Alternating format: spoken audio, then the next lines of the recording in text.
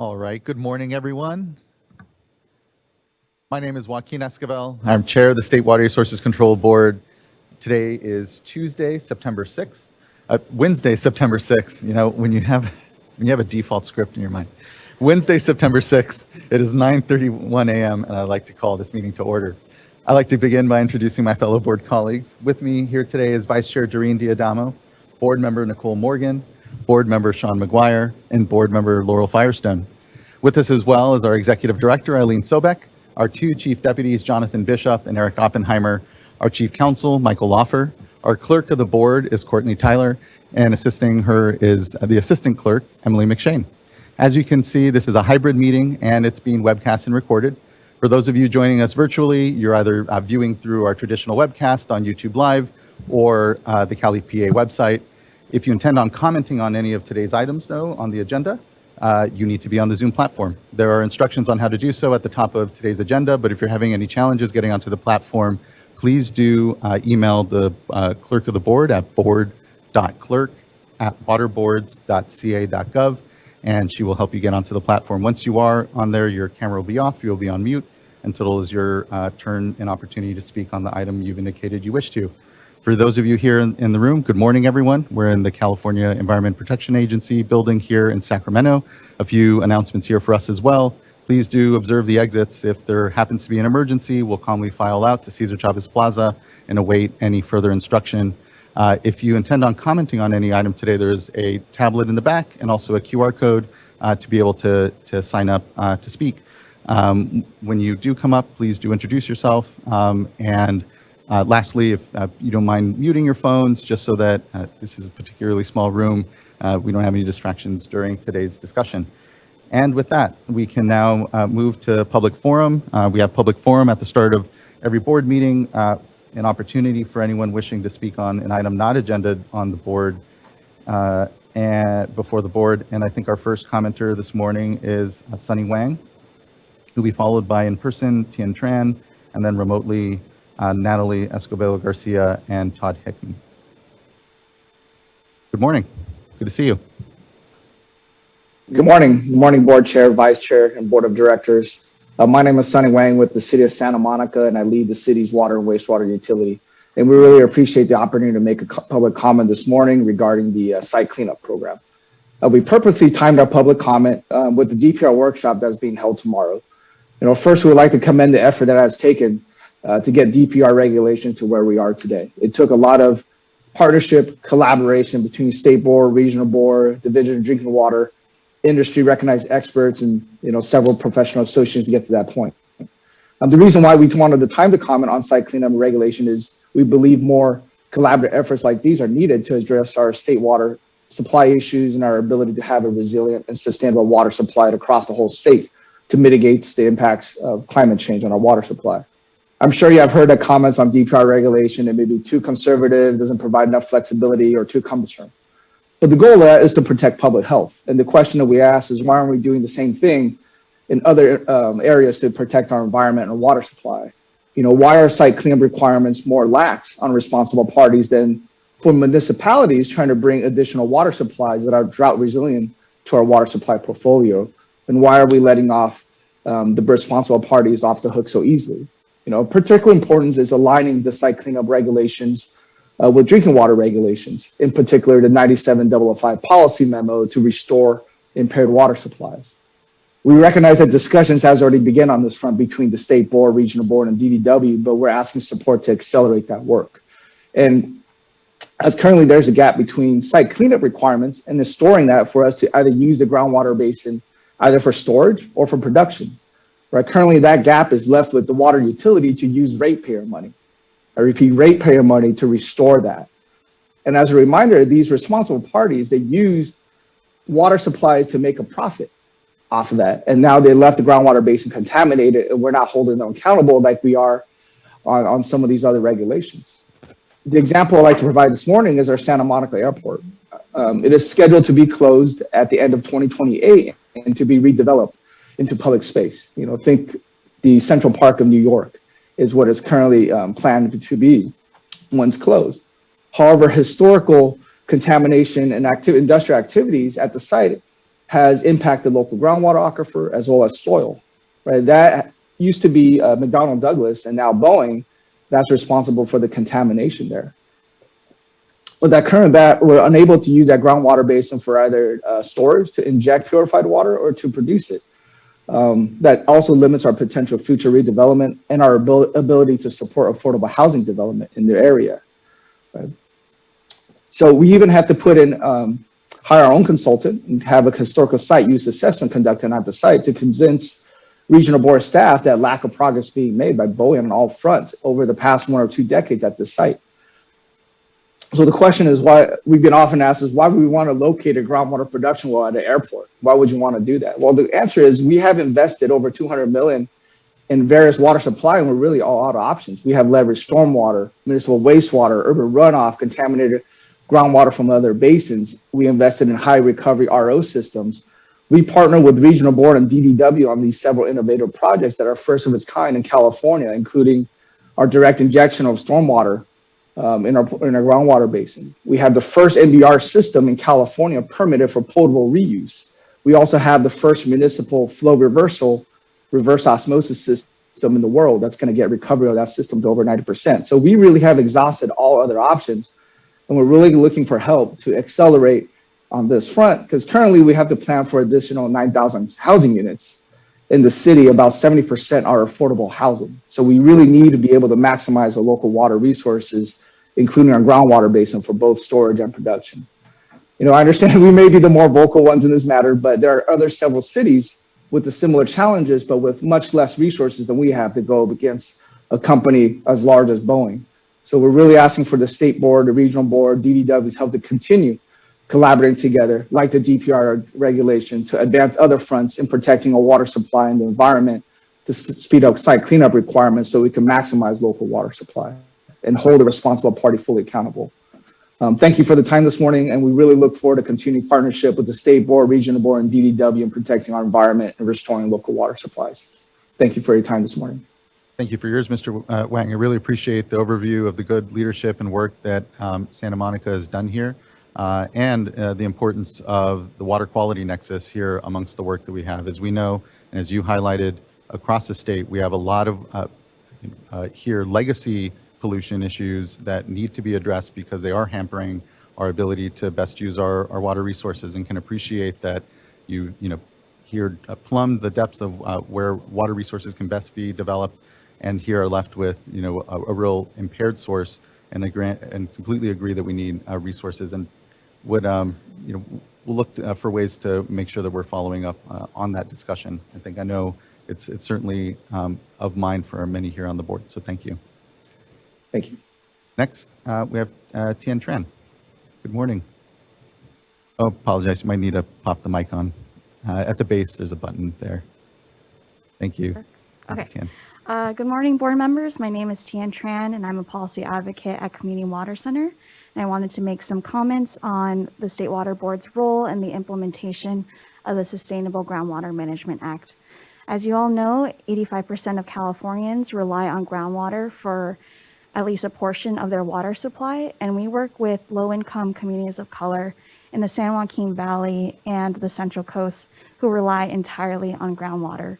We're at a critical point in the implementation of SGMA, and last March, Department of Water Resources moved 6 basins to the State Water Board, and it's 5 months later, and the basins have been discussing updating their plans, such as their sustainable management criteria and creating drinking water mitigation programs. And this is a step in the right direction, but I feel we haven't seen these agencies actually adopt and implement these programs and changes. And for example, drinking water mitigation programs still don't have a long-term funding source. Without funding, agencies can't implement this program. And I really want to emphasize the urgency of the situation. Vulnerable communities are still facing dry wells and water contamination. And the role of the State Water Board is to protect drinking water needs proactively and move these inadequate plans through the probationary process. We call on the State Water Board to provide comprehensive guidance on implementing drinking water mitigation programs, especially in regards to water quality, funding, and community outreach and engagement. The probationary process is an opportunity for the State Water Board to ensure that the human right to water is upheld and that groundwater management is actually sustainable. Thank you for your time, and we look forward to working together with you and staff. Thank you, Ms. Tran. I really appreciate you elevating the continued work on the Sustainable Groundwater Management Act. I know that we had said we would circle back with informational items to really update, what staff have been doing. I think it is about time that we checked back in with folks, so we'll make sure and schedule that here soon. So we can have a larger opportunity to talk about the many issues that we're here trying to make sure that we have front of mind. But thank you for elevating them here this morning. Next, I'd like to call up Natalie Escobedo, or call up on the platform Natalie Escobedo Garcia, who will be followed by Todd Hickman. Good morning. Oh, you should be invited to unmute here momentarily. Sorry. Good morning. Sorry about that. Can Good everyone morning. hear me? Yes. That's all right. Good morning, board members. My name is Natalie, and I'm providing comments on behalf of Leadership Council regarding the State Water Board's role in implementing SIGMA, and I'd like to echo the comments given by my colleague, Tien. So earlier this year, when basins were deemed inadequate, we came to the board to raise concerns regarding inadequate sustainable management criteria in these basins, GSPs. While we're encouraged by recent efforts by some GSAs to update sustainable management criteria for groundwater levels, we are concerned that no GSA is attempting to address issues regarding sustainable management criteria for groundwater quality. As previously mentioned, since the beginning of our engagement in GSP development, GSAs have not prioritized developing protective sustainable management criteria to prevent further degradation of groundwater quality. As GSPs are currently written, sustainable management criteria are inappropriately narrowed to a small list of constituents being monitored. We found that some GSPs failed to analyze the impacts of projects and management actions on groundwater quality and the potential for degradation and pollution of groundwater quality. Furthermore, GSPs failed to monitor proximity to shallow, domestic, and community wells. Given the State Water Board has expertise it has on groundwater quality and its responsibility to uphold the human right to water, it's imperative that the State Water Board build on the corrective actions CWR has proposed and require GSAs to address inadequacies in groundwater quality sustainable management criteria. Thank you. Thank you, Ms. Garcia. I appreciate your comments as well here, and I look forward to our discussion and informational item on SIGMA here soon. Thank you. Last, I'd like to call up Todd Hickman, and I believe that's last on forum. And Chair Escobedo, at this point, we do not see Mr. Hickman on the Zoom platform. There are a couple speakers who came in without names that could be matched to speaker cards. So, Mr. Hickman, if you're on and you turn on your camera, we can make arrangements to unmute you. But at this point, I would proceed, Chair Escobedo. Yep. Thank you, Mr. Laffer. Appreciate that. And that concludes then public forum. I appreciate, again, everyone's time and comments this morning during it. Let's move on to board business. The first item this morning is consideration of adoption of the August 15th, 16th board meeting minutes. Any adjustments, discussion, and then otherwise entertain a motion. I'll move to adopt the minutes. I'll second. Thank you. Ms. Tyler, can you please call the roll call vote? Board Member McGuire, Aye. Board Member Morgan, Aye. Board Member Firestone, Aye. Vice Chair Diadamo, Aye. Chair Escobedo. Aye. Thank you. Thank you as well. And now that moves us to our uncontested item, which is proposed changes to the Administrator Policy Handbook under the Safe and Affordable Fund for Equity and Resilience Program. I just want to acknowledge and thank everyone for the good work on it. The fact that it's uncontested means that you've done your job very well. And any discussion, though, here amongst the board? And if not, would entertain a motion. I'll move to adopt. Second. Thank you. Ms. Tyler, can you please call the roll call vote? Board Member Firestone, Aye. Board Member Morgan, Aye. Board Member McGuire, Aye. Vice Chair Diadamo, Aye. Chair Escobedo. Aye. Thank you. Thank you as well. And- wait, please. I was just going to point out, B43 has raised a hand. I'm not sure if this is Mr. Hickman coming in or if this is somebody, since this is a consent item. Yeah, gladly, we can take public forum at this point, too.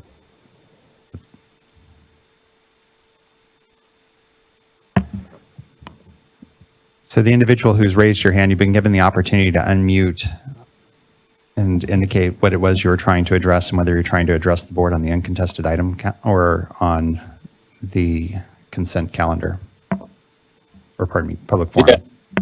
You, You're coming in a little spotty, but we can kind of hear you, I believe. yes. I was actually trying to comment during the public comment period, but the way your system appears to be set up, I was not able to enable my camera or get your attention. So I'd just like to say that the system as it is very non-intuitive, and I believe that excludes a certain part of the population due to this. So I know how the process works, and I understand that we've left the public comment period. So No, you're it's probably comment. I apologize, I didn't mean to interrupt you, but we'll still take your I'll open public forum and gladly take your comment because we had some challenge getting to you. I think the issue was we didn't have you properly identified. So if this is Mr. Hickman, and if it isn't, feel free to introduce yourself as well. Yes, hello. Yes, I'm still sorry about my camera. I'm not able to apparently open it up, but I come here today, I'm Todd Hickman. I come here today as a former South Feather Water and Power Board Agency member, retired hazmat, underground storage tank inspector, emergency responder, a small business owner, and as a farmer. Water is very important to me, as well as the protection for agencies' water's rights and my right to service. This is very important for our community and to the voter owners of this district. We have a serious problem in Bangor, California with wells going dry. And the irony is we do have a mechanism to correct this with the South Feather Water and Power Agency. However, due to the legal disputes between South Feather Water and Power and the North Yuba Water Agency, I have seen millions, actually tens of millions of dollars slip through our fingers. And instead of projects getting done, beneficial use, stuff that is going to help the community, I've seen this absolutely wasted on legal expenses and numerous other inappropriate expenses. As a board member, I saw $40 million leave South Feather to fix the problems of the past regime, $20 million extra dollars on one dam refacing project, plus a series of failures by the previous administration. We were lucky to fix that during my time on the board, and thanks to a very dynamic general manager and the help of all the board members. And I believe now that South Feather is very well ran. The problem comes into play with the North Yuba Water Agency. It's a common watershed, and these two agencies are sharing this right to through the 2005 agreement. The 2005 agreement is very unbalanced and has basically given a small agency with 8 employees that has done zero beneficial use in the last 20 years. Zero beneficial use. They have been rifling through millions of dollars. Just last year alone, in the previous years, their legal bills were approaching or over $1 million per year. So in addition to that $40 million that I told you about that it took South Feather to clean up the past, this money South Feather has given to North Yuba over the last 10 years, and that equates to roughly $10 million to $20 million. That's actually closer to $20 million. And this is money through the Joint Facilities Operating Account that is shared by the agencies through the 2005 agreement. And what we have is a small agency, North Yuba, with only 8 employees. Again, they've done no beneficial use in 20 years. They actually had their irrigation customers cut off for 10 years from water. Their treated drinking water plant operates at 1/3 capacity. It's a complete disaster. They had water holding tanks with bullet holes in them. Just utter disgrace in a way to run an agency. And this behavior is still going on. It makes no sense to have 2 agencies sharing this one watershed. That $20 million, I wish the $40 million could have been captured, but it's gone. The $20 million is now gone. And we only need $2.5 million to get a pipe from the Bangor, or from the Kelly Ridge treatment plant to the town of Bangor. It's only 5 miles away. We have an ultra modern, state of the art water treatment plant in the South Feather Water and Power Division that's only operating at a fraction of its capacity. On a typical day, it's producing 4 million gallons of water per day, and this is a 21 million gallon per day water treatment plant that could produce 28 million gallons a day with a $500,000 upgrade. On the hottest 3 days in July, this plant barely breaks 10 million gallons a day. And right there, 5 miles away, is the solution to the town of Bangor's problems. All my neighbors with dry wells, all the chaos, the property disasters, the loss of value, the insurance issues due to no hydrants, all these problems could be alleviated if we could get hooked up to that. I believe South Feather has good intentions of doing that, but lo and behold, they're short of money because they've been in a perpetual lawsuit with North Yuba Water Agency, not to mention the $709,000 a year given to North Yuba Water Agency to maintain a ditch system that they do not maintain. And then every time there's a distribution from the Joint Facilities Operating Fund, North Yuba gets half of that. So South Feather, 60 employees, all the risk, all the operations, all the expense, has to split all the profit with North Yuba, 8 employees, no real operations, no increase in benefits or use, nothing. So again, as a now concerned voter owner, I get to speak my mind and say what is really going on. It's very liberating, and I'm very glad to be in this situation now because what is happening is wrong. And what I'm here doing today is I am begging the State Water Resources Control Board to not renew the permit for North Yuba Water Agency, to get involved, take over that agency, put it in conservatorship, merge it with South Feather, not merge it, excuse me, dissolve it into South Feather. Do whatever you need to do to remove this obstacle to progress, to the alleviation of pain, financial misery, and all these failed wells and this lack of water for the town of Bangor. This is our solution. It's only a mere $2.5 million away at 5 miles. And South Feather, even though it's being well run with inflation, the power contract, employee benefits always escalating in expenses, South Feather is in a situation where this well-run agency has no extra money to spread the water. We have more water than anybody per square foot, and this water is not being spread. We have 885,000 acre feet of primary water rights leaving through Lake Oroville. We have 160,000 acre feet of water in storage with only 30,000 acre feet being delivered to the customer. Here's an agency with resources of almost a million acre feet, and it is only delivering 30,000 acre feet to its customers per year. This needs to change. And again, I believe at this point, I've lost faith in the local agencies making this happen and controlling their own destiny. And we need the State Water Resource Control Board to get involved. I believe you're very aware that they've violated the provisions of their permits. This is the North Yuba Water Agency, and I believe you're already looking at them with a close eye. I just urge you to expedite this. The drought's not over. Another one's just around the corner. Just because it rained last year, it doesn't mean anything. So again, please help. Thank you for your time this morning. Thank you for yours, Mr. Hickman. Apologies for the challenges getting you at the top here during public forum. Glad we took your comment, and we'll follow up with you. I believe we have contact information here, so Mr. Loffer and others, I'll direct to follow up with you. So thank you for elevating this and your time this morning. Thank you. Thank you. Okay. And Chair Escobar, I'm glad we Mr. Loffer. took that opportunity to get Mr. Hickman, and you were in the process of completing and analyzing the actual roll call vote on the consent item. So it might be good to close that off before we move to item 3. Thank you. Thank you.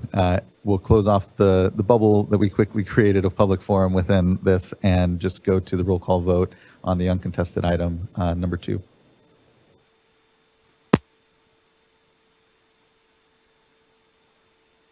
Oh, we did. Okay, sorry. Oh. And the result, sorry, it was just my announcement component. Thank you. And the item number 2 is adopted. Thank you, everyone. And we will now move on to our informational items. And the first informational item will be our current hydrologic condition, which is here, James Knockbauer. Mr. Knockbauer.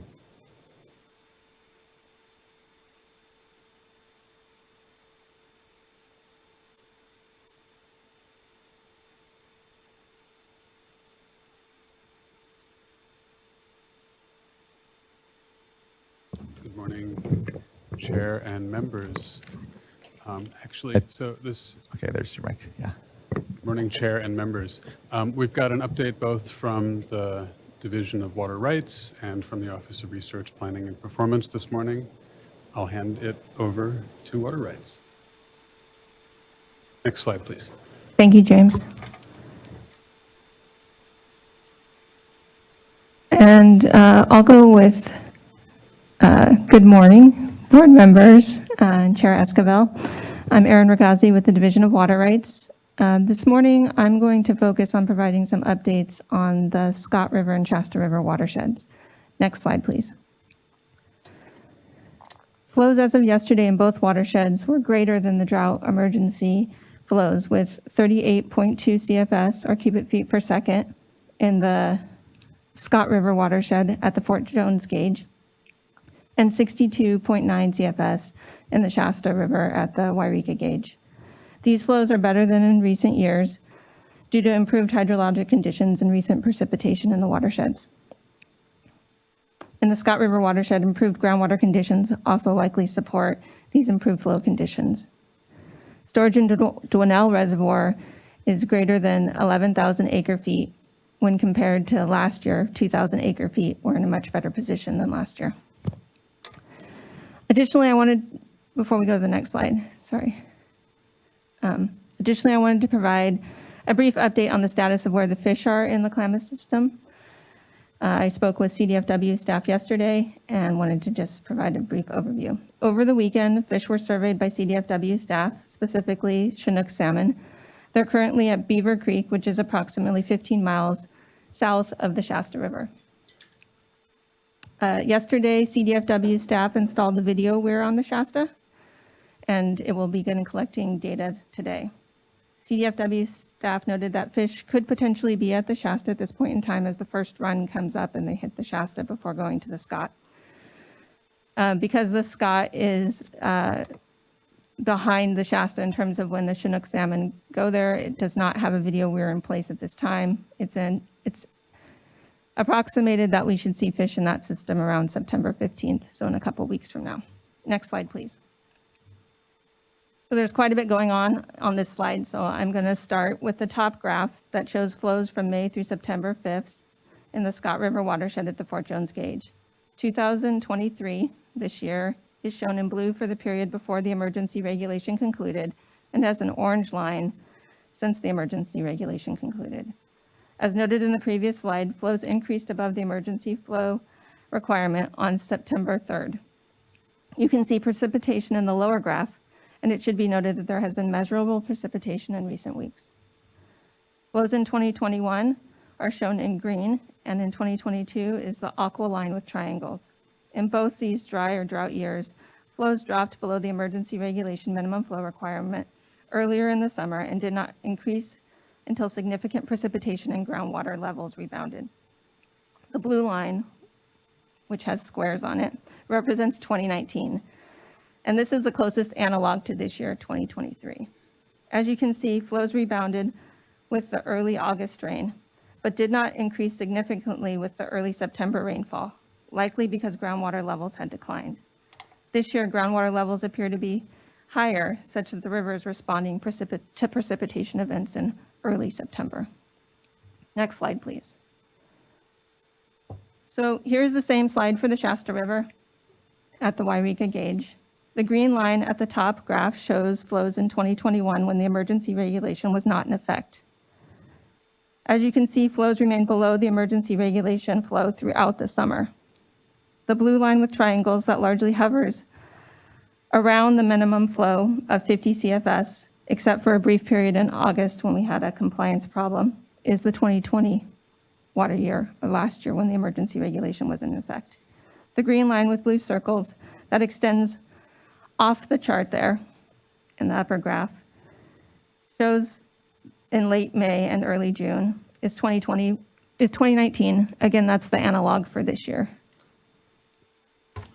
As you can see, even in this wetter year of 2019, flows dropped below the minimum flow on July 13th and remain below the minimum flow except for brief periods following precipitation. As you know, this year, which is the blue line, before the regulation and the orange line following the regulation's expiration.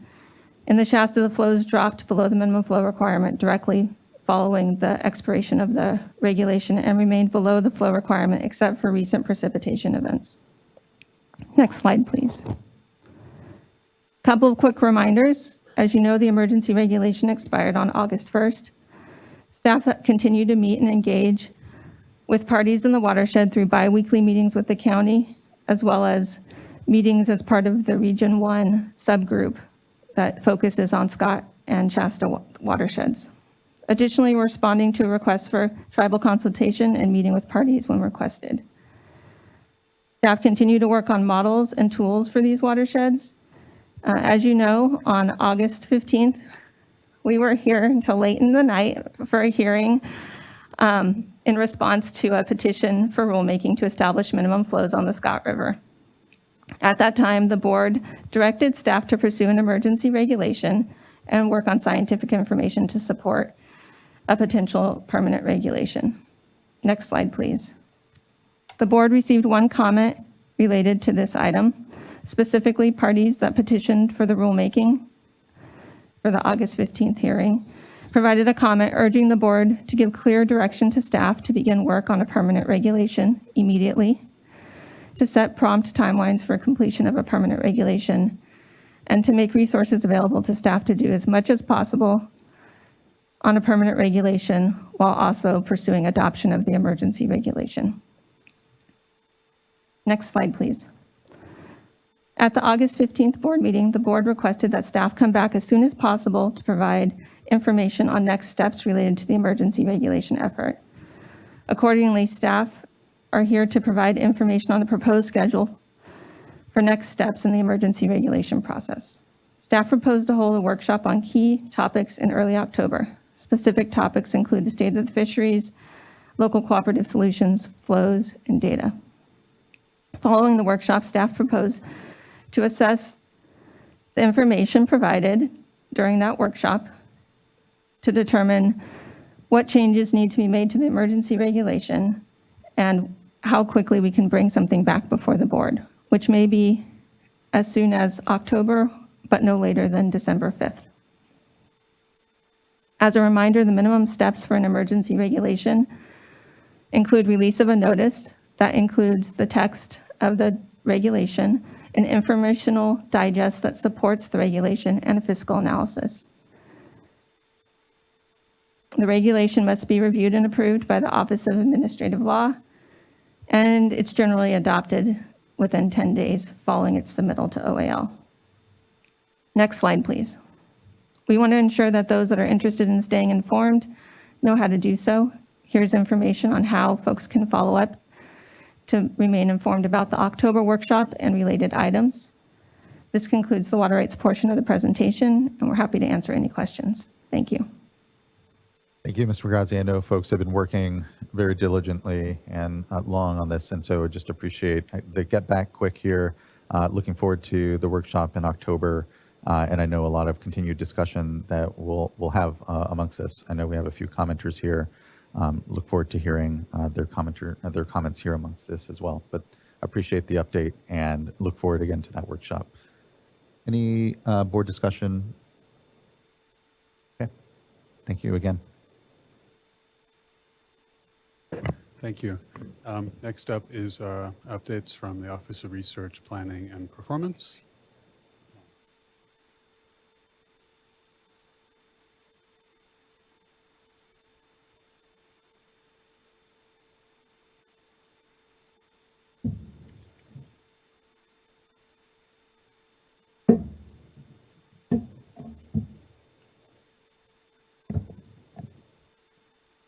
Morning, Dr. Rodero. Good to see you.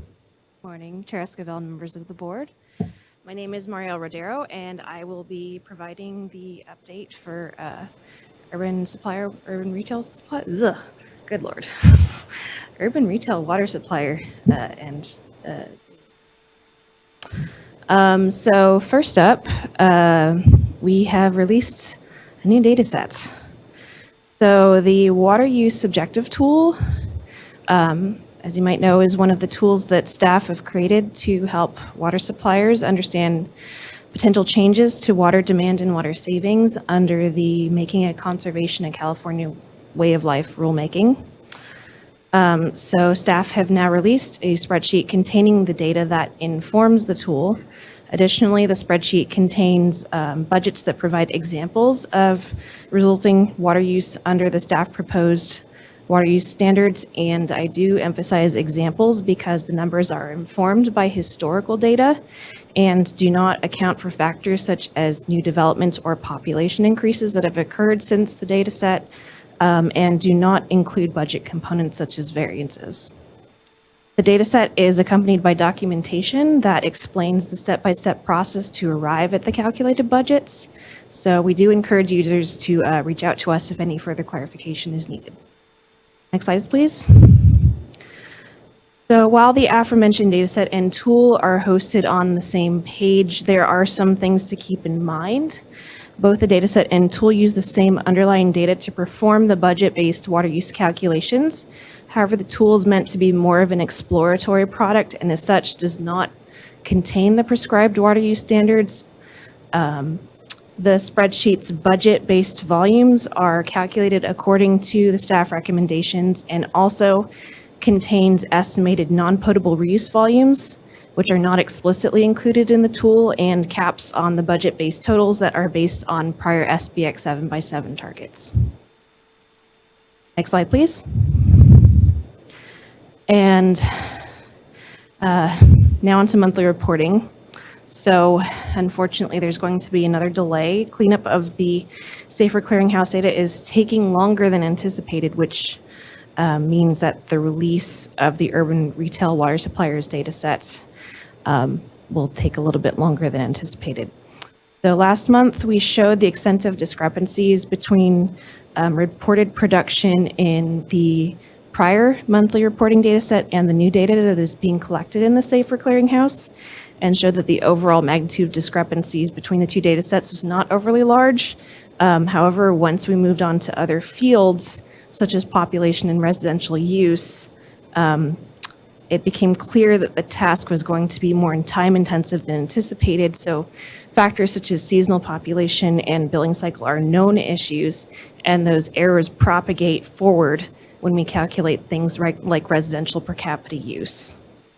So we are considering some interim workarounds to these issues so that we can release the data in some form, as well as talking about longer term solutions.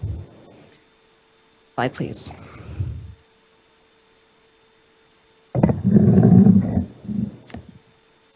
And now I'll give our monthly conservation tip. Hi, I'm Karina Herrera, supervisor for the conservation team. And September is National Preparedness Month, and in the spirit of it, our conservation tip this month is be water wise and fire smart. CAL FIRE and the readyforwildfire.org website provide fire safety tips for how California residents and local agencies can prepare for wildfires. Water agencies like California Water Service are teaming up with local fire districts to provide tips on how to be water wise and fire smart. Here are some examples. Plan a fire resistant landscape. This includes using fire resistant and drought tolerant plants, using non-combustible materials, applying the right mulch, and using designs to prevent the spread of fire to your home. Prepare a defensible space. Clear out flammable and dead vegetation at least 30 feet from your structures or according to the distance required by your local fire agency. And maintain your yard. Perform regular maintenance of your yard, remove dead branches, fallen leaves and weeds, and clear out thick growth. Making conservation a California way of life is not just about saving water, but about navigating the challenges posed by climate change, including increased fire risk. So we wanted to give a shout out to those agencies that are helping their customers adapt to our new normal. Thanks especially to Cal Water Service and Fire Safe Marin for developing the materials that informed this month's conservation tip. And I believe that is the last slide for this item. Thank you both. Really appreciate the tip and the continued work and discussion around this, and particularly, obviously, the objective tool. I've talked about it from the dais before. I talk about it when I go out and talk about the work we're doing around budget setting, and it's just really important tool to have some data information out there, and also appreciate the data cleanup work that's going on to try to move us into the safer clearinghouse in a way that makes sense. I think, the reality is the more granular you get with data, the more then you find challenges like seasonal residents and all sorts of factors that, it becomes hard to completely capture. So I appreciate the good work around all that, truly. Thank you. Board Member Wire, please. Yeah, I just wanted to plus that up and say I really appreciate the conservation team stepping up and pulling that the water use objective spreadsheet together quickly and getting it out to the public so everyone can have a chance to look at it. I also use the water use objective tool quite a bit, but I think having that spreadsheet with all the water systems in one place, with all the caveats that it's a current calculation, it's based on historical data, everything that you just shared, doesn't include variances. But I think it's really important for a lot of systems that haven't maybe been as aware of what's coming with the recent release of the draft regulations. It's going to be really helpful to explain what systems around the state might be experiencing, whether it's a new objective or maybe not really having to do a whole lot. So I thank you for compiling that and posting it so quickly. Really appreciate the transparency plus setup. Thank you, Board Member. Yes, Vice Chair, and please. I'll just add my thanks as well. I know I made a request that this be done, so thank you. I haven't had a chance to look at it yet, so I just do have a clarifying question, that the spreadsheet shows the resulting budget-based total volumes. So if suppliers wanted to look at the impact of just the proposed reg, would they be able to glean information from the spreadsheet? Not including variances and the other items. Are you asking if it has just the volume for the objective? Yes. Yes, it does include that. I neglected to mention that, yes. Okay. All right. Thank you. And then I did just have a question on Scott and Shasta. I know that there are challenges with reporting on enforcement items, but in future updates, I think that it would be helpful to report to the extent that you're able to on any enforcement-related items. Just general efforts regarding enforcement. Or I don't know if we'll be able to do it by the next board meeting, but maybe early October, we can have Julie Rosardo and Roberto Cervantes come in and give an overview of the work they've done in the two watersheds. At a high level, they can give some high-level numbers and talk a little bit about that workload, if that would work. Great, thank you. And without getting too specific, just want to make sure that the focus is not, it is on big picture, including cannabis and water use, agricultural use. Thank you. Thank you, Vice Chair. We have a few commenters, and we can go to them if there aren't any other comments from the dais. We have, first I'd like to call up Nathaniel Kane, be followed by Nick Jocelyn, and then Conrad Fisher. Some additional ones as well. We'll start there. Good morning, Chair Esquivel and members of the board. My name is Nat Kane. I'm the Executive Director of Environmental Law Foundation. I'm here today on behalf of the Karuk Tribe, ELF, and PCFFA IFR.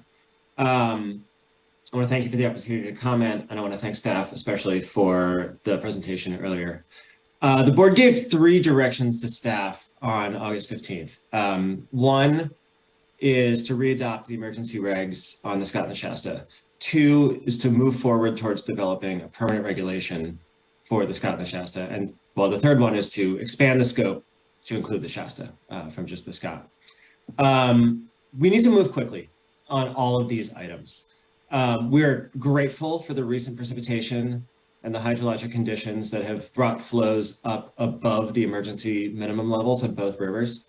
But these flows are still well below the 2017 CDFW flow recommendations in the Scott.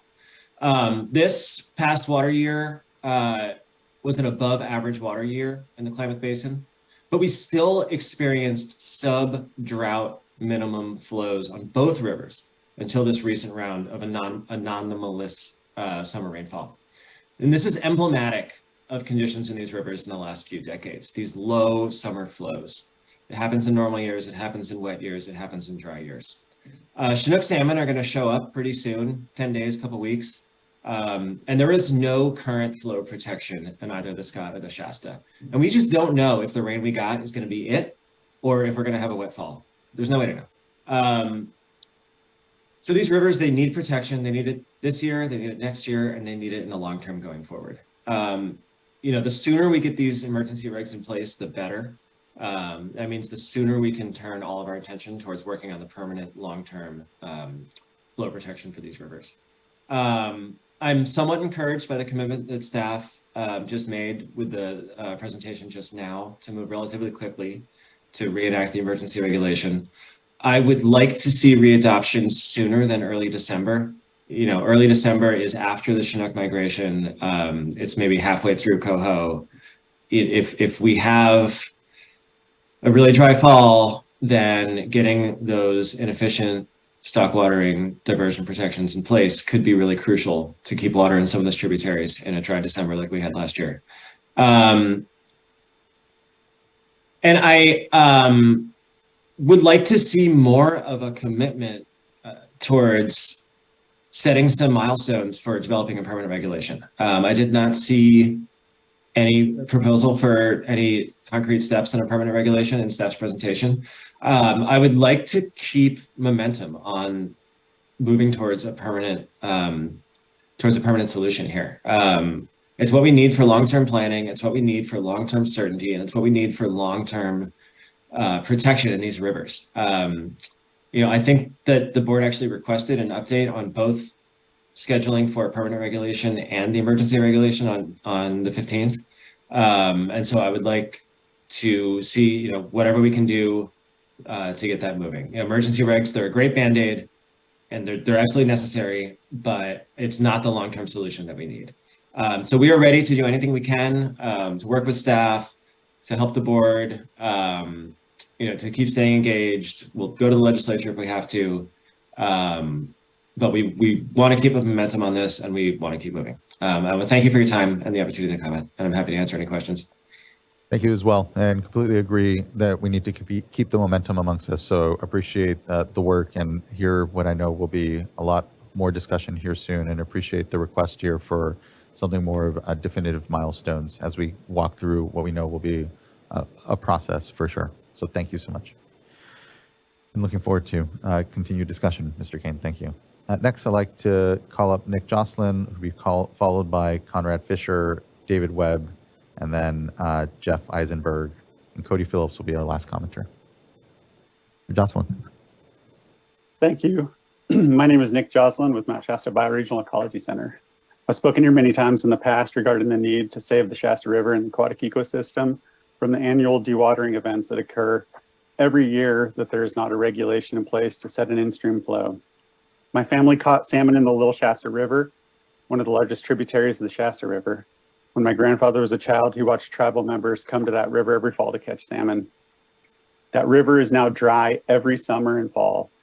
Yet there's a narrative going on, even at the last Wildlife Conservation Board meeting, about fixing the Little Shasta River. And millions of dollars have been spent on projects on that small portion of the watershed, and they happen on a dry river.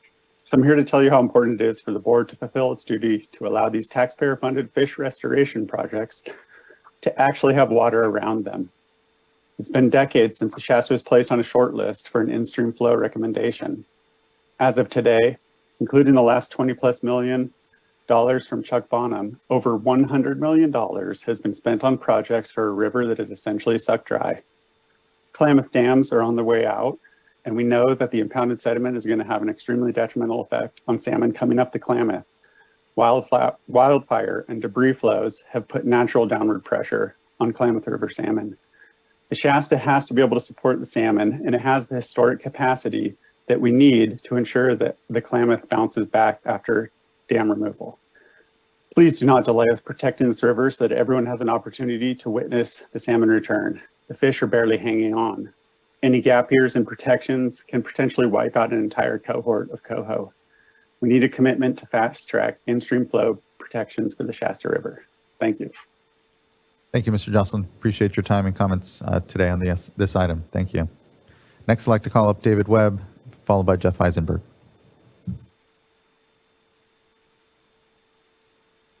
Good morning. This is David Webb speaking for Friends of the Shasta River. You've heard me numerous times.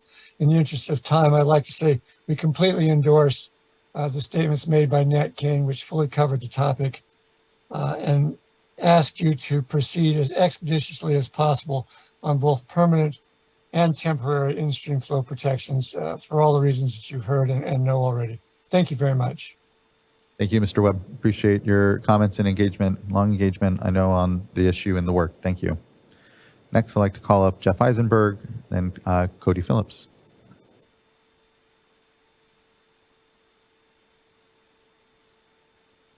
Good morning, Chairman, Vice Chair, and members of the board. Thank you for this opportunity to comment. I think I don't really have any comment to make, although I welcome any questions you may have. Thank you for your work and holding this public meeting. Thank you as well, Mr. Eisenberg. Appreciate it. And next, Cody Phillips. Hi, good morning. My name is Cody Phillips. I'm the policy analyst for California Coastkeeper Alliance. Thank you for holding this update, and we appreciate that these emergency regulations are moving forward.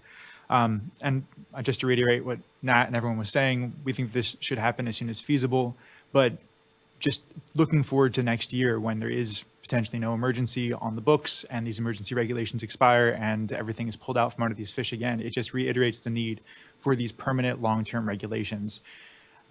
We keep saying that issues like the public trust require a balance between the water rights system and what we need for natural resources. And when that balance doesn't happen, we get to situations where we need these emergency regulations year after year after year, and everything needs to be rushed. And it's going to take years until these permanent regulations can happen. And we wish they were here today. It kind of goes back to the old saying of best time to plant a tree was 20 years ago. The next best time is right now.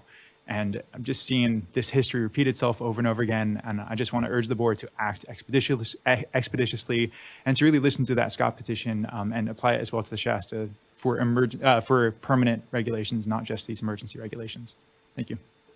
Thank you, Mr. Phillips. Appreciate the advocacy and engagement on the work here, and looking forward to, I know it's going to be a lot of discussion here in the fall, a lot of intense engagement, and just thanks for being there. I think that wraps up our commenters, but I'm looking to fellow board colleagues if there's anything further on the hydro update they'd like to comment or discuss.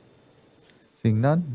Chair Esquivel, it does appear we did have one speaker, Mr. Fisher, who had submitted a card, and it looks like he's just now joining on the platform. Yes, and I apologize, Mr. Fisher. I think I just glossed over your name because it is actually here. So apologize. Mr. Fisher, good to see you. Should be invited to unmute here momentarily. Thank you. I pressed unmute. Thank you. Sorry about that. Good to see you. Yeah, thank you very much. I was just wanted to comment on, say I would support emergency regulations as soon as possible. And also, I think it would be great to truly analyze what will be the ultimate time frame to achieve permanent in-stream flow regulations.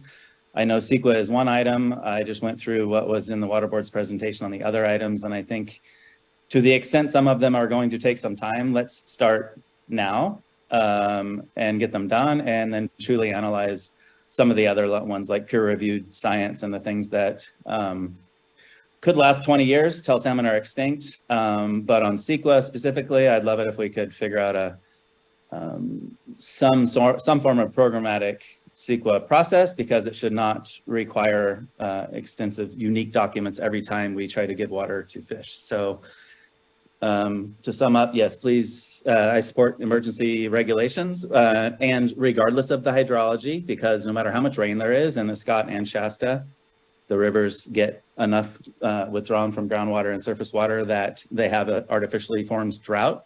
So I think we have justification to have emergency declarations based on what's actually in the river and not what's coming down. And then let's start now and expedite the process of permanent regulations. So thank you very much.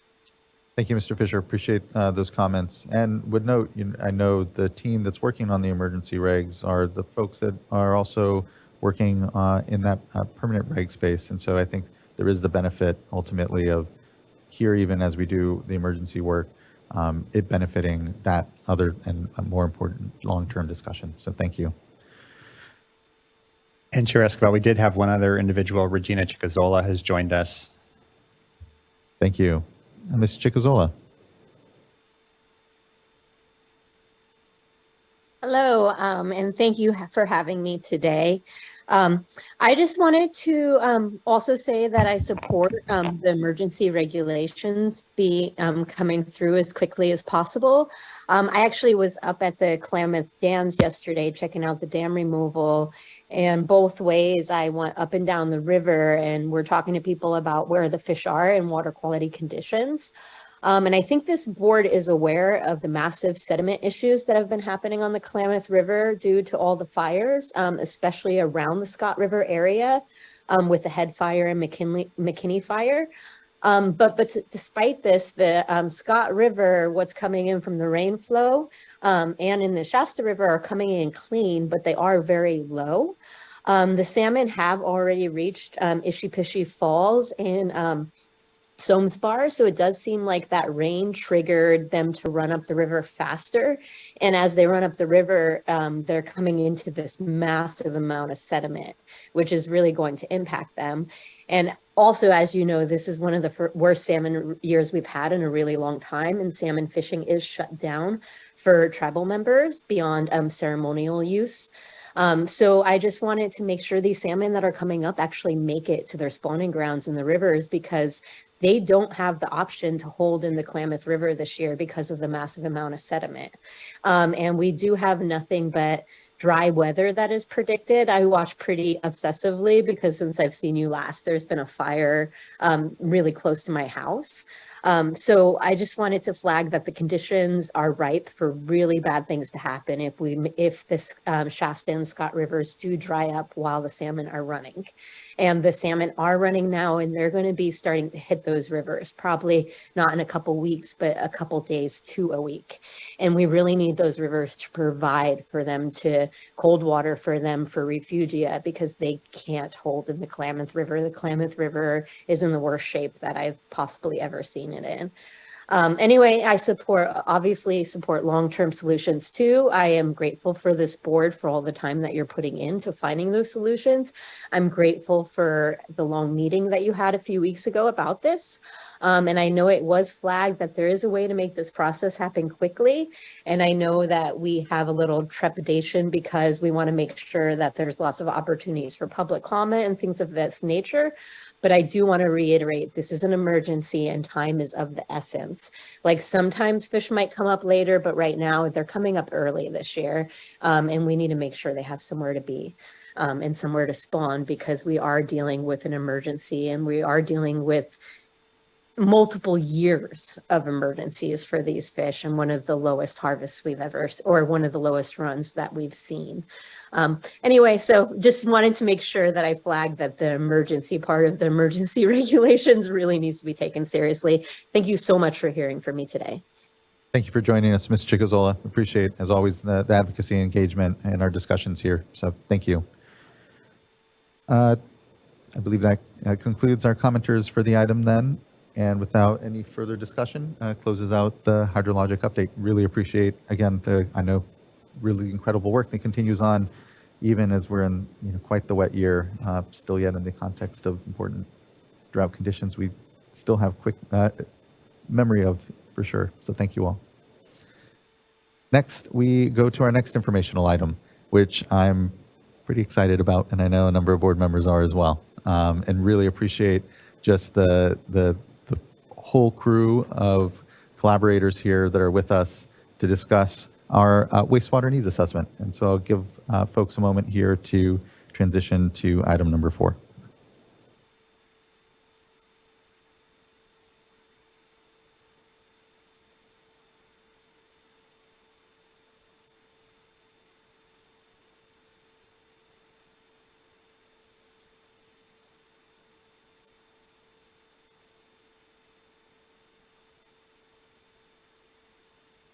this is really when, that larger room came in handy.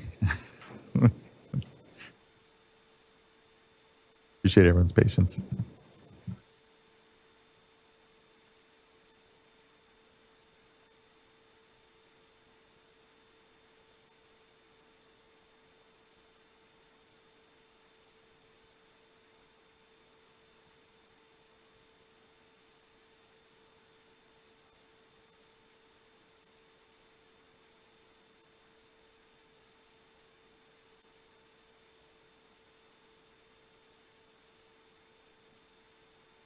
It's a cozy panel, and it's a cozy group, so... We're happy to be here. Yeah.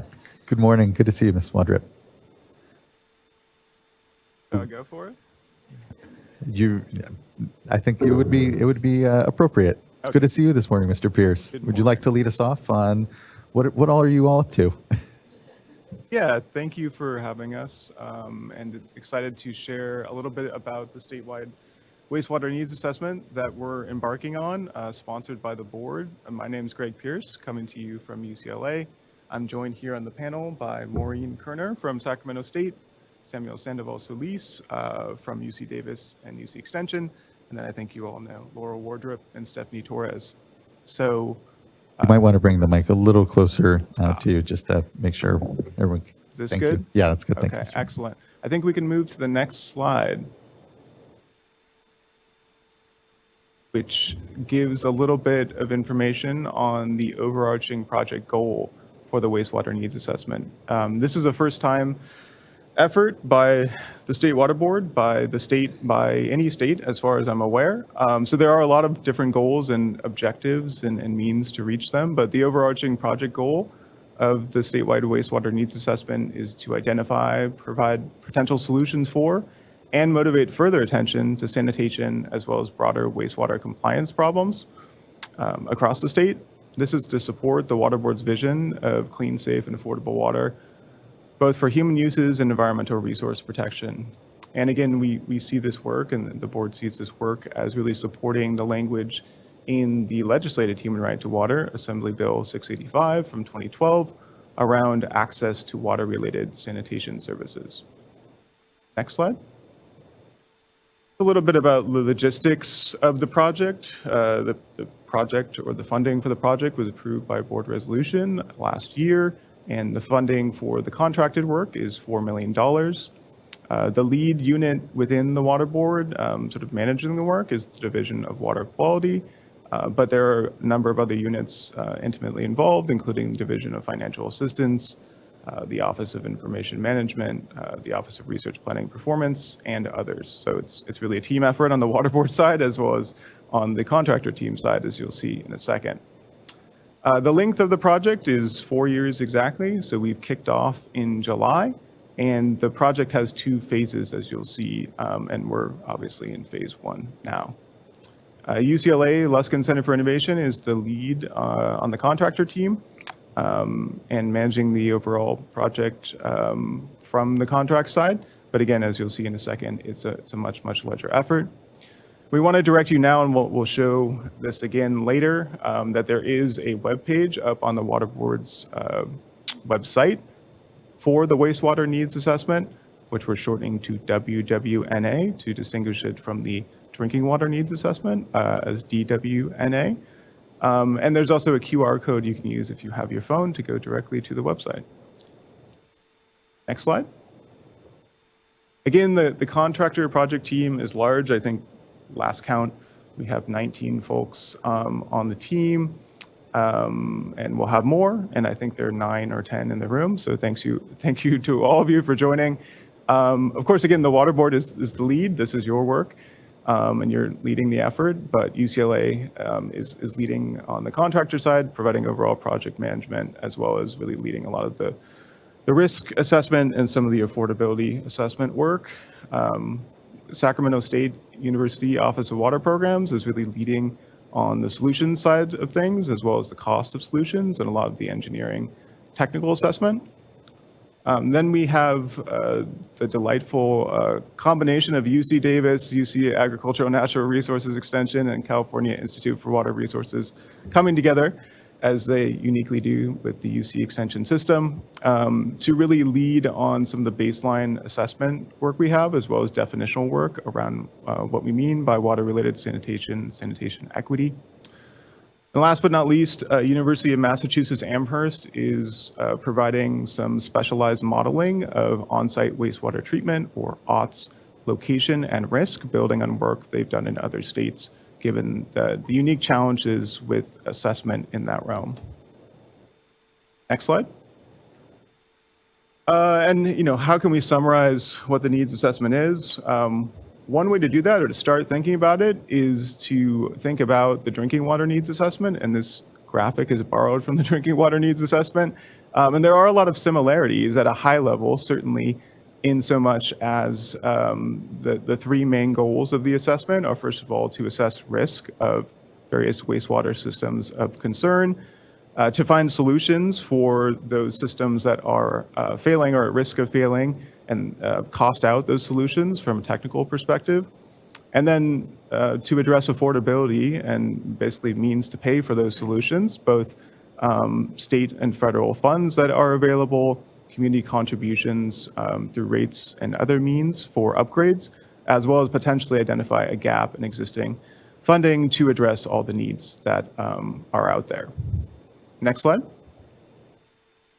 But of course, we do want to note that there are limitations to the comparison to the drinking water needs assessment, and the wastewater needs assessment has at least a few key distinctions, and these are just, again, some of them that it's important to be aware of. The first is that there's quite a bit more folks who are reliant on on-site wastewater treatment systems compared to folks who are reliant on drinking water wells or domestic wells for their water source. So there's a larger number, and it's also less well known exactly where those folks are and the condition of their on-site private systems. Good news is on the wastewater side, we have fewer and also generally larger regulated utilities, as well as wastewater treatment plants compared to the plethora of community water systems and then public water system universe. It's just a smaller number to deal with on the wastewater side. Of course, there's a key difference in that at the federal level, the wastewater and sanitation is generally covered under the Clean Water Act, whereas on the drinking water side, we're really dealing with, at the federal level, Safe Drinking Water Act issues and then associated state codes and laws. I do want to note that the wastewater needs assessment is behind compared to where the drinking water needs assessment started, just in terms of statewide information. And really, it's a state attention, both from an agency and from an advocacy, and even from an academic perspective. We just don't have as much information as we did when we started assisting with the drinking water needs assessment effort in 2019.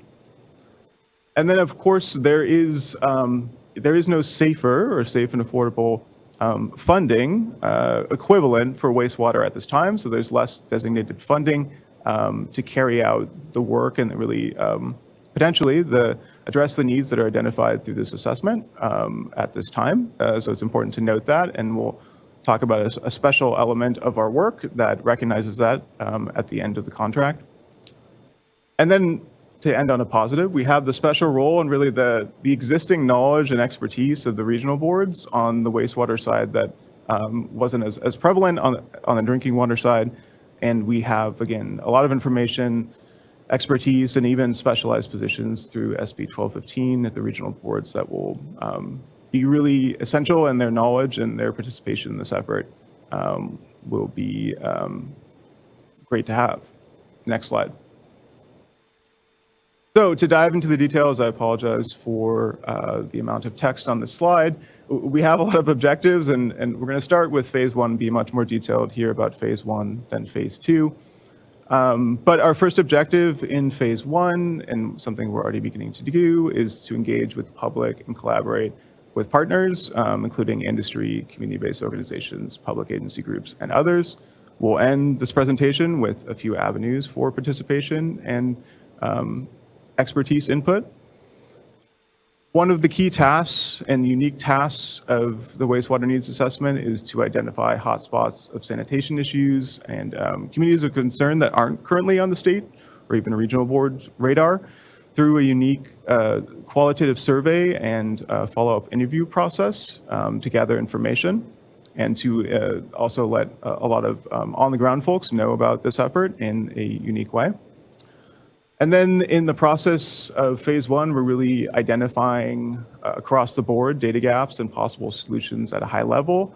And we're taking a special focus on identifying disadvantaged and severely disadvantaged communities septic to sewer access needs, as well as the broad challenges of sanitation faced by non-traditional communities, tribal sovereignties, and by climate change and climate change impacts that are expected especially to affect wastewater access and compliance concerns in coastal areas and in other ways through a variety of mechanisms.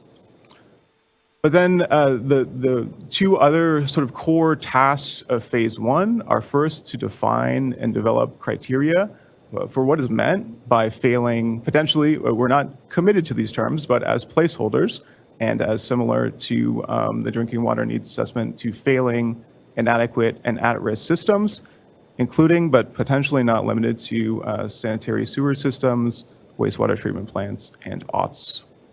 And then to define and develop the criteria, really the methodology, to use an academic word, for the technical solution set and the costing out of estimated technical solutions.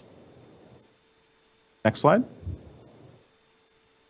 And then I'll summarize phase two, years 3 through 4, is essentially to execute on everything we did in phase one.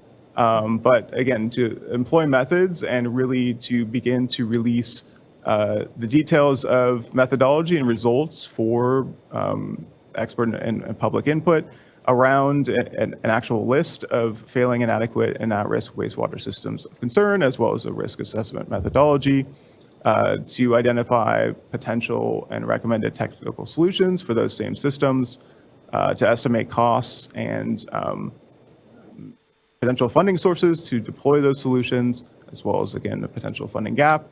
And then last but not least, what I mentioned before, to develop a roadmap for ongoing implementation of the wastewater needs assessment effort after the 4 years of the project. What exactly that looks like is to be determined, somewhat by what we find in other circumstances, but that is an explicit part of our scope. Next slide. All right, last but certainly not least, there are a number of avenues for public participation, including that we are forming a technical advisory group, which will have an open invitation for applications. We haven't yet, that application form is not out, but it will come out soon, and we will use a number of avenues to promote that, so everyone's aware. There should be about 30 slots for interested parties or individuals. We anticipate that the technical advisory group will really kick off right at the beginning of year 2 of the project and last through the end of the project. We anticipate roughly quarterly meetings and associated prep work, and thinking that the meetings will be exclusively virtual to allow for more participation. And we do have a limited number of stipends available for participation by community-based organizations or other individuals. Again, there are two main ways you can follow the effort for now. The Water Board has built a webpage. You can, again, access the bit.ly link or the QR code you see here. Get on that webpage and sign up for a listserv that will keep you apprised of major developments, meetings, new materials related to the wastewater needs assessment. And we also do anticipate at major intervals of the project, especially as we get toward the end of phase 1 and phase 2, a public webinar and workshop process that looks roughly similar to what the drinking water needs assessment process undertook in its initial form and even to today in terms of both updates to methodology and updates to results. Next slide. And that's all I have. Thank you for in advance for your questions and comments. Thank you all. I just have to, acknowledge and thank everyone for the collective leadership. I know that's brought us to this moment where, as you've noted, we don't have the amount of data, the authorities, the dollars that we really have accrued on the drinking water side, let alone the real discussion nationally, state level, or otherwise. And it's just really, exciting, truly, and acknowledge the leadership here amongst everyone to be contributing to something like this. The 19 organizations that are already officially part of this, and those out there that maybe haven't heard about the wastewater needs assessment yet, or first hearing about it now. I appreciate the intentionality of making sure that we're creating that connective tissue out there to folks that just want to know maybe about their own community, the status of access to sanitation within it, and the criticality of maintaining, let alone expanding, especially to communities that haven't had that same access here in the face of climate change and all these threats. So for all those reasons, just thank you. And would look to maybe Board Member Morgan if she has a comment. And also would like to hear a little from each of the partners here, Mr. Solis, Ms. Kerner, about your roles as well. But go to Board Member Morgan. Thank you. I am really excited about this project. I'm really excited to get it started. I believe that it's important for us to understand the true needs within the true wastewater needs within the state, and so that we can align the necessary resources with the needs. Over the years, I've seen projects to improve, septic systems where, there's high groundwater, and during the rainy season, we have children walking through basically wastewater to get to school, which is just not okay. I know there's other projects that are out there, septic systems that need improvements in areas that also have high groundwater. There's also land discharge systems that I've seen that just they don't have proper O&M over the years, and they just basically fall apart. They get improvements and then they fall apart, and it's not that they fall apart one time or two times, it's like 3 and more times. So this is just a really critical area that we really do need to get a handle on and really understand what the needs are, because it's impacting public health, it's impacting our groundwater quality. Is impacting, also, when you have that high groundwater, sometimes it's also under the influence of surface water, it's impacting that surface water, and also impacting drinking water sources. And so this is, it's multiple areas impacting water quality and public health. And so we really do need to, really understand. I encourage you to tap into the wastewater community. Being a former part of that community, there's a lot of knowledge that's out there. There's a lot of data. There's a lot of information. I really encourage, get out, tap into the community. The community is a great community. They're willing to share information and really sit down and talk to you. So, and I also encourage, form that technical advisory group sooner rather than later, because the wastewater community is a very tight-knit, great community that's really willing to help, and really, I believe that will really serve to move this project forward quicker, and just really share that data and to help understand what the wastewater needs are within the state. It's one of those areas that most don't like to really talk about. It's not shiny, it's not great, but wastewater professionals love to talk about it. They will give you all kinds of information. So, this is wastewater. I mean, it's an area that I started my career off in. I really believe, that we really do have to keep an eye on this area. It's really an area that I see that it's critical for us to move forward on this project, to really to understand the true wastewater needs within our state. And so I definitely plan on following this project closely, and just thank you all for being a part of it. Thank you, Board Member, for your passion and leadership and getting us here as well. This is, again, looking out, we know it's a kind of years worth of work, but it's going to be an exciting year's worth of work, and certainly is going to take that time on this space. So thank you. Other board colleagues with comments, and then would like to hear a little further from the panelists around the work. Board Member. Sure, I'll add on, and thanks for the leadership of fellow board members and of staff and pulling together resources and this process, and then for the team for stepping up and pulling together a really great scope and team collectively.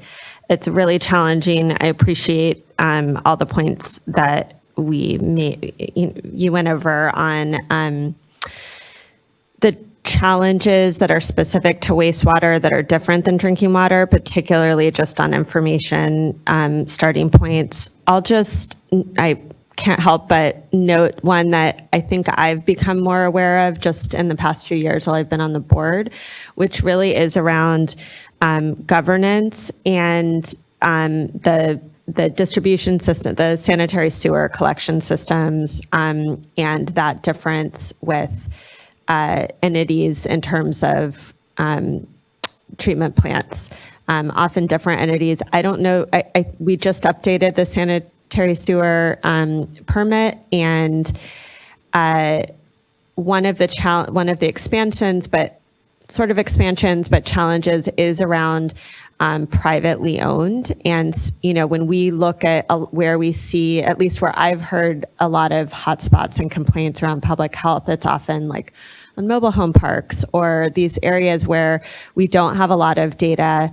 And so, and there's not the same level of oversight or reporting or any of it. And so, I think that's just given, so there's a lot of complexities. I appreciate that you're wrestling with all of that.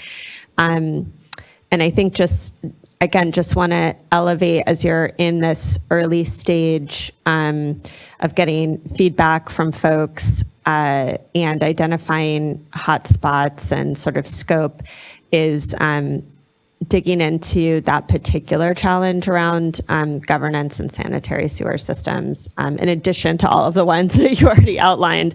I'm sure you're already planning on that, but figured I'd emphasize it because it wasn't specifically called out on the slide. And then just, in addition to,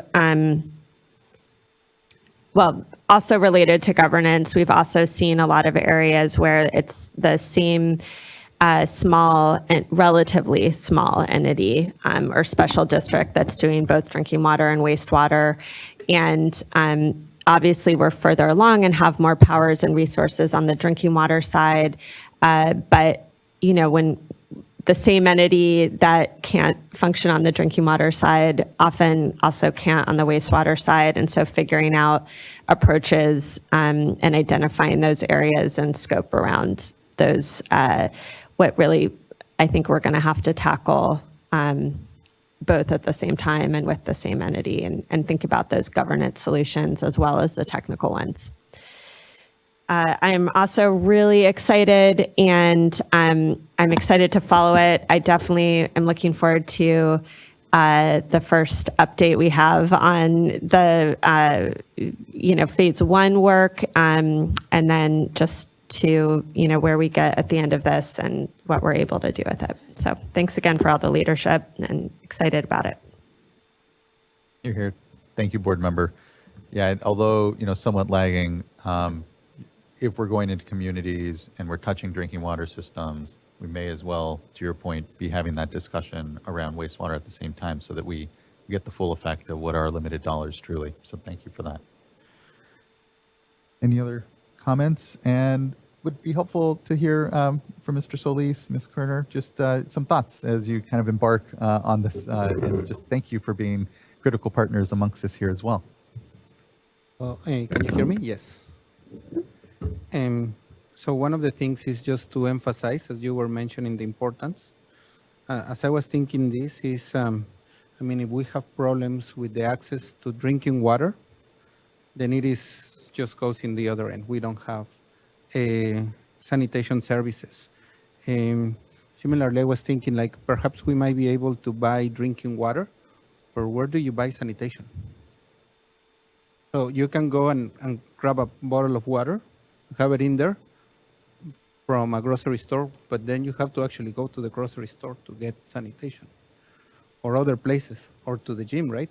So it becomes a very difficult problem, and a problem that we have to fix. Now, going to some of the mechanics as we're embarking into this, so thinking about the concepts of water sanitation, access, safe, functioning water sanitation. Also thinking about water sanitation equity that has brought to the attention to us.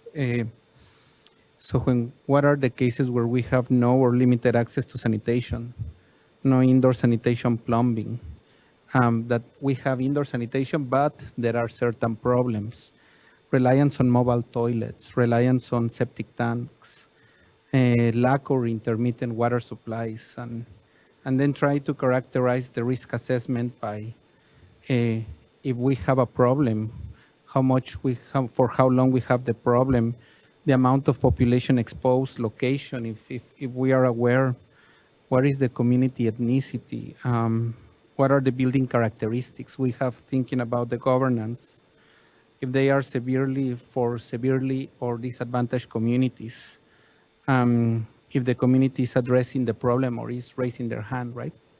And so on. So anyway, so as you're saying, we are just scratching the surface. We're very excited, and the team that it has come is very, it's an exciting team, and we are also, as you're mentioning, that you're looking forward for the first update. So do us. We will do our best job to do that, but definitely it's a project that we're embarking. Thank you. Thank you, Mr. Solis. Really appreciate that. And to your point, yeah, the interim solutions we think on the drinking water side, we have them. We have less so when we really talk about interim sanitation solutions, other than some of the on-site challenges, and that's what we're trying to move away from. So, really appreciate those insights. Ms. Kerner, good to see you. Yeah, nice to see you. Thank you. First, just thank you for the opportunity to be included in hopefully making a big difference in such a great need, and to Luskin Center, UCLA for including us, and UCANR. To board member Firestone, to your comment of including drinking water and wastewater and thinking of the needs of the community. We're just coming off as water programs, environmental finance centers coming out of a pilot funded by EPA of doing community solution teams, we call it, where we've been in charge of throughout Western states of going out with a handful of different communities and trying to look at not just the drinking water, not just the wastewater, but all those things that they need and how can we get them where they need to be. As far as the effort on this project, we're kind of, OWP is going to be kind of, think of the data hub of, we're collaborating with everybody to say who has what data, where is it, how do we get it, what do we do with it, how do we assemble it so it's going to be used for the long term, and just bringing all those knowledgeable people together and bring the data into a, not familiar, useful piece. Thank you. Really appreciate that. I know from the dais here, we often talk about the data work and the needs, drinking water needs assessment to begin with, such a huge data project all here amongst us. So I appreciate that care. And as you mentioned, the reality is there is a lot of data out there. It's just so disparate on the wastewater side because it's in permits, it's in different spaces as opposed to some more of the combined space that the drinking water reporting has had. So, and the time, because I think that's what, as we all know here amongst the two, it's really being able to assess over time and be able to say, okay, are we reducing this lack of access to sanitation or not? So thank you so much for being that critical hub amongst it, and looking forward to hearing how it goes and all the trials and tribulations I know that everyone will be going through amongst the work. So thank you. We have a few commenters as well. So let's get to our commenters here amongst us. And we have Jared Voskuhl, who will be followed by Eric Oriana, Debbie Mackey, and Craig Johns.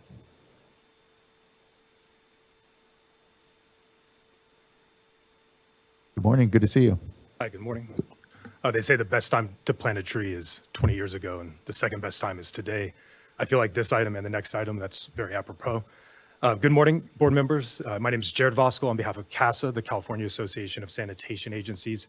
CASA represents over 130 public agencies and municipalities that provide wastewater collection, treatment, resource recovery, and water recycling. We are very excited for this item today. It's so great to see all of you in person.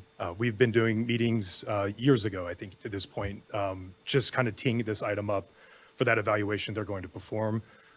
We connected this group with our members in the cities to kind of share what electronic data they have with other members, associate members who've done comprehensive service area evaluations of doing septic to sewer extensions of service, just to share methodology, to provide that type of information to this great group of experts assembled here. So, here we are today, and just want to reiterate our support for this endeavor. We did a meeting last week, actually, with Adam Link, our executive director, Jessica Gauger, our director of legislative advocacy, because we see this as a holistic project that's going to, here really set the foundation for work that's going to come in after 4 years, much like the drinking water needs assessment. In terms of that meeting, we're going to be helping out with having agencies pilot some of the surveys that go out.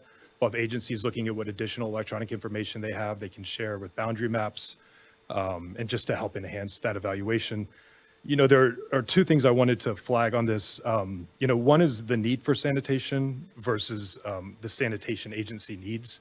And so to Board Member Firestone, I would imagine you have to be so proud with the work you did with Human Right to Water before you're on the board to see it here translating into this evaluation. And I know we did the drinking water first, but here we are at wastewater and that human right to sanitation. This evaluation, in a lot of ways, is looking at septic to sewer, extensions of service.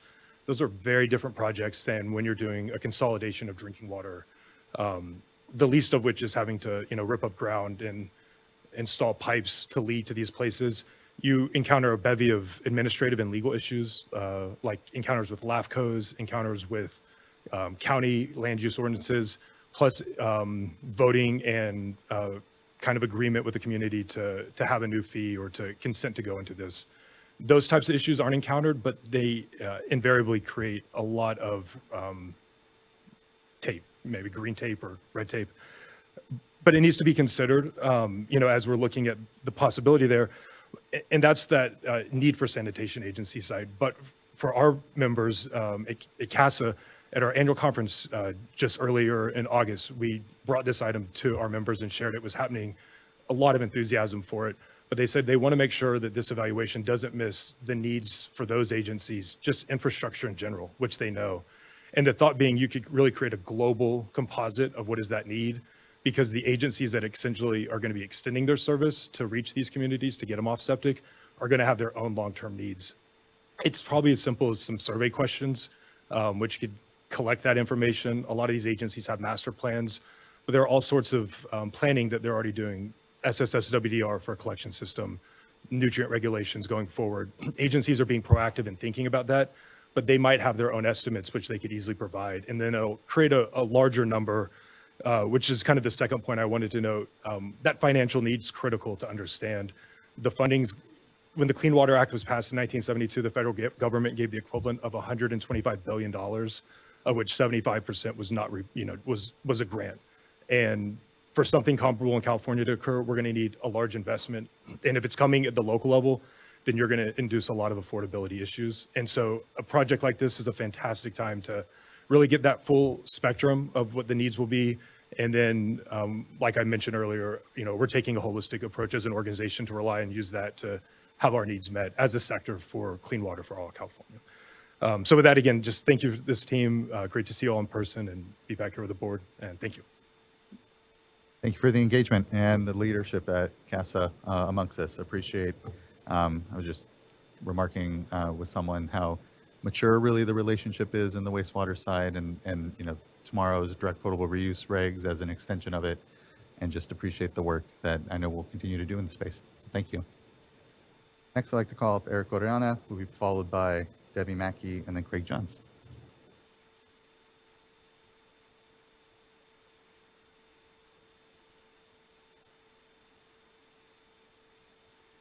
Morning. Good morning, Chairman, board members, and staff. Eric Oriana, Senior Policy Advocate on behalf of Community Water Center.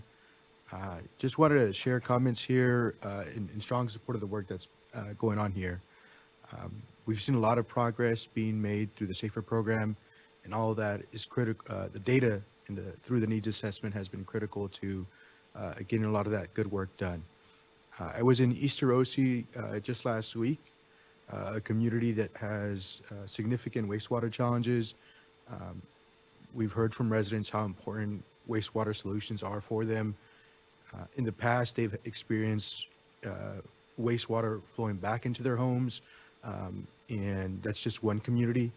throughout California and the other communities that we're developing technical assistance projects with. They've highlighted wastewater solutions as a significant priority to them, and how it was stated earlier, we're working towards drinking water solutions in a lot of these communities. And if drinking water hasn't been a priority for them, it typically hasn't been for wastewater as well. And so just wanting to make sure that the state is providing a comprehensive solution for these communities that says that, you know, we want to provide safe and clean drinking water. We want to provide the basic services that so many of us have the right and privileges to take advantage of on a daily basis. And so I just wanted to note that, you know, many of the communities, farm working communities, are the ones who are still not living with adequate access to sanitation. And so we see this work as critical to addressing the inequities that have existed. So thank you for the work that's been doing. We commend you all for advancing this work, and we're excited to the more work that this will provide through this data being available. So thank you, and encourage you all. Thank you as well, and appreciate the continued engagement around this and leadership and building this momentum and work. And so thank you for continuing to connect to communities or across it. Really appreciate it, Mr. Oriana. Next, I'd like to call up Debbie Mackey.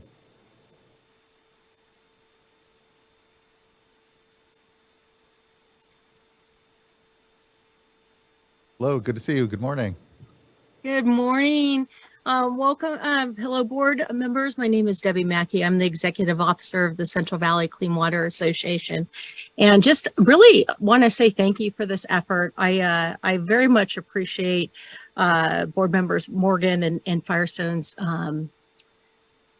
comments on this. I have worked with them for years on issues for especially those small wastewater agencies within the Central Valley. And I'm really looking forward to engaging with the panel and with other stakeholders. And I just want to tell you, appreciate your comments too in addressing this issue. It is going to be a big issue, and especially as we get smaller, it does get harder because a lot of times we move from those NPDES permits, which have regular monitoring, which is electronically available, and you know, are, I want to say, more on top of things, to smaller systems which may not be, or may have fairly passive systems, and the data might be a lot harder. So working together to come up with ways that we can identify the needs and get the information but without providing or without causing any significant burden on these agencies that are currently already stressed is just really important. So anyways, just want to say thank you. I'm really looking forward to this. It's something that I know that we need, and I think it just will be very enlightening even as we touch the surface. So appreciate this. And appreciate your comments and engagement across this and the leadership, truly. I know, the challenges in the Central Valley around sanitation are significant. They are significant across the state, but particularly rural settings, again, we know what a challenge it can be to maintain current access, and let alone what we need to do to expand it. So thanks for being an advocate amongst it, and looking forward to the product for sure. So thank you. Thank you. Next, I think this is our last commenter. I'd like to call up Craig Johns. Thank you, Mr. Chair, and good morning to you and the board members. My name is Craig Johns. I'm here today on behalf of Sacramento Regional County Sanitation District and Sacramento Area Sewer District. We would like to add our comments to Mr. Vasquez and to Ms. Masses as well in support of this effort, and feel that it is not just long overdue, but very, very welcome. SAC Regional and SASD have been working on a number of septic conversion projects, as some of you may well know, over the years, and have a lot of experience and expertise. I suspect they would love to be involved in the technical advisory group if there's an opportunity to do that. one of the things that, and I really appreciate the presentation, and I was furiously trying to take notes on certain issues, and I may have missed it, and I'm going to go back and look at the slides when I have a chance. But I didn't hear anything about the potential implications of or challenges, obstacles related to Prop 218 issues associated with funding these projects, because it is a big issue and it's going to be a bigger issue going forward. I won't belabor that point. I know that everyone up on the dais and your staff as well are aware of that, but I just wanted to highlight that as an issue and something to think about as the assessment goes forward. Thank you. Thank you for that good point. Really appreciate that, Mr. Johns. And yeah, as Board Member Firestone had said, governance is what comes to mind there certainly, and how we end up really ultimately financing and funding just critical service that is pretty disparate and challenged sometimes. So I appreciate that insight, and thanks. I was recently, just last Friday, at the SAC regional plant, the Echo Water project, touring some of the progress and work there. And to your point, the region here is gone through quite the consolidation when it comes to at least the collection services and work, and I think can be a real model in some of our discussion of how to better regionalize a lot of the systems. So thank you. Board members, any further comment, discussion? There'll be plenty of additional discussion for sure, but anything further to leave us with?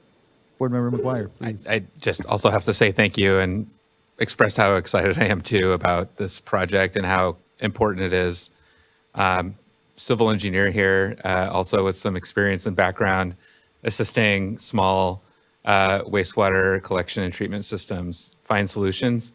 And I can't emphasize how important it is to get our arms wrapped around how big this challenge is. We all know it's out there. We all know, I think we've seen from the drinking water needs assessment, just putting a dollar amount to that need is incredibly helpful in articulating the challenges that we have when it comes to our water space and the infrastructure investments that are needed. So here, the same applies. And I also wanted to just say that I've been thinking about this, and I think the access to sanitation question is a really important one to answer when we're looking at septic systems, when we're looking at small communities that have had spill issues. But when we get to the part about defining the risk of failure of a system, I think that's going to be a challenging conversation to have here. And it's a little bit different than the drinking water space because there it's a little bit clear meeting or not meeting drinking water standards. Here, we have a collection system, or sometimes a distributed septic system. Then we have a treatment facility, which makes a discharge either to land or, in other cases, under an NPDES permit to a surface water. So here we have potentially public health impacts, but we also have potentially water quality and ecosystem impacts of a system that may not be functioning as needed or expected. So I look forward to that part of the conversation, really trying to define what failure means for these systems. I don't think it's that clear, and it's really important, I think, as early as possible to get a sense for what that looks like for these different facilities. But thank you for being willing to do this work, committing to it over a 4-year period. I too look forward to the first update and when that happens and working with you all. So again, thanks very much. Thanks for that, board member. I really appreciate a good comment and insight there. I think, communities might be able to help us identify when they see a failing system, and otherwise it is going to be quite the discussion. So really appreciate it. I think that concludes this item, unless there is anything further from the dais. And just otherwise, thank you, everyone. We're looking forward to what will be our first update, and even before then, the workshops and engagement that I know we'll all be tracking, and here looking to make sure we draw on the greatest minds that we can. And so just appreciate the all call here and elevation of the work. Thank you. Appreciate it. That concludes item number 4. And let's go ahead and give ourselves just a 10-minute break, come back at 11:25, and we will get into item number 5, which is our intended use plan on the Clean Water SRF. I'll note item number 6 then, I believe it is, isn't supposed to begin until 1 p.m. We may go a little after 1 p.m. in order to have a lunch, depending on how late or how long we go on item number 5. All that to say, we'll see you in 10 minutes at 11:25. Thanks, everyone.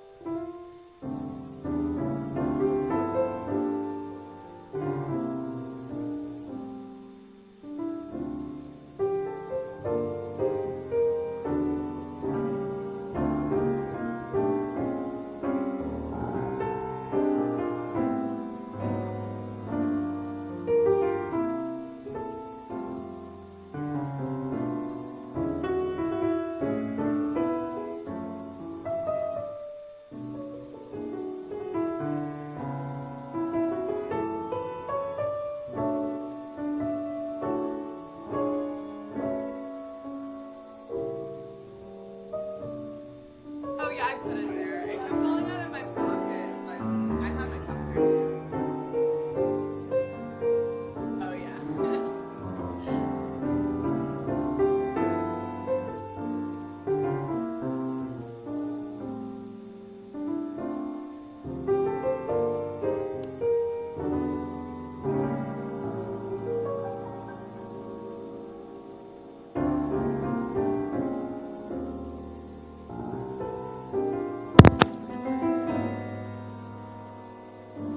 Test, Mike.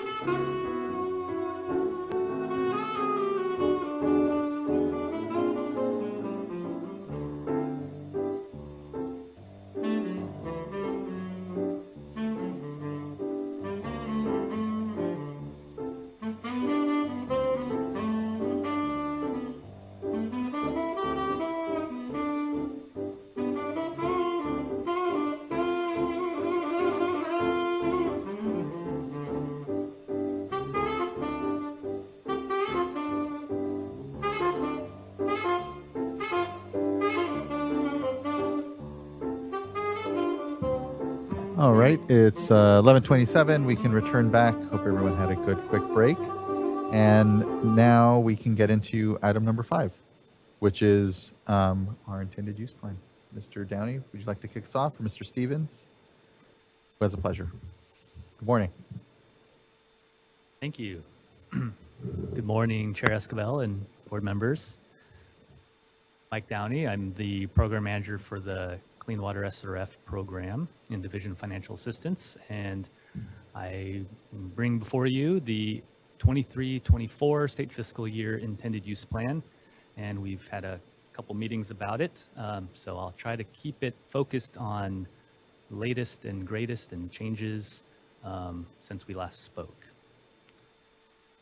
Next slide, please.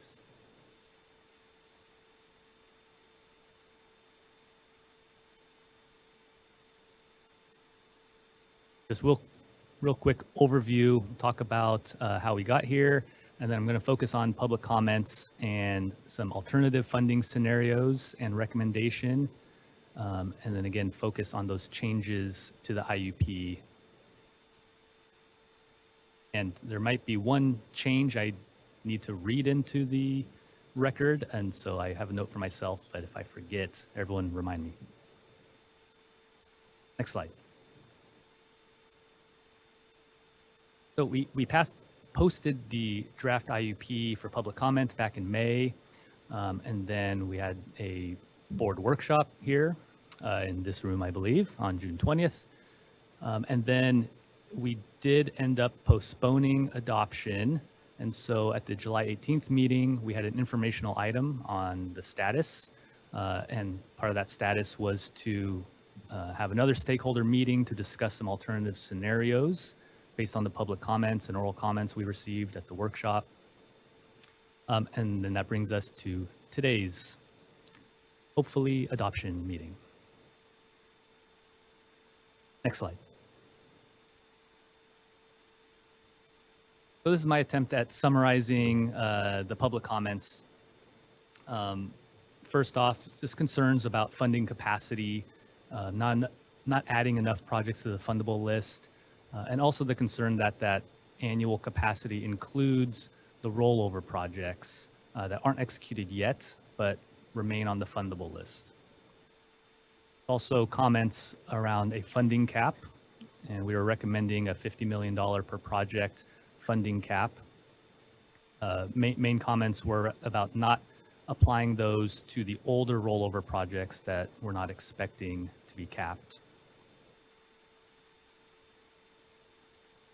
Also received comments about consolidating funds, and the idea there would be around allowing multiple projects on the fundable list. Instead of providing 2 agreements for $50 million each, could we do 1 agreement for $100 million? Money is still going to the same entity, and so that was the idea there, and that would help administratively move this funding faster.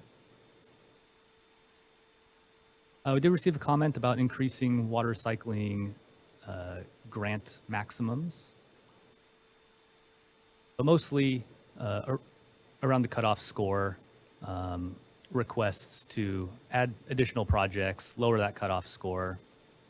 The last bullet, there was a comment about changing the cutoff score to 16 and adding 0 projects to further get through the rollover projects.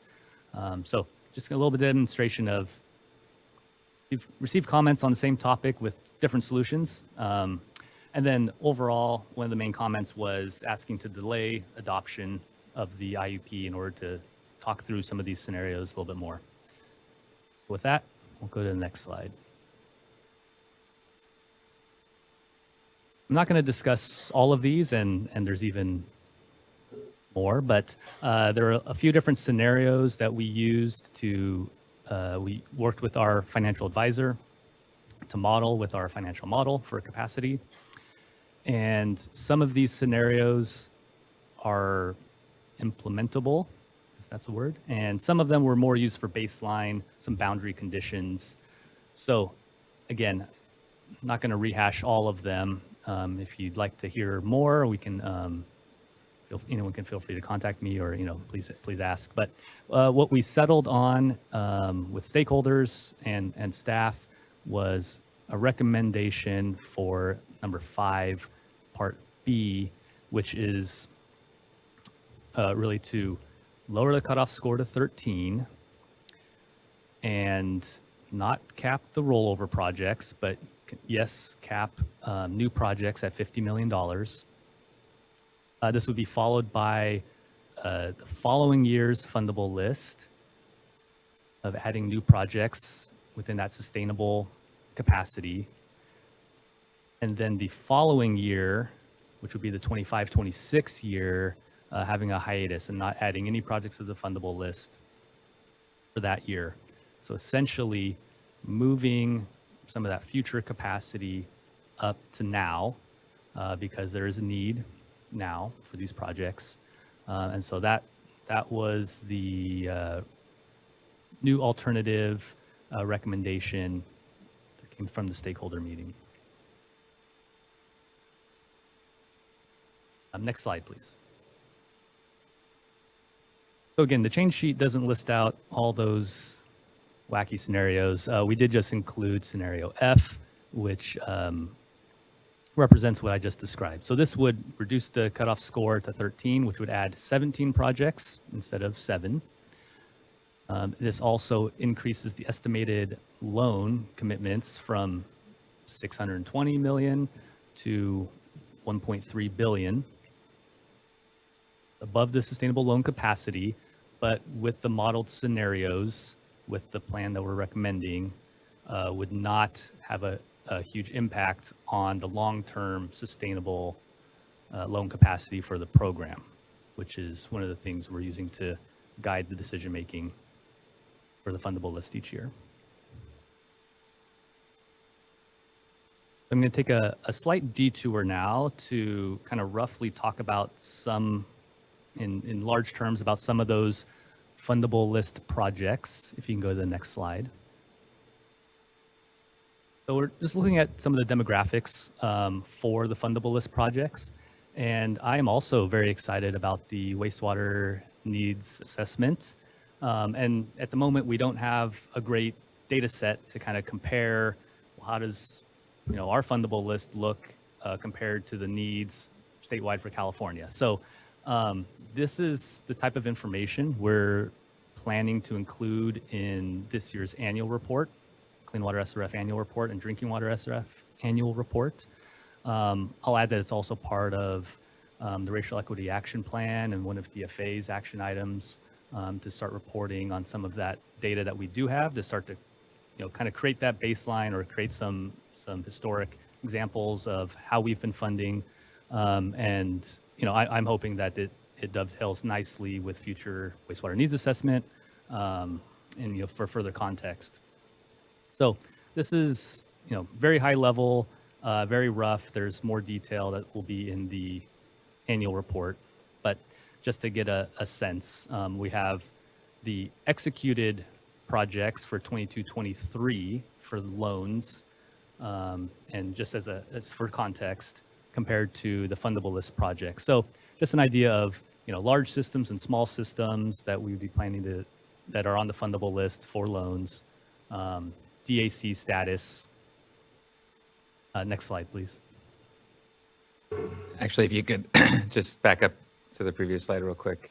I just want to clarify. So, and I realize you're being very clear that this is just loans, but will the report, as you continue to build on these metrics going forward, will you have similar presentation of principal forgiveness, other projects that are being funded by the SRF program, because that's where most of the funds are going for the disadvantaged communities that aren't showing up on this pie chart. So I just want to make sure that we're in a position to be able to tell the full story about where our investments are being made.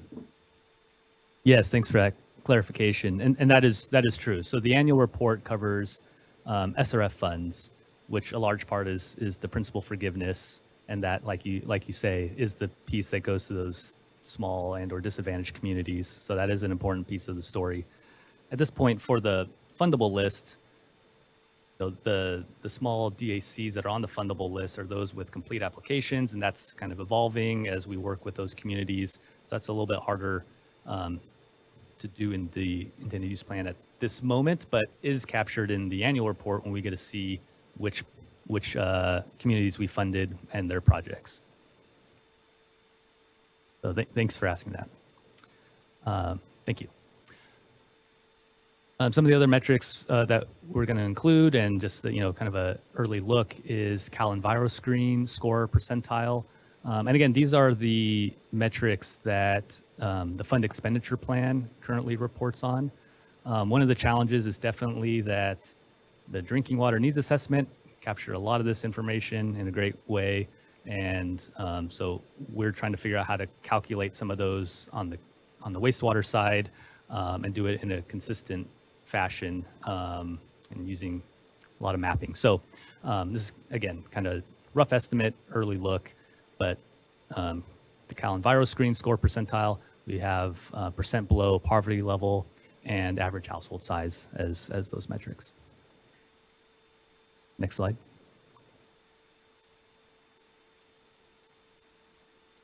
We're also using predominant identity characteristics to look at community makeup. And again, looking at last year's funded projects versus projects that are on this year's fundable list.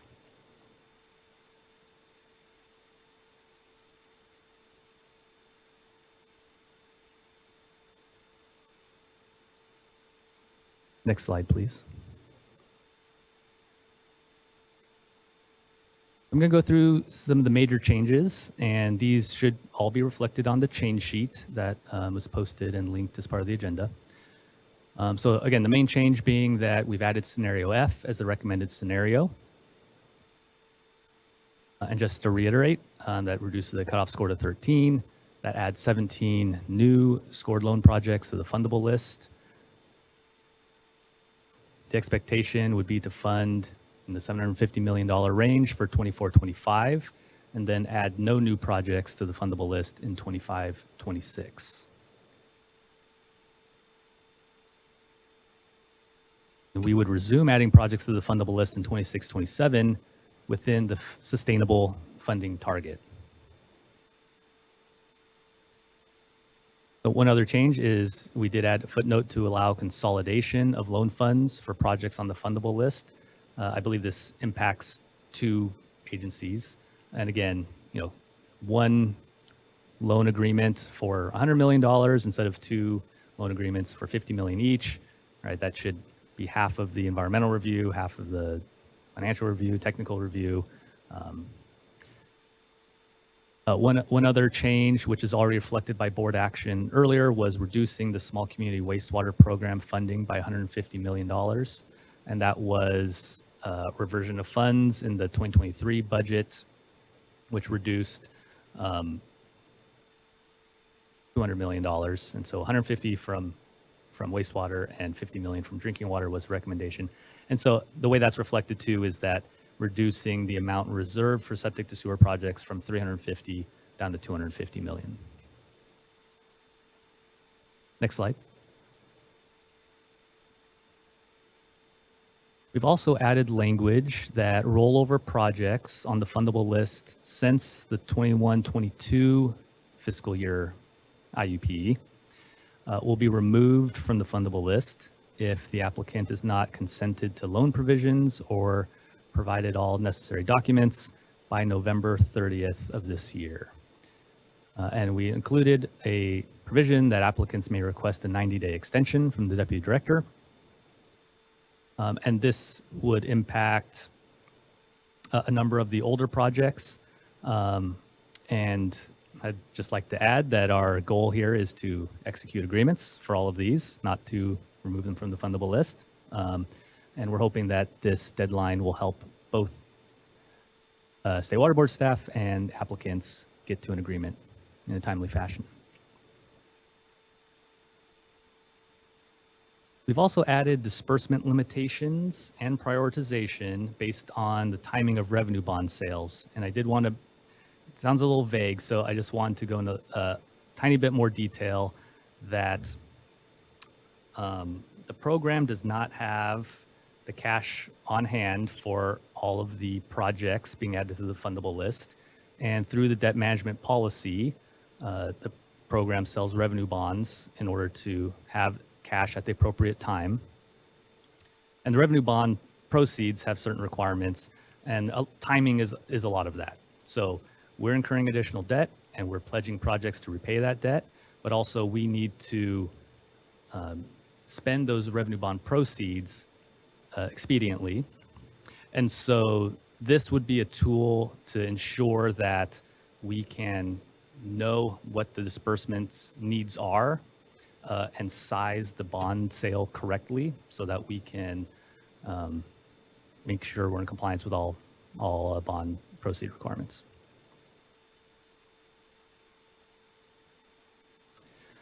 We also added statistics on community size and DAC status to Appendix K. Appendix K is the list of congressionally directed spending that Congress has identified SRF funds for specific projects in California. And just as a reminder, the State Water Board is not administering those funds. EPA is administering those funds directly. But we wanted to add some additional context for the types of communities, which communities have received that directed spending and the types of communities they are. Next slide, please. So before questions, I did want to correct that the change sheet does include that we're not capping the older rollover projects. And so because of that, there was an error in the fundable list. So I wanted to read the correct amount for both Daly City and San Francisco PUC. And I'm not sure if now is a good time to do that. Okay, Yeah, I'll just read that real Thank you. quickly. So on page 16 of the change sheet, the Daly City Joint Powers Financing Authority, the estimated Clean Water SRF loan funds number should be revised to $62 million, $889,860. It's currently shown as $50 million. And the estimated total state water board financing also needs to be revised to $62,889,860.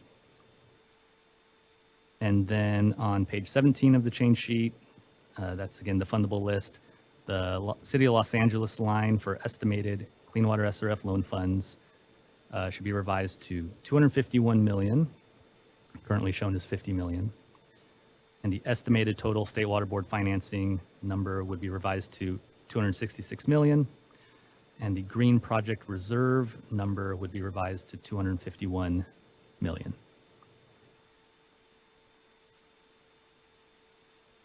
So with that, I will open to questions. Thank you for that. I appreciate that there's been a lot of discussion on what the right balance is here in this year and how we should be all collectively looking at the health of the fund and the program out into the years. So I appreciate all the work that's gone in. I think for me, definitely it seems to make that right balance amongst it all. So I'm supportive. I don't have any further question amongst it, but looking to my fellow board colleagues if they have question or comment. Board Member Morgan. And thank you. I just wanted to thank you all for working with stakeholders to identify additional funding scenarios. I just in the end, I think that we've hit a good balance, and just collaboration. It's really helpful, and want to thank you for taking that pause to really just work through the different scenarios, answer questions, and work with stakeholders. I also just wanted to again, express my concern with the reduced funding for septic to sewer projects. I know there's some really great projects in the queue that, have different concerns on water quality, health concerns. Want to just really encourage staff to continue to work with, work on those projects, look for ways to keep those moving forward. So again, thank you. Thank you, Board Member. Board Member Firestone.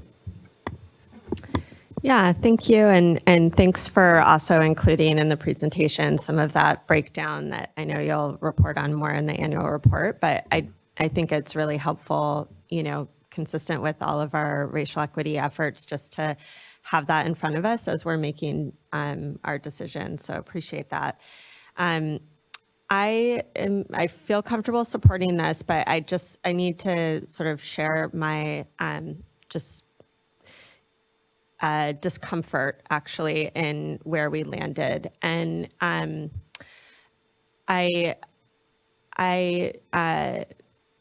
the reason that I'm supportive is at the end of the day, these are really important projects that are ready to go. They've had their plans, and I want to make sure that we're at this critical juncture, helping them to get forward and utilizing the funding that we have, because we don't know what happens in the future. We already saw some of it that we thought we had not materialize. So I think I appreciate wanting to make sure we use it now. On the other hand, what we're doing here is deciding to use money from future year that we were planning on using in future years, and maybe the same board, but maybe a future board, in terms of allocating to different projects. And particularly, so we're basically saying we won't have those loan funds. We'll take a year off. And right now, later this year, we're going to be considering amending the policy for our SRF. And we're part of that is looking at how our priorities are changing, how we want to factor in racial equity even more in terms of understanding the implications of our policies in terms of those outcomes, factoring in all water resiliency policies and nutrients and all of these things. When we adopt those new policies, we are then going to have no money to fund those new projects under those new policies for a year. So it's basically taking away that maybe there's new money, and I really hope there is, and I really encourage all of us to try to make sure that we bring in more money for this effort. But I just feel it's important to recognize that consequence. Again, I still land on supporting this. I echo my fellow board members in the importance of collaboration and really taking time to dig into options and listening to how to make things work. But I did want to voice that concern. And I just hope that as we move forward on our policies around our loan program, that we're able to get additional funds and be just mindful about how the decisions that we make today impact what's available to support the priorities. And it just takes some time by the time we make the policy changes, to get those projects and see those results come in. And then kind of the decision that we're making today is we won't have funding maybe in that first year to do that. Again, hopeful we do have funding. I do support this. I will, but just felt the need to make that observation and appreciate everyone's work on it. Thank you, board member. Seeing no further comment on the dais, let's get to our commenters here on the item. I'd like to call up first Andrew Hall, be followed by Aaron Sace and Rosario Cortez. Well, first of all, want to thank you, Chair Esquivel, and members of the board for hearing this matter today. My name is Andrew Hall. I represent the Los Angeles County Sanitation Districts. I've spoken a number of times in the past on the IUP and appreciate the effort of staff as well as the board in considering public comments and making revisions to IUP. We really appreciate, even though we're not being funded this year, that there will not be a retroactive cap on rollover projects. That was a significant concern that we had in the original IUP, that through a not real clear presentation resulted in a lot of people not being aware that they were being capped retroactively on projects. I think our main concerns is just some we've noted over the past that we think is good to keep in mind. First of all, regarding transparency, there's been a number of changes in the clean water SRF over the years. Originally, there was an annual $1 billion cap of funds that were available. That with a new financial advisor was then changed to a $600 million annual cap with the ability to go above if necessary. Then it was changed to an average of $600 million over 5 years. A lot of times these changes were not clearly highlighted that they were making those changes over those period of time. It was kind of embedded in the document or was mentioned briefly. Last year we had the issue with a significant delay on the IUP and then proposed no funding without really any advanced communication with stakeholders. And this year, as I mentioned, the footnote that retroactively cut funding for projects from a previous year with really no other mention. That wasn't mentioned in the presentation that was given to stakeholders. We recognize that staff has a heavy load. They're not only doing things with the clean water SRF and the drinking water, but also the drinking water SRF, as well as all the other programs. And we recognize that sometimes you get so involved in stuff, it's hard to communicate. Just want to encourage further transparency so that those that are using these funds can best use those funds. We also do think it would be useful to be able to address some of the concerns that Board Member Firestone mentioned, particularly with the funding that was available with CASA and water reuse. We were supportive of efforts to get matching funds that, based on our discussions with State Board staff and State Board's financial advisor, would provide more funding into the pot for the clean water SRF. And some of those monies were then directed to the drinking water SRF. And it's definitely, again, hard to make priorities between the two systems and recognize that. But it was definitely challenging as clean water folks to be able to work so hard on getting that state match through the budget appropriations and then see some of that money be used for other purposes than what we had originally proposed. Again, I want to thank you for your time in considering this matter and for the opportunity that we have to continue to participate in this program. Thank you. Thank you, Mr. Hall. We'll continue to make a priority the transparency of this program. I'm proud of the communication we have had. And again, we've put a lot of data out there. I know there's a lot of meetings. We'll continue to make sure that we're being communicative here and appreciate, though, the acknowledgement that we need to do more. Next, I'd like to call up Aaron Sace, who'll be followed by Rosario Cortez.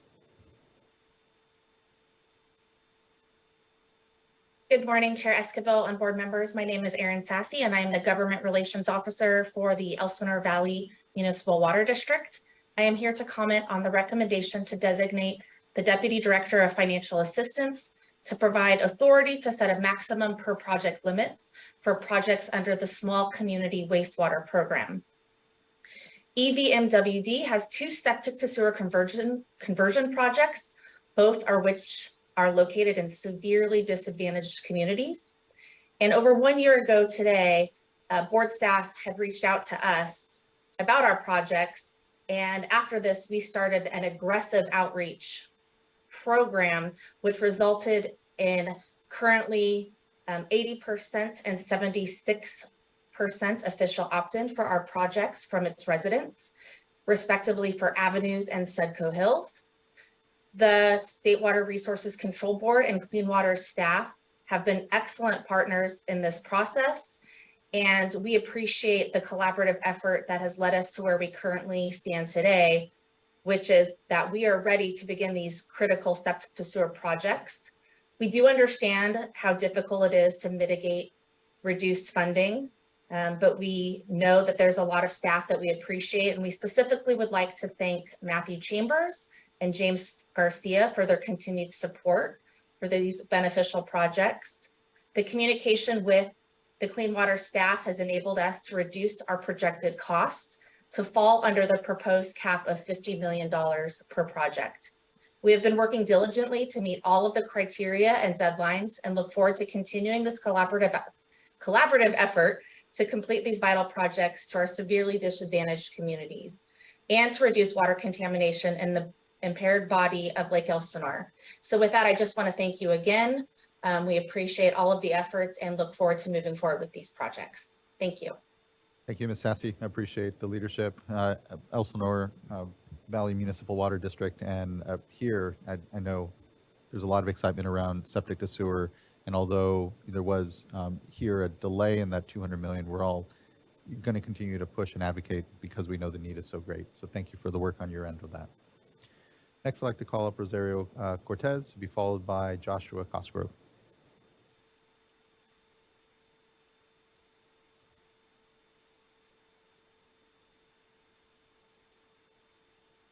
Oh, so apologies. I think you need to turn on the mic still. There's a button at the base there.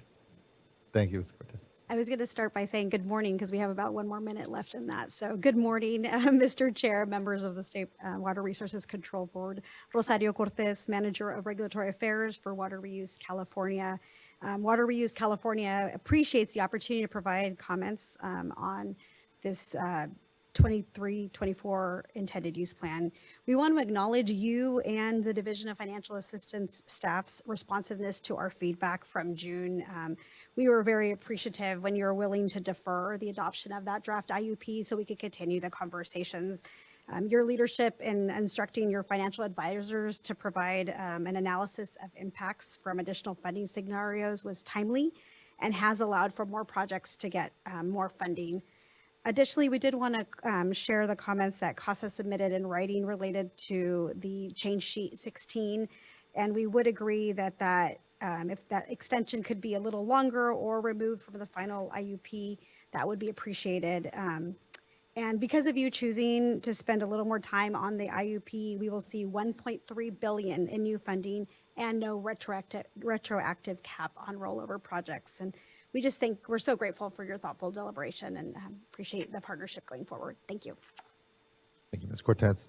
Next, I'd like to call up Joshua Cosgrove, who will be followed by Denise Burbank. Thank you, Honorable Chair and members of the board. My name is Joshua Cosgrove. I am with the wonderful and diverse community of the city of Daly City. And on behalf of that city and our project, the Vista Grande Drainage Basin Improvement Project, we provided written comments and now oral comments on this item. First, thank you and your staff for working with us through this project and with our application. The SRF loan is critical to the success of the Vista Grande project, and it is the foundation of our financing plan.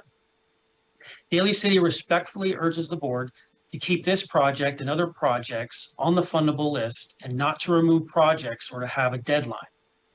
Many SRF programs in other states have bypass procedures so that complex projects like Vista Grande can be worked out while other projects may get funding. Vista Grande is very complex with multiple project partners and many regulatory permits and requirements that required a long time for negotiations and discussions and analysis. But Vista Grande also will provide many regional benefits to the drinking water systems, wastewater systems, stormwater treatment, flooding, environmental recreation, many, many benefits. Most particularly, we will greatly improve Lake Merced, which is a priority of this board and the San Francisco Bay Regional Water Quality Control Board. I thank you very much for the opportunity to provide these comments and to speak in front of you. Thank you. Thank you, Mr. Cosgrove. I appreciate your time, leadership on your local project, and here engaging on this discussion around the IUP. I appreciate it. Thank you for your time today. Next, I'd like to call up Denise Burbank, who will be followed by Bill Zanoni and then Craig Johns. Good afternoon, I guess now. Chairman Escobar, board members, thank you for allowing us to come speak with you on this matter. I am from the Olivehurst Public Utility District, and I would like to read our statement. To date, more than $15 million in local funding has been invested in the project to regionalize the wastewater system of 2 disadvantaged communities in Yuba County. The planning, design, and environmental requirements are complete. The project stands ready to go to construction. This project is critical to the future of Yuba County and specifically these communities. The project utilizes the capacity and expertise of the Olivehurst Public Utility District to allow Wheatland to decommission its out-of-date wastewater treatment plant and convey wastewater to OPED's modern, efficient treatment plant.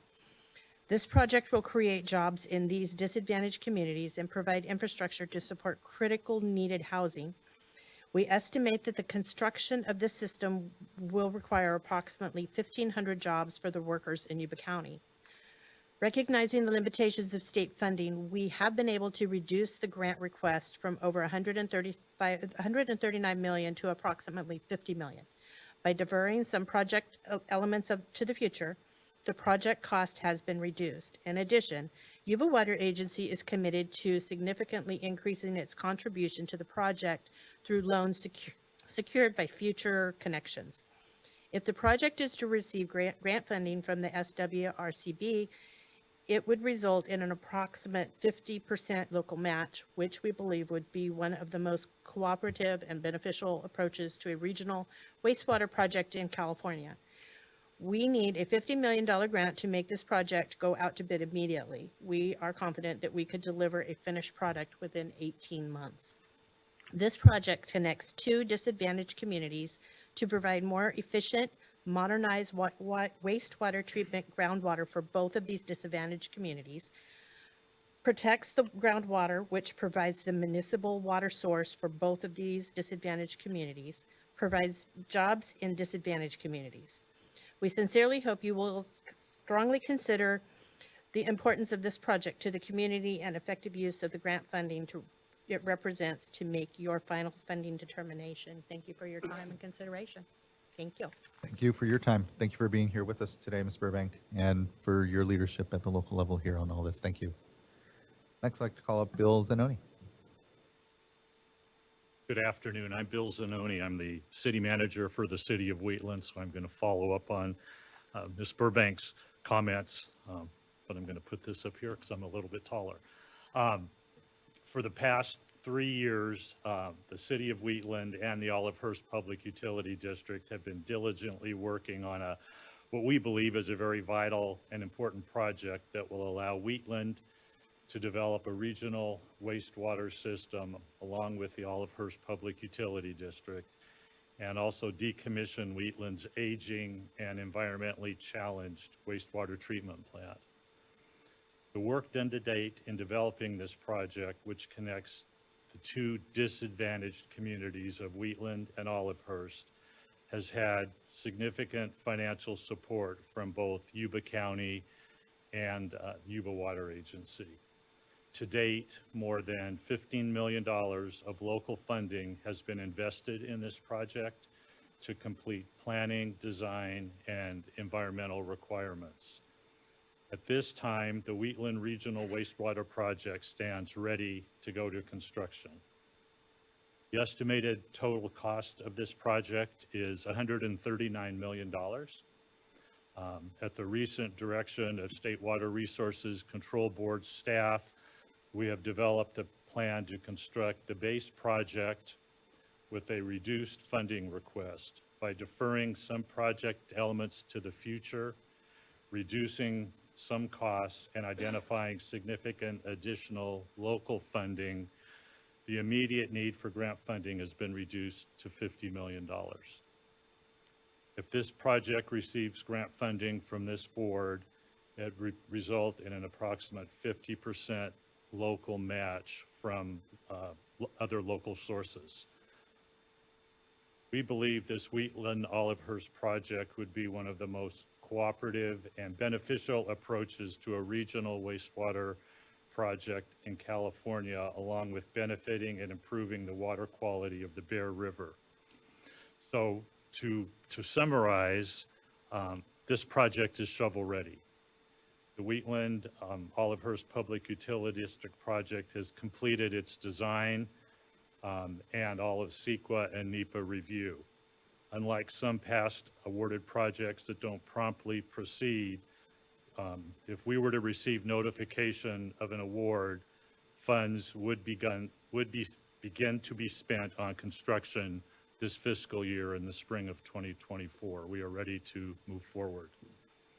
This project will connect two disadvantaged communities to provide more efficient, modernized wastewater treatment, and will provide groundwater for both of these disadvantaged communities. The Regional Wastewater Project is a long-term sustainable solution that provides significant environmental and water quality benefits.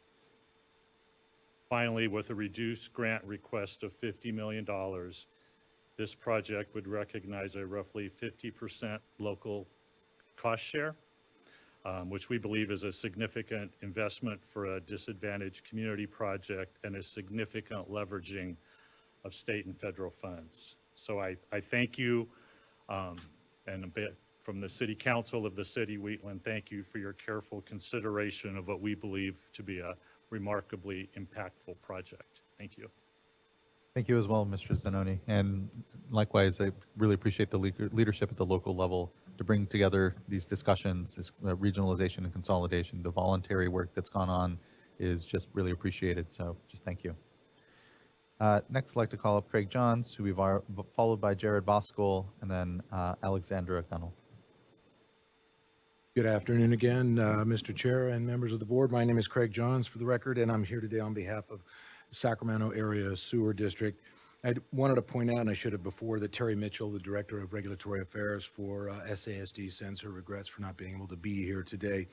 But she asked me to just come in and speak on a very limited issue, somewhat related to item number 4 before, so that'll help me be a little bit more efficient in my comments as well.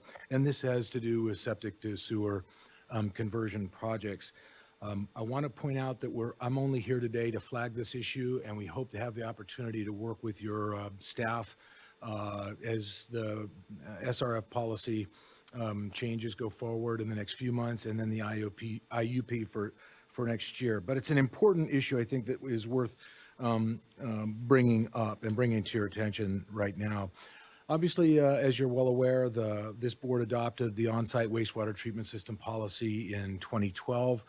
And as a result of that, SAC Regional, as many other public agencies in the state, have gone through and developed plans for how to address that for those failing on-site systems. And Sac Sewer and Sacramento County have identified a number of communities within its service area that present a lot of opportunities to convert existing and potentially failing systems to sewer system, sewer service. SAC Regional, as you know, has been working for the last 8 years to come up with a variety of funding sources for some of these projects. And your staff at DFA has been fantastic to work with, and we appreciate that continued relationship. What we find is in a lot of these projects that there are components that have commercial or industrial parcels within them. Obviously, those present funding challenges for public agencies like SAC Sewer District, because the current version of the IUP has language in it that excludes those types of parcels from being able to qualify for project, principal forgiveness or grant funding. And so we think that it would be appropriate, and I should just add quickly, that when you have a larger portion of a particular project area that might be in those categories, that is non-residential, it can put the overall funding opportunities or the viability of that project somewhat at risk. We would like to explore the possibility of talking with your staff and management to work on the language that's in the IUP currently that excludes funding for those commercial, or I should just say non-residential parcels, because what we're talking about is trying to move these severely disadvantaged and disadvantaged communities away from those on-site and sometimes failing on-site sewer systems into a sewered community. And because of the issue that I raised previously with Prop 218, that becomes extremely challenging. So I'll leave it at that. We thank you very much for the opportunity to present the comments. Appreciate that, Mr. Johns, and thanks for good comment. And is it mainly in the IUP that's articulated? And otherwise, I just wanted to flag that I know that we're having a discussion around the SRF policies writ large as well, but it might be in the IUP that limitation is necessarily there. Yes, I mean, the goal would be to have it in the policy if it's repeated every year in the intended use plan. But I do believe that is in the intended use plan only at the moment, as you know, those two documents married together make up the policy. I appreciate that. Thank you, Mr. Downey. Thank you, Mr. Johns. Of course, yeah, Board Member Morgan, please. I just want to ask a clarifying question on that. And so for this here, Ms. Jones, are we talking about small business owners, like small businesses, or are we talking about large, commercial businesses? Yeah. If you could just repeat that, just so I can So make sure I are we understand. talking, so are you referencing like small businesses that are in these, in the disadvantaged communities, so small, privately owned businesses? I should say, first off, I don't have specific Okay. information about individual parcel owners within these projects. SASD is pursuing 4 or 5 of them now, and there are a few in the future that we foresee coming. The issue is that just when that there cannot be PFG funding for non-residential projects, and that is only in the IUP as it currently stands. I don't think there's any differentiation as between small, large, corporate, or any of the others. And I couldn't even tell you, frankly, what the breakdown, how that would work out in terms of whether or not you have a high percentage of non-small businesses or non-disadvantaged community-owned businesses within the community. And so I don't want to purport to suggest Sure. I do know, but something clearly we could get more information for you on. Okay, thank you. Thank you for the question. Thank you, board member, and thank you, Mr. Johns. Next, I'd like to call up Jared Voskuil, will be followed by Alexandra Gunnell and Paul Eldridge, and I believe our last commenter will be Dudley Mackey. Good to see you. Hi, good afternoon, board members. Jared Voskuil on behalf of CASA, the California Association of Sanitation Agencies. Again, for those who weren't following the last item, CASA represents over 130 public agencies and municipalities that provide wastewater collection, treatment, water resource recycling, and resource recovery. A lot of comments I will try to pack in today, but just at the top, thank you so much for this year's IUP engagement. I know last year's and this year's, there's been a lot of dialogue with staff, and to be here with the recommendation before you, we are very appreciative of the deferral that we requested in our comment letter in June to provide more time to explore additional scenarios, and we're also appreciative of the revised recommendation for scenario F. With regards to the item I want to bring to your attention today, it's with change 16 in the change sheet, and our letter that we submitted on this provided context for our request, but there were a few items to share with you and concerns. One, just quickly, change sheet 16, what it would do is essentially put in place a new 2-year requirement to have a project reach an agreement or otherwise be removed from the fundable list. They'd be granted a 90-day timeframe to reach an agreement, but otherwise they would face removal after 2 years.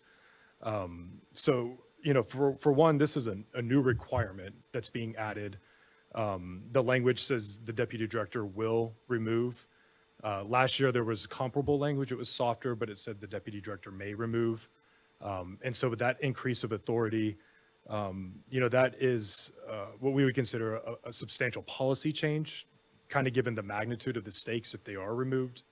And because of the conversation about SRF amendments and policy amendments being picked up later, as well as the creation of the SRF Stakeholder Advisory Group, we would appreciate if such a change could go through that channel to really be vetted.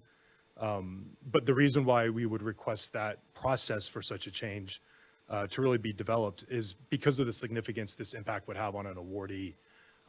It's a year-long process to prepare all of the materials to apply and then to be placed on the fundable list, only having 2 years to reach an agreement when there are a lot of complexities oftentimes that intersect the process. It's a really high stake. It's a requirement. It's mandatory. To be sure, and that I'm not speaking out of both sides of my mouth, we value expediency. And it's something you've heard us say for the last few years. We want agreements to be reached very quickly. And I want to make sure to disentangle. We are not now walking back on that saying, but now we want more time. What we're talking about here is a time frame of 2 years that's kind of being proposed. The Clean Water SRF report that came out said 80% of agreements are reached in 21 months. So, according to that report's metrics, this is really only going to impact a small amount of agencies. Those 20% that are more complex by nature. But at the same time, we wouldn't want them to, suffer under that. And so, we want to kind of bring that question into light for you. Is this something we're ready to move forward with today? And then there's the question of, do we need this? And so in working with staff, we had multiple conversations. We looked at the list of rollover projects. I reached out to every single one of those projects that were a wastewater project. And I said, here's the proposal from staff. 2 years, you'd essentially have till March to reach an agreement. Will this impact you? All of them, except for 2, said, no, we think we can do that. We're working with them, staff's reaching out to us, they're communicating, we can get it done. But 2 of them said they couldn't. So then we said, well, what would it take? Maybe 6 more months. We can't probably do March for reasons. We think we could get it done by end of summer, So then it kind of becomes a question, what does that look like, that 2 years? Are those 6 additional months to the proposal? When you look into these 2 projects, it's worth noting, one's drinking water supply. They had a 21-month permit process that intervened in their ability to advance in the DFA loan process. And that was encouraged by DFA staff to go do a consultation with a different regulatory agency. So their time period was cut because of that consultation. A lot of times agencies or other states, SRFs, have bypassed procedures, mechanisms, detailed recourse options, so that if you are removed from a list, there's a way to get back in. But this one doesn't really provide a lot of that. And so that's where, again, I think that stakeholder involvement could be beneficial to provide an informed mechanism going forward, because we do share that value of expediency. Most projects can make that 2-year timeline, but we want to be mindful of the ones who couldn't. The other project, you heard from one of the speakers today who shared about it, but to be sure, it's pertaining to an impaired water body. So it's a pretty critical project. There are multiple jurisdictions involved, a lot of parties, so reaching agreement's hard. And then there's also different environmental matrices. So you got stormwater, drinking water, wastewater. It's a complex process. But again, they said March would be hard. Late summer, we think we could do that. So there really becomes this question of, do we need the authority this year? Do we need to put this in the change sheet this year? We don't disagree. We want the expediency. And I think going forward in 26 and 27 and beyond, if it's clearly communicated and folks understand, then I think there's more of a willingness to work within the framework, knowing it's a 2-way street. We have to reach agreements quickly. But right now for this year, we really do request for change 16 not to be in there. And so, our need and our question is, can we have this removed? Can we work on it more with stakeholders and bring it back, acknowledging that it's something that's desired to be in there? If removal's not an option, or if this is something that really, that there's a direction for management, we want to create this expectation now, let people get warmed up to it, then we just ask for some tweaks on it, so it ultimately is not a punitive mechanism this year. One of those tweaks is the 90 days extension. And talking to all of my members, 90 days for them is like maybe 2 weeks or a month in a legal bureaucracy or a public agency bureaucracy. It takes a lot of time to do stuff. So 90 days isn't as much time as they thought. They kind of thought, well, how much time do you want? You want 180 days, 270 days, a whole year? And then we kind of thought, just a reasonable amount of time. Couldn't you use the term a reasonable amount of time? But so as to say, if you're going forward with this, having more than 90 days would be appreciated. The other thing is I mentioned it's a 2-year window they're creating. That's achieved by the term starting in 2021 or 2022 or earlier. If you move that start date back on the year to 2020, 2021, then you would create a 3-year window. So you're saying to an agency, if you can't reach an agreement in 3 years, you'd be given notice and a chance to file an extension, and then you'd have to reach an agreement or be removed. That would be another way to provide some relief. But notably, and in fairness here, those 2 agencies that are at the risk of falling off would still fall under this provision if it went in with that 2020, 2021. They still would have to reach an agreement in March. But I think what it does is it creates more the expectation of what a realistic process is for some of these more complex projects to reach an agreement. And the third thing is the bypass. I mentioned it in our comment letter. New York, Illinois, Nevada, Texas, they all have a variety of ways to work with an agency that has a complex arrangement that needs to be removed off the list so you can clear the way for others, but allow them to get back in the queue and not have to go through that entire local process of reapplying to get on the fundable list. And so, presented a few different ways some relief could be provided. A last way it occurred to me was that language the deputy director will remove, just keeping it as may remove. And then if there really is, things that, if they can't reach an agreement for valid reasons, that would be accommodated. But if there were other issues, that could also be respected with that change of reverting it to may. And then I'll note finally, just insofar as it takes staff to develop loan agreements and the resources required, when I've spoken to my members, they've all said again, and you'll hear us here in 2 weeks talking about water quality fees. And some years we're opposed, other years we're in support. When we talk about water quality fees for this program, across the board, everybody says, yeah, increase our fees, hire more staff, get this done quickly, within that value of expediency. And so we really want to dignify, if we can get this done in 2 years, that's fantastic. But sometimes you might have complex projects that draconian 2-year imposition would cut people off and make them have to go back to do work again. And in this case, for this year, there's 2 projects. They think they can get to the finish line, probably not by March, just a few more months. So respectfully, we would request consideration and some dialogue on whether we can remove that this year or soften it a little bit, knowing that the long-term goal is to have such an expectation in place for all parties. Thank you. Thank you, Mr. Voskel. I think we'll have certainly discussion as we can further consider the item. So I appreciate the request and the comments. Next, I'd like to call up Alexandra Gunnell, be followed by Paul Eldridge, and then Debbie Mackey. Hi, Chair Esquivel and members of the board. I'm Alexandra Gunnell, and on behalf of the San Francisco Public Utilities Commission, thank you for your time today. One, as it's been said already, we greatly appreciate that you all were willing to delay adoption of this IUP, and we really want to thank all of the Water Board staff for the work that they did to bring forth these additional scenarios, to talk with stakeholders, to have this collaborative process. And we just feel like this is an excellent example of the work that's been put in and the partnership that has been developed and continues to be developed with stakeholders on this important program. We also appreciate that you added flexibility for applicants with multiple projects on the list. We feel like this change can enable staff and applicants to explore opportunities for expediting the number of applications that you have on there, reducing those, reducing administrative burden, all with the expectation that we are trying to reduce the number of rollover projects together. We want to thank you for removing the proposed funding cap.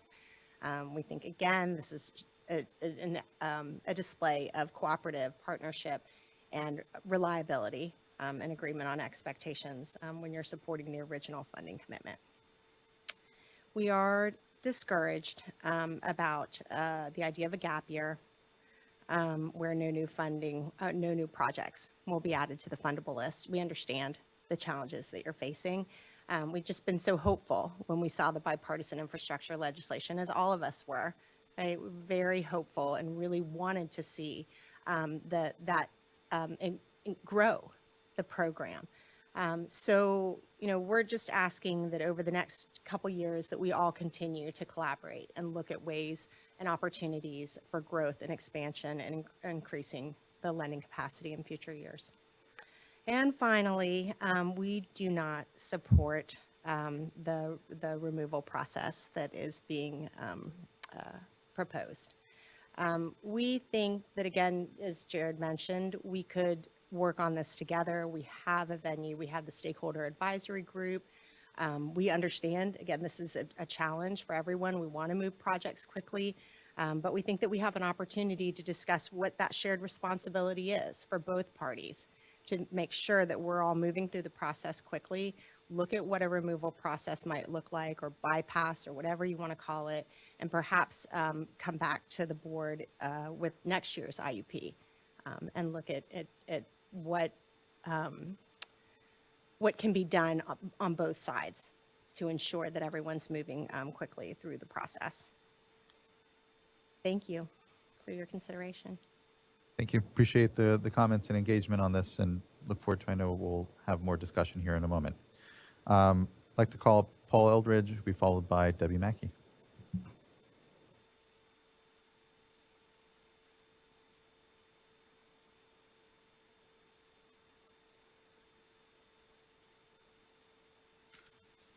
Good afternoon, Chair Escabel, board members. Thank you for the opportunity to be here this afternoon. My name is Paul Eldridge. I'm the general manager at Union Sanitary District. And as it would appear that I am one of the last public speakers that stands before you in your next break, I will be brief in my comments. Just wanted to thank you for the opportunity to address you today, and then also to lend our support to staff's recommendations for the changes to the updated recommendations to the intended use plan. There was a lot of thank yous going around this afternoon, very well deserved. USD certainly appreciates the collaborative endeavor and the collaboration and the ability to work together to come up with what we believe is maybe not an ideal situation, but certainly a best for the circumstances that are before us. So with that, thank you very much and appreciate it. Thank you for those comments and the engagement on this. It's appreciated and just much appreciated. Thank you. Next, I'd like to call up Debbie Mackey. I believe that'll be our final commenter on this item. Good afternoon. Thank you, Chair. Good afternoon. Thank you, Chair Esquivel and board members. Debbie Mackey with the Central Valley Clean Water Association. And I want to also start with thanking staff, with thanking this board and with other stakeholders, and really for the leadership that CASA has shown on behalf of the wastewater community in facilitating some further discussions, and that with your staff also. So like others, I do support the change in the number, the ability to extend. I share the concerns that board member Firestone said, that, hey, we've got a lot coming up, and we I saw a lot of board decisions over the last couple of years that were made on the basis that there was going to be funding. So without that funding, there's going to be tough times ahead. But really, the two things that I wanted to just focus on yes, I support the ability to have a little bit more flexibility than just the 3-month, and with the 3-month extent, or the extension. I think that is reasonable. It is, things do happen. And I think that there's a way to move forward. I do think that is a subject for the stakeholder group. It's, we've gotten started on certain issues, but as you heard today, like from Mr. Johns, there's other issues that we really are important to just engage on as we all try to best meet our water quality challenges, and part of that is, a big part of that is funding. So again, I appreciate the opportunity to comment. I appreciate the comments and everyone's comments here. As you all know, we've delayed the intended use plan to be able to have this space and discussion. And the reality is, here all amongst us, and I know we realize this, is that the need is just so much greater than the resource we have. And regrettably, when it comes to the SRFs and the bipartisan infrastructure law, it hasn't been a plus up. It has been fair to middling at best. We've seen a 50% reduction in the state revolving fund baseline capital grants that we've been receiving. This year alone, we're looking at 10 million out of the 200 million we usually receive in this coming fiscal year if the current budget negotiations in DC go through as is. So there are real structural challenges here. This is not just California that is facing this, it's other states. And so just appreciate everyone's acknowledgement and patience that this is something that we're all collectively grappling with. And if it were simply a matter of the board desiring to just say yes to everyone, and that, we don't want to, it'd be easier, but it's not, and we know that. And so I just want to thank everyone's patience and engagement around it to best understand what are the pressures on the program, how can we maximize what is a limited resource we have for a very heavy burden and need in the state. And as we just talked about on the wastewater needs side, that's going to generate even more of a pressure on these programs that are incredibly limited. So we're trying to think of the long term. We're trying to do our best to manage here amongst it, and just know that the tool of trying to get folks not, rolling over year after year, which then becomes a something of a point that folks try to make to say, well, you said you're trying to aim for X cap, but you're not, the accounting on how best do we, have a stable program and here meet the expectations of folks that are in the middle of negotiations, if you will, in funding agreements with us around it. Anyway, I think it's a difficult space. I know it's not one we all want to be in, but I do appreciate people's patience and engagement around it. And when it comes to, I guess here then, the desire to move folks off of the fundable list, I hear definitely the need for more structure around what the process is to get back on. I don't know if we have too much thought as we contemplate this year's IUP on what we tell folks that do get kicked off as to how potentially not, and here kicked off isn't the word, it's simply moved off the fundable list because after several years of being on it, it's taking up what is otherwise, as we try to hit an intended use plan that actually gets all those dollars out, some complication as to what actually then gets out, what is it that we're trying to get out that year, and what is it that we have as resource then follow-on years. And I think that what's helpful amongst it, the caps and the guidance of our financial advisors are guidance. They're to try to help us in the general health. And year to year, there, can be variability. And I think what's important to keep track of is how much we actually get out of the program. That's the, the real measure here. And, where we set caps is another place. So anyway, I guess all that to say, when it comes to the tool of here, putting some sort of limit on the number of years that folks are on the fundable list, I'd be open to giving discretion to the director or the deputy director at Division of Financial Assistance to kind of work that out. We're not going to hear, and I appreciated the merits of some of these projects that are taking longer. We're not going to work those out here from the dais. So I'd be comfortable giving some discretion, but here with a clear signal that we have to be moving folks off because it creates then, these points that you all will bring up later around, well, what are we actually getting out? You said this is what your fundable, goal is. And, and then we have, again, these projects that are kind of sticking around and complicating the way we're all seeing the work, I think, in some ways. Mr. Bishop, did you want to add something? Well, clearly it's your all decisions, but I would push back a little bit that if we leave projects on the fundable list for years, then as we're trying to develop this sustainable funding tool, we're going to be eliminating other projects from getting on the fundable list because we have to assume that if it's on the fundable list, we're going to actually fund it in this year. And what we found is that projects take a long time to get through that process. And I don't want to oversimplify, but by the time they're on the fundable list, they've got a complete application. So it's not all the coordination and things about a complicated project. It's about how they want to deal with their debt management and how they want to negotiate that debt management. And I think a couple of years is a long enough time to negotiate that process. And if we don't put a deadline, and if you don't send a clear signal, you're telling them it's okay to keep negotiating with the division because we just told them that it's okay for Joe to extend that. Well, it's going to be hard for him to say no on an individual basis. On every project's important. And so when it's not project by project, but when it's a clear policy goal, then it allows you to do it in a less emotional manner. And clearly, it's up to you. I'm not. Yeah. No, I appreciate the feedback. I think the complication certainly is that this is the first time we'd be implementing this. And, the question I think is But it's not, because last year we did it as a May, and that just put us in a situation where everyone asks for that more time. Yeah, appreciate that. Mr. Bishop? Yeah, by all means.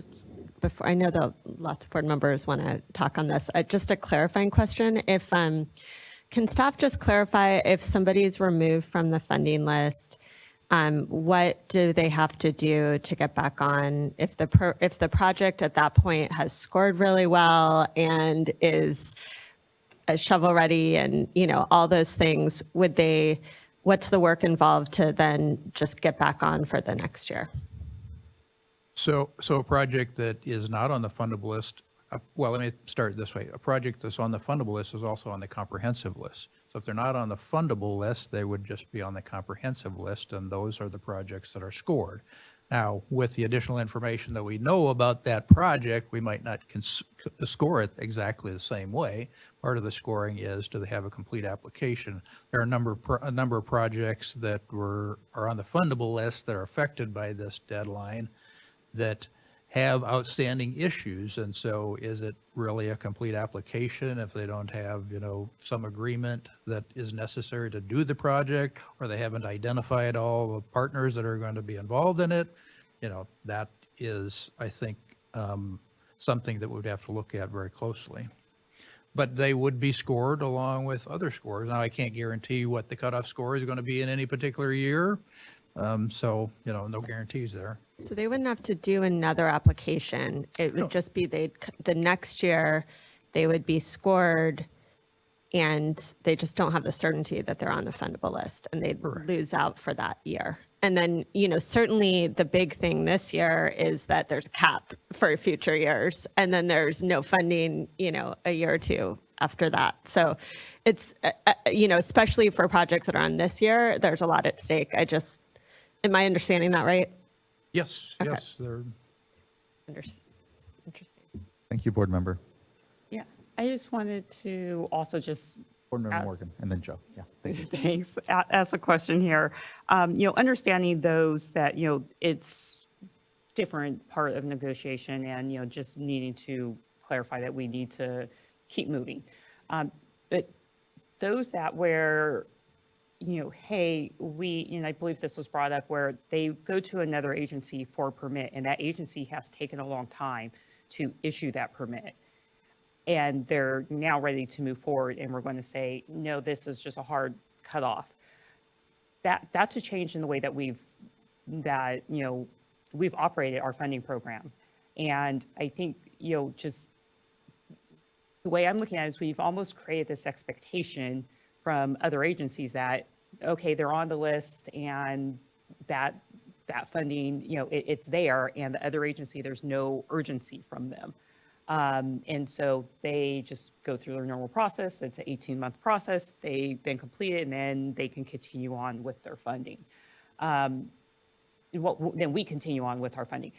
And so this would be a substantial change and something that I believe that, we need to communicate to others and allow the agencies to be able to communicate as they're going to get permits and clearances from other agencies that they're now on this timeline and they're going to lose the funding for the project in order to move forward. And this is what the timeline is. And so that they can push to keep the other agencies moving forward to get their permitting. And part of this, I'm looking back on days when I did permitting and a project would come and, if you're new, you're put in my work plan further, you're down the bottom, you got to get into the work plan, you got to move your way through. Well, there was one time where a project did come and say, hey, I'm going to lose funding and this is what's going to happen. And so we figured out a way to work them into the annual work plan and we got it done, but it still was within a year. It would have taken them 2 or 3 years to work through the normal way. So, but it was that additional information which was helpful. This is now coming to where projects are now at the end and it's coming on and it's going to impact them. So I guess I'm looking at it slightly different of like, hey, if it was something that really was due to another agency and they did not have that information at the beginning, then that really was outside of their control. So that's kind of, the way I'm looking at it right now of what was within their control at the time that they entered into the process. And if we're going to put something onto the agency retroactively versus we're giving them the information up front and they can utilize that information in order to communicate as they're moving through the process. Now, if it was within their control and they've been negotiating back and forth and they've been dragging it out, that's completely different. Thank you, board member. Mr. Karkowski, any thoughts? Yes, thank you. Joe Karkowski, Deputy Director of the Division of Financial Assistance. So just kind of a few contextual items I wanted to bring up. One is the IUP includes a performance metric for us. 90% of the projects on the fundable list will get executed agreements, right? So that's part of what we're thinking about too, and looking at some of these deadlines, especially for projects. The ones that were mentioned are in their going into their 4th year now on being on the fundable list, right? So I understand kind of the expectation setting, but going into it, you know, you go back to the IUPs when they originally got on, they were scored high because they're ready to proceed. So presumably a lot of these issues that are hangups now should have been identified and, you know, communicated up front that there are potential problems, whether it's with, you know, in one case, there's a financing authority that they're trying to establish that has a lot of complications. So wanted to mention that as you're, you know, deliberating and considering where we should go. The other thing, again, is we're talking about 2 projects now. I've already talked to Mike and Christopher about making sure that we are engaged, meeting weekly if we need to get over whatever those remaining hurdles might be. And, you know, it's not just an additional 3 months either. We're talking about, you know, until March, which is right around the time we need to have our next draft IUP out. You know, so we feel like that timing is really important so the board can make a good decision going into next year's IUP. Now, certainly as an alternative, you know, I agree with Jonathan. It's most helpful when the board is very clear, you know, like this is the policy direction, this is the deadline. You've already heard, I think, in the context of the septic to sewer and the regionalization projects, folks gave testimony that said as soon as they understood what the cap was going to be, they've figured out some alternative solutions. So my sense is the same thing will happen with these 2 remaining projects. We'll all collectively work to find a solution.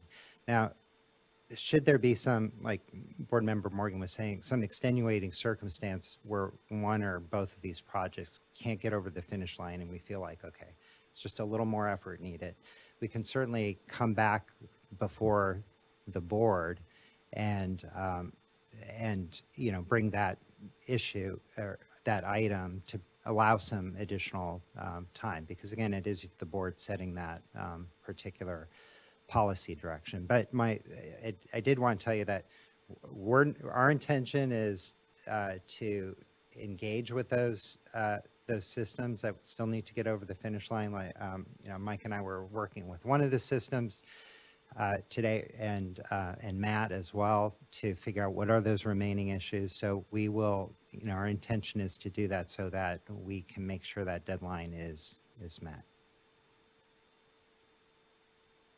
Appreciate the context.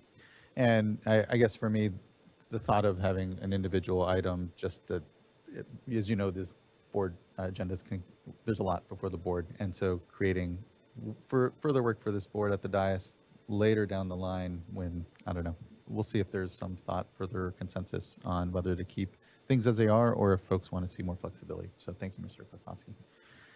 I think, you know, just speaking for myself, I'm comfortable with everything there. There's just this question around, you know, how we treat these 2 systems, it seems, and that's why even more for me, it's, you know, but I want to hear from folks. Sorry, and maybe I can just ask one more question before discussion is just, can we get a little bit more, I mean, it does seem really reasonable to, especially ones that have been on for 4 years, but to think in 2 years we can get to an agreement. And so I'm just not picturing what the problem would be. So can we get a little bit more context of an example of these really extenuating circumstances and just what those are? I just don't, I'm just having trouble picturing it. I should be clear, you know, we, as CASA, we don't advocate for individual projects, but in reaching out to these agencies, I did learn some kind of sharing. One's Carpinteria Sand and Carpinteria Valley Water District, a Central Coast water recycling project. They're the ones who had to go to the additional consultation to the National Marine Fisheries, and they had that 21-month kind of side process. You could essentially just say those types of consultations don't toll, that 2-year time frame if you really want that. I feel like going forward, I just think it's kind of the notice and the process of that not being essentially customary for projects on the fundable list. There kind of was a longer time frame for it. The other one is Daly City, and you heard from the representative there. And Joe mentioned them. They have a complex financing authority, but even that was disclosed in their application. I think it's not footnote 11, but attachment F11. And I kind of looked through there, and they talked about, well, we still have to form these structures. We're still trying to figure out who's going to be in this, and we need them to have that time. I don't know how they quite met those timeframes that they put in their application, but I do know they put that up front, saying this is going to be a complex project. There's, I think, over 5 different cities or agencies that are involved beyond the principals. And so because it's that multi-jurisdictional, multi-stormwater, drinking water, wastewater type of overlap, that's kind of led to it. But again, I just want to reiterate, I think that when the fundable list calculation and capacities estimated, those 2 projects are assumed to have reached funding. So the current capacity calculation has assumed they will reach it, and both those agencies think they'll get to where they need to be within 3 to 6 months, probably after the current March deadline. And so it's just a little bit more time at the very end to round the corner. And just follow-up questions, and maybe this is for staff, and I'm sure this is something I could look at my computer for, but are those projects over the 50 million cap, and are they, so that if they didn't make it, if they were reevaluated for next fundable list, would they be affected by this change that we're making and applying a cap? Yes, Daly City is slightly over the 50 million cap. So it's one of the projects that we said would not be have the cap this year because they were added when there wasn't one. Carpentry is just under the cap, but trying to think, as project costs come in higher and things change, right? So that could impact someone later down the road. And then if we were sort of understanding that these types of things come up, whether it's consultations or financing, if we had that information now, would those impact, to Christopher, your point, would that change maybe how we might evaluate the scoring for them? Or is that just, as Jared said, it's disclosed, there's in the application. I'm just curious. Again, I'm just trying to understand how these things usually work and how people might be impacted. It's hard for me to give you a blanket answer to that question. I mean, it really depends on the specifics. And part of the application is the environmental package, which assumes that the agency has, usually they're public agencies, so usually, so that assumes that they have completed that process as the lead agency. There's still a responsible agency process, but other things, may or may not affect the scoring. Well, I can give an example of specifically for JPAs and JPFAs, Joint Power Financing Authorities. We consider a complete application. One of the complete application pieces is the financial security package, and so we need financial information for the applicant.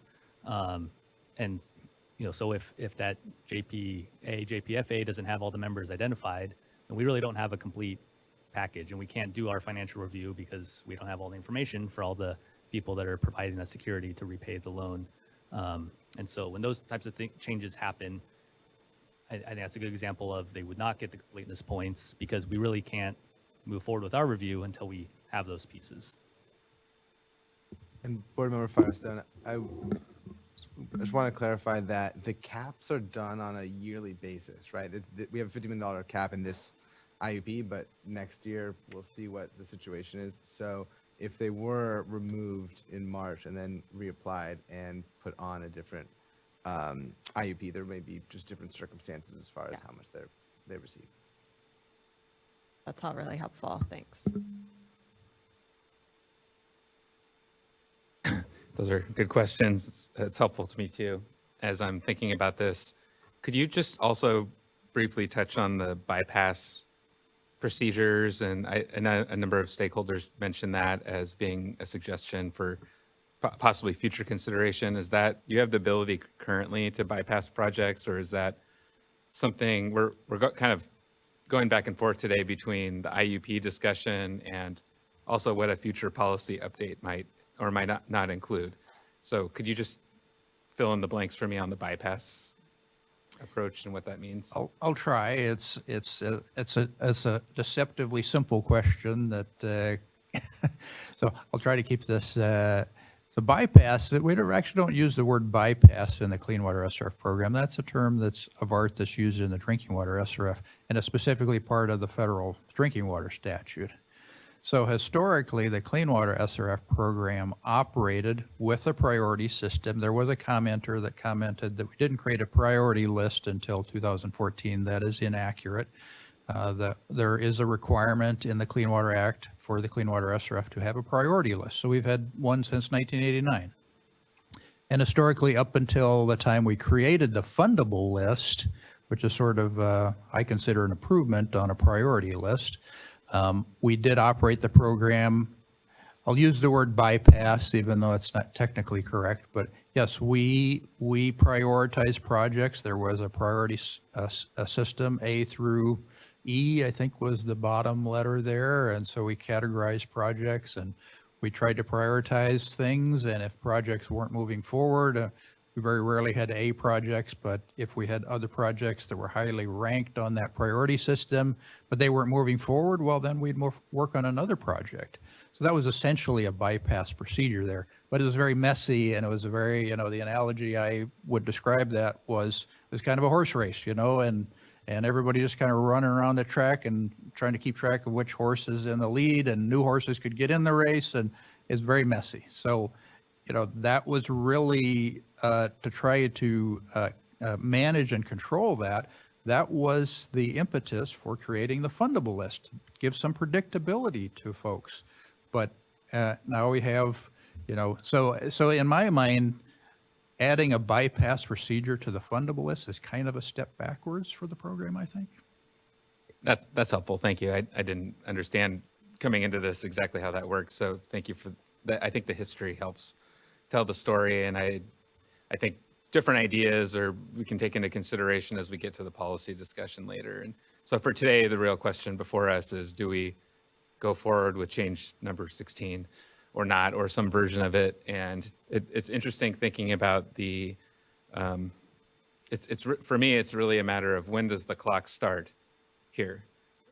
Is it when the project is added to the fundable list, or is it some other date when basically the funding agreement negotiations really start in earnest, that we should have a start date and an end date or a window that an applicant should have that, be able to work with the board in getting that resolved in a timely fashion. And I think that's what you're really, I believe that's what you're interested in here, in saying, hey, these projects have had ample time to do that. And thinking about these two, because that's really what we have here, and just this one-year decision, because again, that's what we're also talking about today. All of this could change in the future. I'm in favor of adding some more firm expectations to this. So I'm not opposed to having the dates in there that you've proposed, but I'm a little bit concerned about, well, the what ifs. What if there is some compelling reason? And I'm Chair Esquivel, to your point about not being too thrilled with the idea of having to bring each project back to the board for a separate decision if an extension comes up. So I'd be interested if staff have a suggestion on how to thread the needle here, if there is one, either changing that 90 days, maybe pushing that out a bit, or providing a little more discretion to the deputy director. And I'm not sure which, but that's where I'm at right now. So just something for you to consider. The most compelling arguments are for issues outside of their control. And I interpret from what we heard today that would apply to Carpinteria, but would not apply to Daly City, because the forming of the JPA and getting those agreements is inside their control, in my opinion. So that would somewhat split the baby if you said that the deputy director can provide up to 30 days for projects, or longer if the issue is outside of the applicant's control. That would allow, but it wouldn't solve both problems, in my opinion. Yeah, agree. We need a really strong signal. I don't think what we had before was strong enough. I think that's what we learned. That's why we're proposing this. Again, if we're allowing people to stay on this, we are not allowing future people to get that money that may be ready to go and that are doing all the things they need to do. So, either way, good projects are going to get done, but we're trying to move things quickly and again, hold ourselves accountable and everyone accountable to meeting the performance metrics we're all trying to hit. I agree. I do like the idea of thinking about both some release valve in a situation that's super extreme and out of the applicant's control, where you don't have to bring it back to the board. But I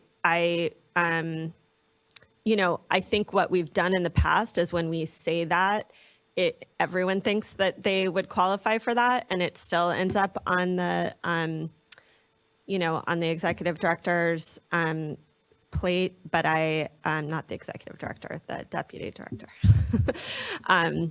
So not deputy director. I'm not even using the right, whatever, Joe, your title is. So I think if we are gonna, I'm open to a, some kind of release valve, definitely keeping what we have, but maybe adding a release valve of, an extreme unforeseen circumstances out of the applicant's control. The deputy director can extend for some additional period of time, and or make an exception. But I think being clear that that's not the norm, and just not everybody that has challenges meeting the deadline. I think I did want to just remind everyone too, that's not just the two, there's two projects that I think are most impacted, but there's a handful of other projects that the deadline we do think will be very helpful to actually getting to that agreement point.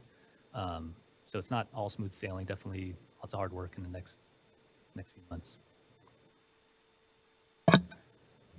Thoughts from other board members? Board Member Morgan. So I am too, in favor of having clear expectations and the deadline included, but then also having that, where it can clearly be just demonstrated that it was outside of the applicant's control, that there could be the exception. And so I'm not sure how to put that into the language where it was, clearly outside of their control. So it, where it doesn't end up being where everyone says, well, I couldn't do X, where they clearly could have. And so, I'm talking about, where they were reliant upon an outside agency for a review or a permit, that something that was delayed, not their own negotiations. Well, I'm going to throw some language out here, not that I profess to have the answer to this conundrum, but so I think what I hear people suggesting is that keep the existing language there, which allows for the agency to request that the deputy director extend that November 30th deadline by 90 days, and unless there are circumstances that cannot be resolved within that time frame, I think is what I'm hearing people suggest. I think outside of their control is the important part on that, that there be some discretion to go longer if there are factors outside the control of the agency, I think is what we're trying. And I don't know, but I think somewhat close. I think Mr. Loffer is, I know, doing his due diligence is great work right now and trying to maybe craft something. If possible, Mr. Voskuhl? if Joshua Cosgrove is still in the line, he can maybe share about what the Daly City experience is. It's okay. I really don't want to get too much into Represent like a project by circumstances, project, yeah. like dais decision for us here, and maybe just craft something that can just apply to folks. I appreciate that though, Mr. Voskuhl. Anything besides this issue that any board members had any further discussion or flags on? And if not, you can just give a moment here for folks to work on a bit of language. So let's take just a 5-minute, 7-minute, come back at 1:10. Okay, yeah, let's just give ourselves a quick 5 minutes. So at 1:08, we'll come back here and appreciate everyone's time here.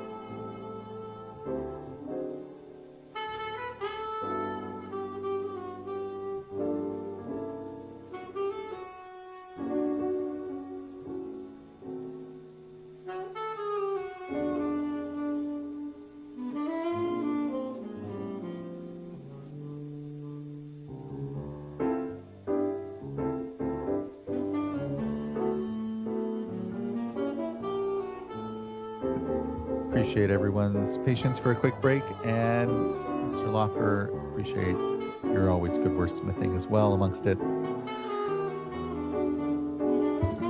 Thank you, Chair Esquivel. And before I share the language which actualizes, I think, the discussion that was going on about circumstances outside of an applicant's control, I just want to make a couple quick points.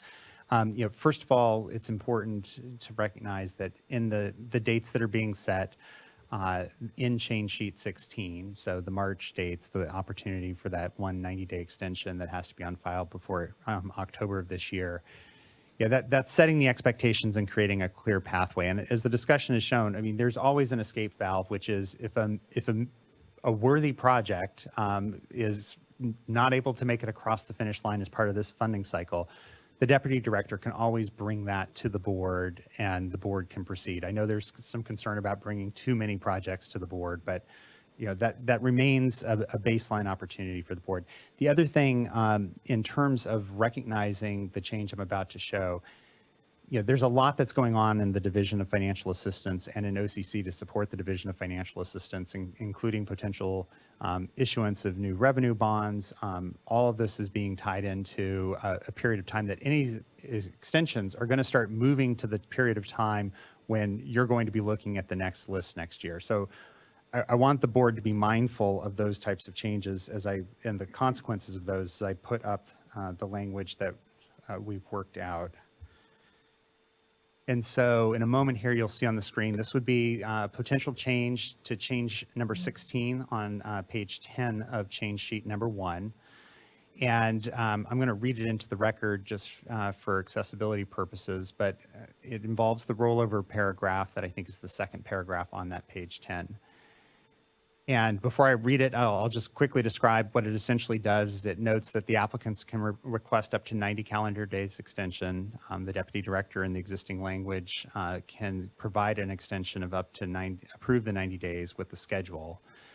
And what the new language is going to do is essentially provide an opportunity for a single 90-day extension for circumstances where the applicant has exercised diligence to resolve outstanding issues within that original 90 days extension, but hasn't been able to get it completed. And so now that would allow an additional 90 days. So for a total of 180 days, pushing us essentially into June of next year for projects that meet the criteria.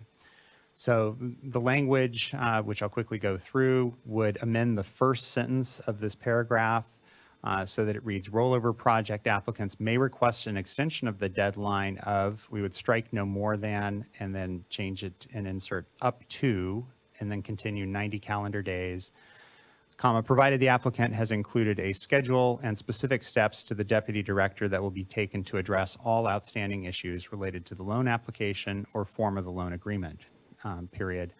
The request for an extension must be received by the deputy director no later than October 31st or 31, 2023, period.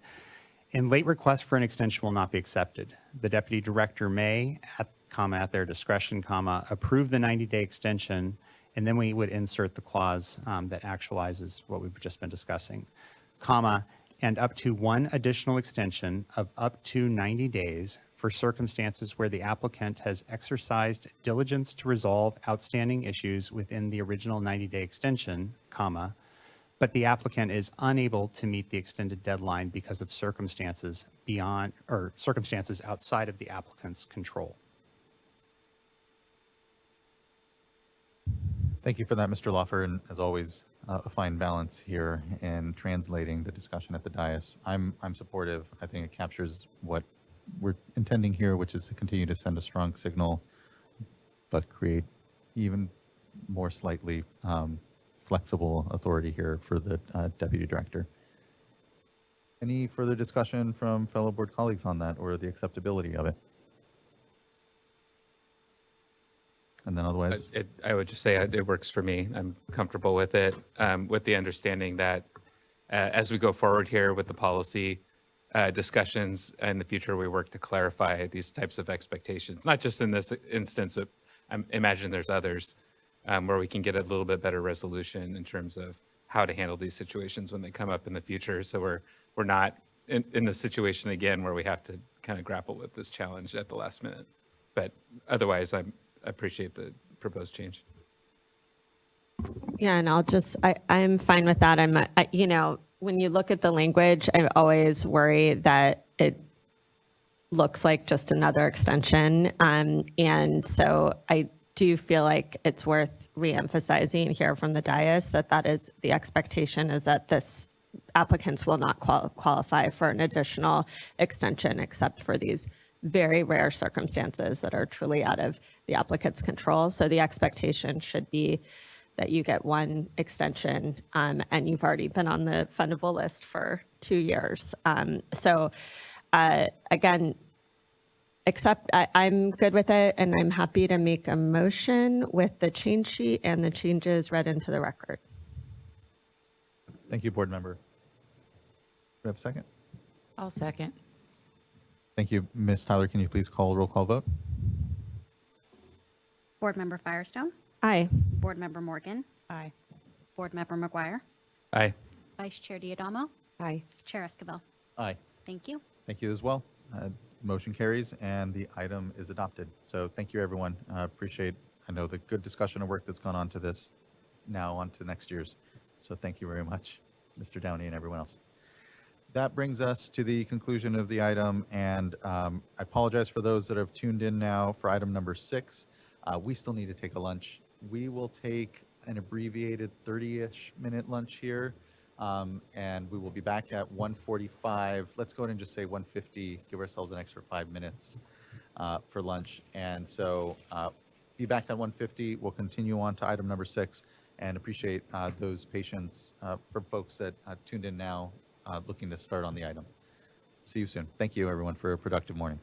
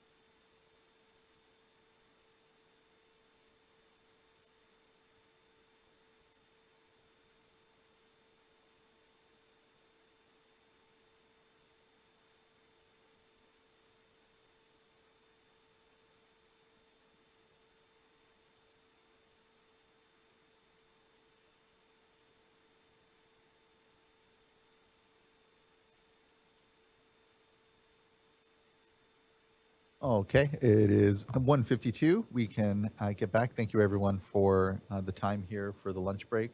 Hope it was productive for everyone. We're now jumping into item number 6, which is consideration of proposed resolution to approve the final initial biological goals for Lower San Joaquin River flow objectives. And I'd like to kick things over to Stephen Louie or Aaron Forsman to present the item. Ms. Forsman, thank you. Good afternoon, Chair Esquivel and members of the board. I think we have a presentation to get started with. While we're pulling up the slides, my name is Erin Forsman. I'm an environmental program manager in the Division of Water Rights in the Bay Delta branch, and I will begin the staff presentation for consideration of a proposed resolution to approve the draft final initial biological goals for the Lower San Joaquin River flow objectives. Next slide. So this slide shows the meeting agenda for today. The staff presentation will review relevant background describing biological goals, including the Bay Delta Plan requirements and progress on biological goals efforts to date. Next, we'll go over the principles that were used to develop the biological goals.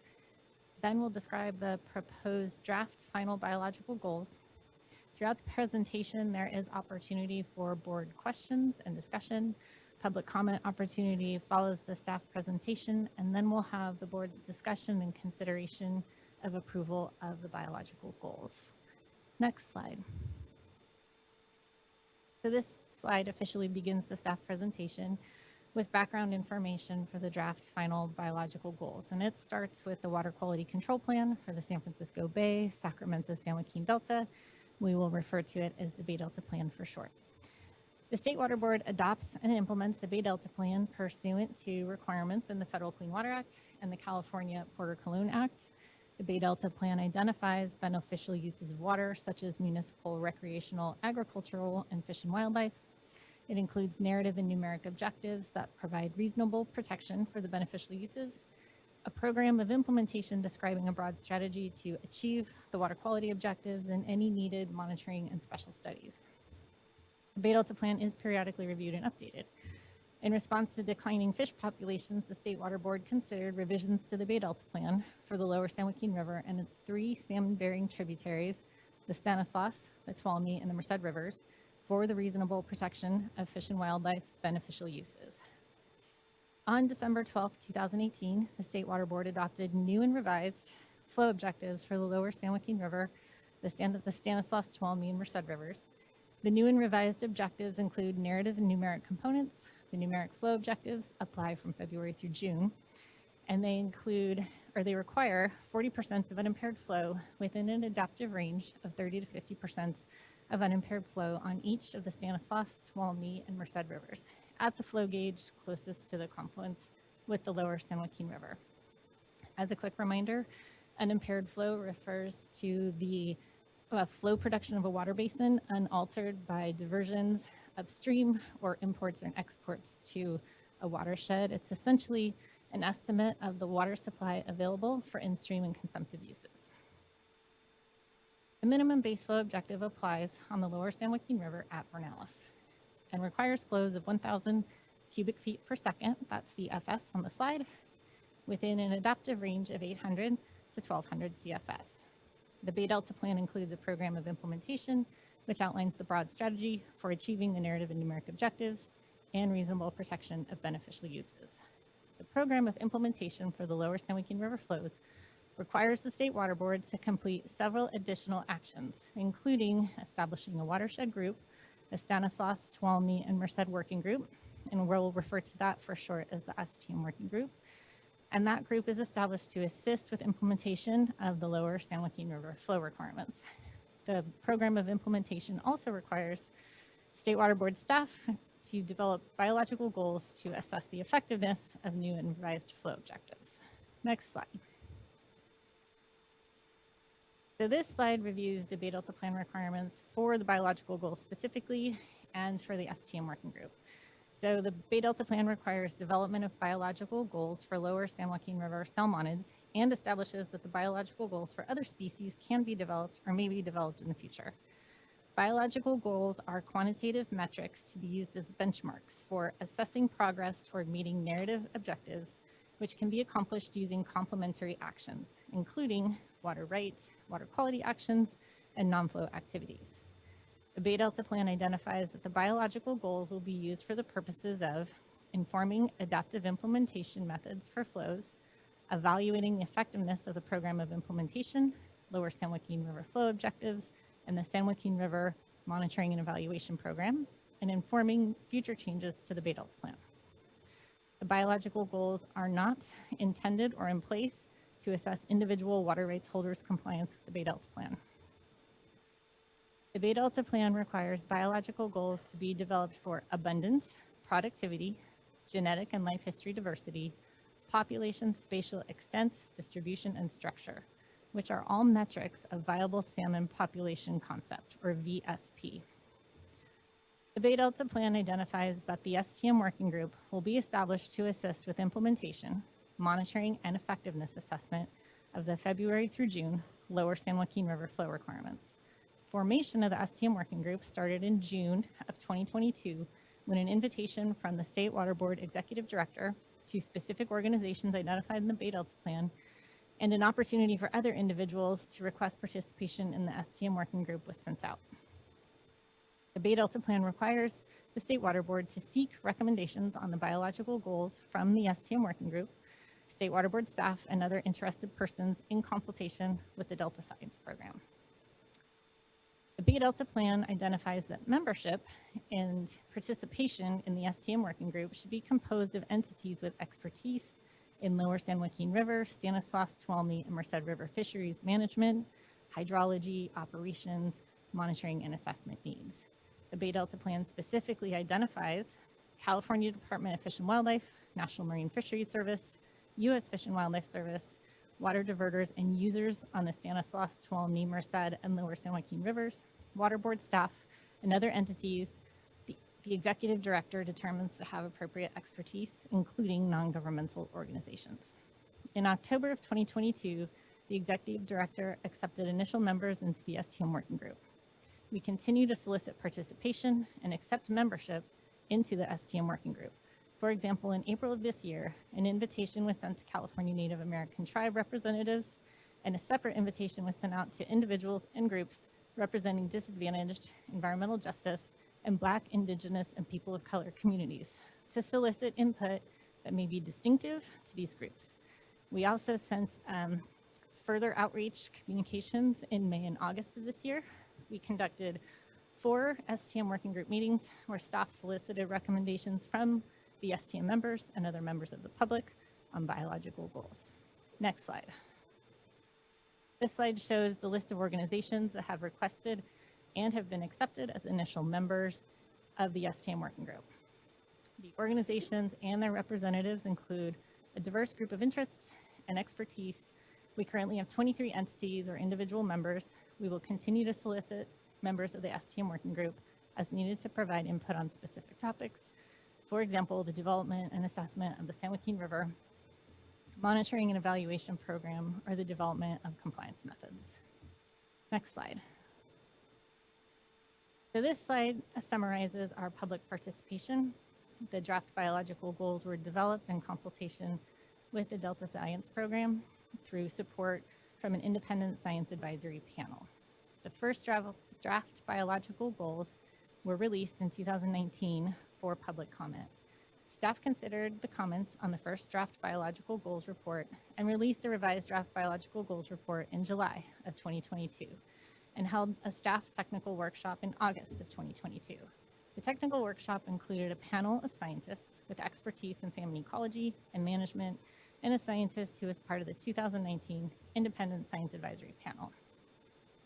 After considering public comments and seeking recommendations from the STM working group, staff released a second revision to the draft biological goals for public comment in April of 2023 and held a board workshop in May of this year. The comments and input we received on the second revised report were considered for the draft final biological goals, which we are presenting today. The draft final report represents the 4th iteration of biological goals included in multiple years of public participation, including written comments, science panels, and technical working group meetings. Next slide. This slide summarizes the principles for development of biological goals.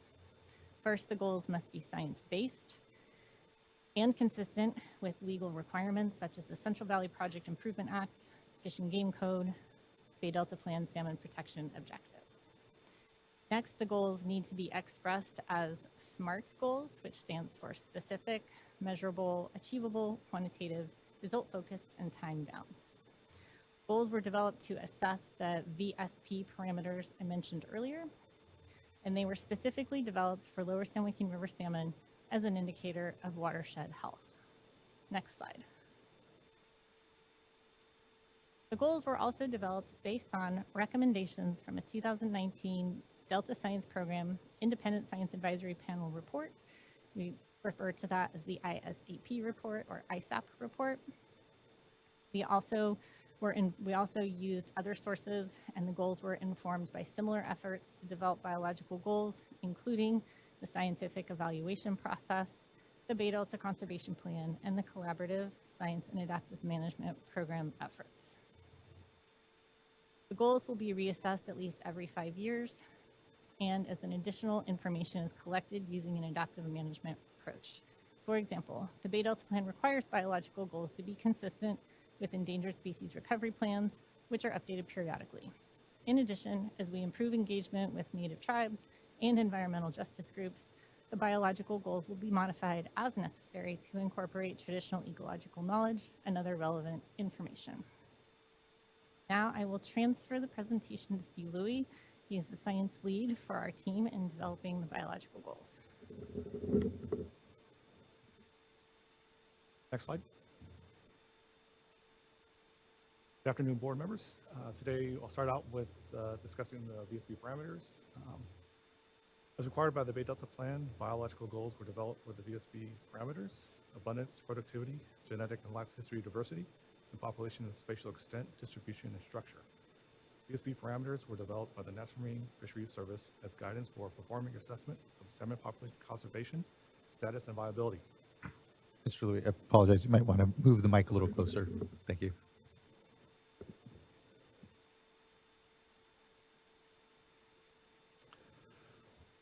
The narrative portion of the Lower San Joaquin River flow objective requires that inflow conditions be sufficient to support viable native fish populations. The bullets display the proposed metrics to be used for each of the VSB parameters, which will be described further in later slides. Next slide. Next slide. This slide describes the major changes in the draft final report. A thematic response to comments section was added to address the comments received on the second revised report. The next major change was to the juvenile freshwater survival goal, with an increase from 1.5% to 2.2%, which was in response to input that we received during the May board workshop, as well as in written comments. Populations exhibiting the 2.2% freshwater survival are anticipated to have population growth rates that will reduce the timelines for attaining the abundance goal when compared to the previous 1.5% goal. As well, makes the attainment timeline equal for all the tributaries. The 2.2% freshwater juvenile survival is more in line with the average survival typical of West Coast Chinook salmon populations. Due to the quantitative link between some of the goals, the change in the freshwater survival goal results in subsequent changes to the other goals that we'll see later.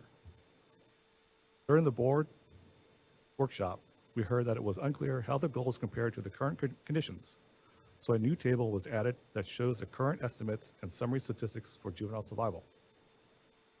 The purposes and roles section and table 1-1 were modified to help clarify how the goals would be used to inform the implementation of the Bay Delta Plan. In addition, more text was added throughout the report that states that these biological goals are indicators that represent viable populations and meeting the salmon protection objective, and acknowledges that attaining both of these may require actions outside of the tributary watersheds. We received many questions on how the board would monitor and assess the biological goals. So we added a section and table describing the potential monitoring and assessment needs to evaluate the biological goals. Next slide. This slide shows table 1-1, which summarizes the roles for the biological goals. The columns have swapped from the previous version, but the primary content of the roles remains the same. However, some of the text have changed in the top portion to clarify the intent. The Bay Delta plan requires that 2 criteria are fulfilled to allow the board or executive director to approve the adaptive implementation of the lower San Joaquin River flows. Those criteria are seen in the footnote, but simply adaptive adjustments can be approved if first, the best scientific information indicates that the adjustments will be sufficient to support and maintain viable native fish populations, and second, the adaptive adjustments will meet any biological goals.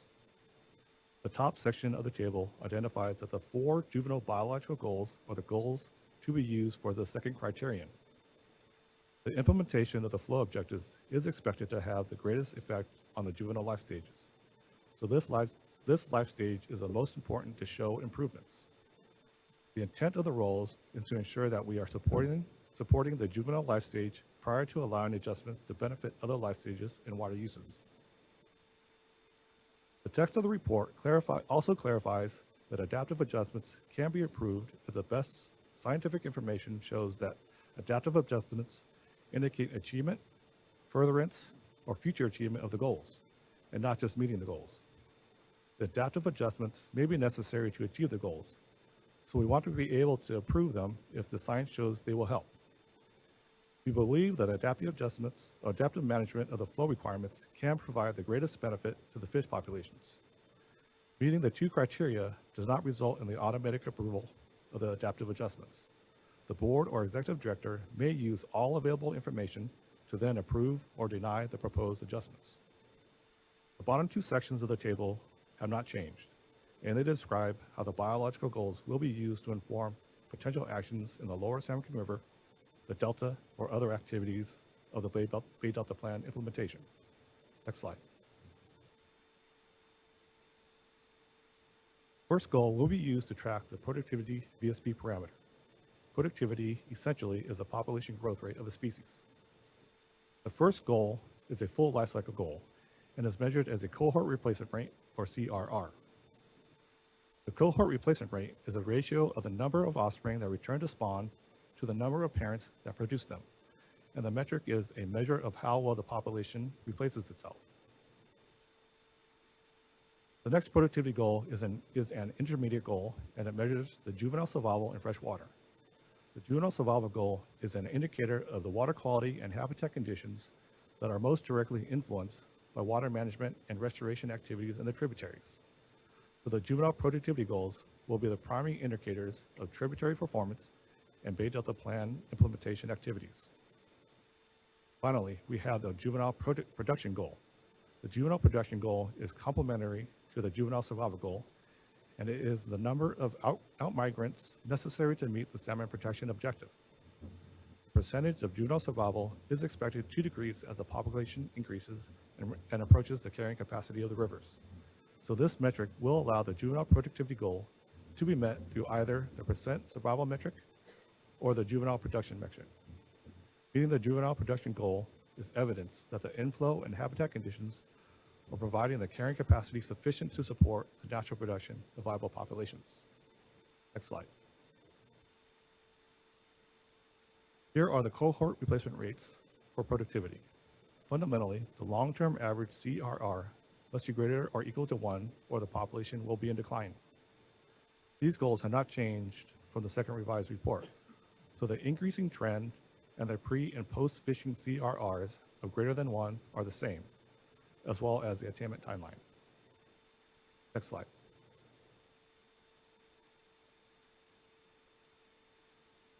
This slide shows the juvenile survival goals. The first goal is a positive or increasing trend in juvenile survival until the juvenile productivity goals are met. Next, the overall freshwater juvenile survival goal for each tributary is greater than or equal to 2.2%, which has increased up from 1.5% for the reasons I described earlier. Because the overall freshwater survival has increased, this results in the required through delta survival and egg to tributary confluence allowed to increase to 24% and 12% respectively. The different spatial extent of the juvenile survival goals will help to understand any different factors impacting juvenile survival during their rearing and migration through the freshwater. The progress assessment and attainment timeline remain unchanged from the second revised goals. Next slide. This slide shows the juvenile production goals, which is an alternative to meeting the juvenile survival goals for the purposes of attaining the juvenile productivity goals. The goal is essentially the number of juveniles from each tributary estimated to be needed to attain the salmon production objective, assuming the current ocean survival estimate. The delta exit goal has not changed from the previous version, and the goals are 400,000, 700,000, and 300,000 juveniles for the Stanislaus, Tuolumne, and Merced rivers, respectively. Confluence goal is quantitatively linked to the juvenile survival goal. So this goal has been reduced to reflect the change in the juvenile survival goal, and this results in production goals of 2.2, 3.8, and 1.8 million juveniles exiting the Stanislaus, Tuolumne, and Merced rivers, respectively. This juvenile production goal will be assessed on an ongoing basis and can be used to attain the juvenile productivity goal in any year that it is met. Next slide. Here's a table that was added to the draft final report that shows the baseline estimates of salmoniid survival in the freshwater region through the delta and within the tributaries. As expected, the mean survival rates are lower than their respective survival goals. However, the goals are within the observed ranges of the survival in the recent past years. This suggests that the survival goals are attainable in years when the fish are provided adequate habitat quality. The implementation of the Bay Delta Plan is expected to provide consistently better habitat quality, especially in drier years, which will improve the lower ranges of survival. Next slide. The next goal is for the abundance VSB parameter, which is essentially the population size. And it is important because species with larger population sizes have a lower risk of extinction. The abundance goal metric is the escapement, which is the number of adult fish that return to the river to spawn. Escapement is an important indicator of a population status because it integrates all phases of a fish's life cycle from birth to reproduction. Escapement is currently reliably monitored in all Central Valley rivers, and escapement estimates are available near real time. The escapement goal is quantitatively linked to the juvenile survival goal and the salmon protection objective, meaning the goal is the estimated escapement needed in conjunction with the juvenile productivity goal to attain the salmon protection objective. Accordingly, the escapement goal values have changed slightly since the second revised report, corresponding to the change in the juvenile survival goals. Only natural origin spawners will be counted toward attaining the escapement goal, which will focus the actions that benefit the naturally produced juveniles and their subsequent return to spawn in later years. Next slide. These are the proposed escapement goals for the lower San Joaquin River tributaries. Like the previous goals, the positive increasing trend has not changed. Next are the escapement goals for each of the tributaries, which have decreased to reflect the new increased juvenile survival goal. The goal for the Stanislaus River is an escapement of 5,300 spawners, and for the Tuolumne and Merced rivers, 10,500 and 5,000 spawners respectively. These escapement goals will be assessed as a 5-year running mean. With the new juvenile survival goals, the attainment target is now consistent for all 3 tributaries at 15 years, which is based on the population growth rates associated with attaining the juvenile productivity goals and collecting adequate years of data for the calculations. Because Chinook salmon are anadromous fish and live a majority of their lives outside the tributaries, many external factors will impact adult abundance and the attainment of this escapement goal. Available information regarding these other factors will be considered when assessing this abundance goal. Next slide. The next few slides are indicators of population diversity. Diversity is important because variations in a population help to ensure its survival by contributing to its stability, resilience, and persistence. More diverse populations are at less risk of extinction because they are more able to respond to ecological changes. The initial biological goals include goals for genetic diversity and for life history diversity. These goals have not changed from the second revised report. Next slide. First goal is for genetic diversity because genetically inherited traits create differences among salmon that allow populations to adapt. The contribution of hatchery genetics has been identified as the greatest threat to the genetic diversity of natural populations because it prevents the natural populations from adapting to the changing environment. The goal is to reduce the proportion of hatchery origin spawners, or PHOS, in the lower San Joaquin River as a whole. The goals are to reduce PHOS to 15% or less by year 12, and to 10% or less by year 21. These goals and timelines are the same as the previous report. However, additional language was added to the draft final report that acknowledges that additional non-flow actions like hatchery management reform will likely be necessary to attain these biological goals. Next slide.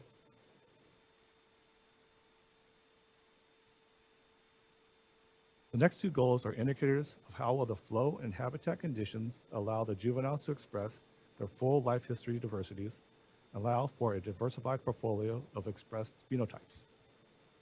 Life history diversity goals have not changed from the previous version. The first goal is an indicator of how habitat conditions impact the immigration timing of the juvenile size classes, fry, par, and smolt. Juvenile migration is initiated or triggered by changes in flow, growth rates, and other environmental conditions. The goal will be for each of these size classes to be detected immigrating out of the tributaries each week during the designated time periods, which are similar to the currently observed migration timing. The intent of the goals is not to change the migration patterns of juveniles, but instead to monitor and ensure that the habitat conditions exist to allow the populations to express their broad diversity of migration patterns.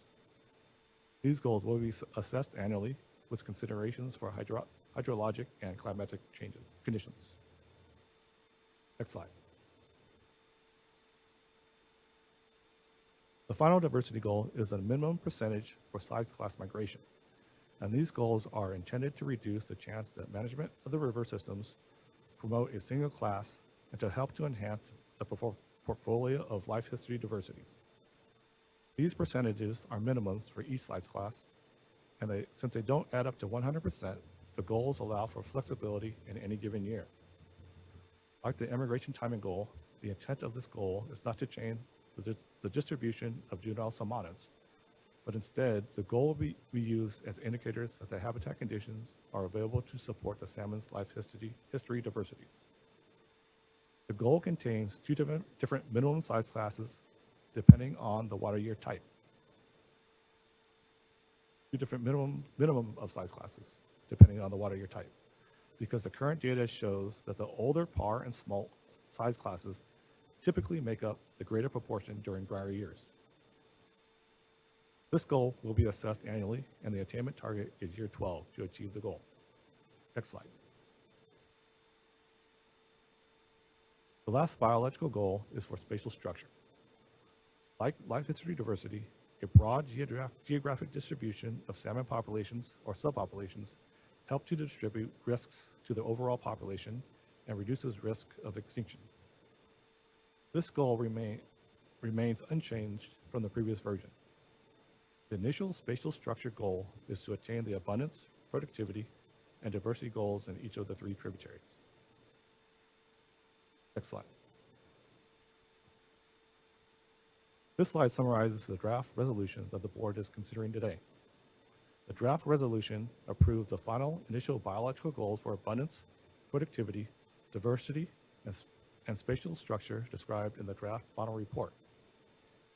These draft final initial biological goals were developed to meet the existing requirements of state and federal law and the Bay Delta Plan. The goals were developed in consultation with the Delta Science Program through an independent science advisory panel and with recommendations from the SCN Working Group and the public during multiple technical workshops and reviews of multiple drafts of the biological goals report. While the biological goals are based on the best available science, there is uncertainty in the information and the goals. And to ensure that the goals in the future are informed by the most current information, the goals will be reviewed at least every 5 years and updated as appropriate. And consistent with the Bay Delta Plan, the review of the biological goals will be coordinated with the SCM working group. As well, board staff will coordinate with the SCM working group on other aspects of the Bay Delta Plan implementation, such as annual operations plans, the monitoring and evaluation program, and compliance methods. The biological goals development process with stakeholders has identified that the continued contribution of hatch responders will reduce our ability to attain the biological goals. So the draft resolution directs staff to coordinate with state and federal fisheries agencies to evaluate the impact of hatchery management on the viability of natural salmon populations, and to identify potential hatchery management reform actions to reduce the impact of hatchery strays on the natural populations. Next slide. Written comments on the agenda item were due to the clerk on August 31st at noon. The clerk received comments by the deadline from 3 parties, which included the Tuolumne River parties, San Joaquin Tributaries Authority, and the Merced Irrigation District. 2 other comment letters were received after the deadline, but they are not listed here. There were 2 major categories of comments, technical and legal. First, I will discuss the technical comments, and then staff from the Office of Chief Counsel will address the legal comments. Next slide. Technical comments, for the most part, repeats or minor variations of comments that we received previously. These types of comments were already considered and addressed in the draft final report. For example, we received comments minimizing or denying the relationships between tributary flows and fishery responses. Scientific basis of the lower San Joaquin River flow components of the Bay Delta Plan relies on scientific studies demonstrating the need for flows of a more natural pattern and magnitude to benefit native fishes. The relationship between tributary flows, juvenile survival, and adult returns was documented as part of the Bay Delta Plan amendment process that was completed in 2018. The action to develop and approve biological goals is not the appropriate process to debate the scientific basis of the flow objectives and related components of the plan. Nonetheless, staff reviewed regression charts provided in the comments evaluating tributary flows for juveniles and abundance of returning adults. The charts are intended to suggest the strength of the relationship between tributary flows for juveniles and returning adults is weakening. Data used to produce the charts were not provided as part of the comments, but after staff reviewed it, it appears that there are errors with the flow data on the charts, such that the flow from only one tributary are used for all the tributaries. So it is understandable that the commenter could not find a relationship between flow and escapement when the flow from a different tributary was used. Furthermore, no statistical, ecological, or regulatory rationale was provided to support the chosen time periods of pre and post 1990 and pre and post 2000. The validity of the regressions is uncertain. Comments stated that the biological goals are unattainable. However, no analyses have been presented that show that the biological goals are unattainable with the implementation of the lower San Joaquin River flow objectives or the Bay Delta Plan's program of implementation. What the data do show is that many of the biological goal values have been attained by 1, 2, or all the tributaries in 1 or more recent years, including the juvenile survival goals, cohort replacement rates, and juvenile diversity goals. So in the years that adequate habitat conditions are provided, the populations respond favorably. We received a comment that hatch responders should be counted towards the escapement goal. We previously evaluated the issue with the SCM working group, and the majority of input that we received did not agree with including hatch responders. So the escapement goal excludes hatchery contributions. Finally, we received comments that the assessment of the biological goals will require both a robust monitoring and analytical framework. Staff agree, and this concept is already reflected in the draft final report. The biological goals will inform the development of the San Joaquin River Monitoring and Evaluation Program, and the assignment of responsibility for monitoring will be completed in the future when the board assigns responsibility for meeting the flow components of the Bay Delta Plan. Overall, there weren't any new technical reasons to modify the biological goals provided in the recent comments.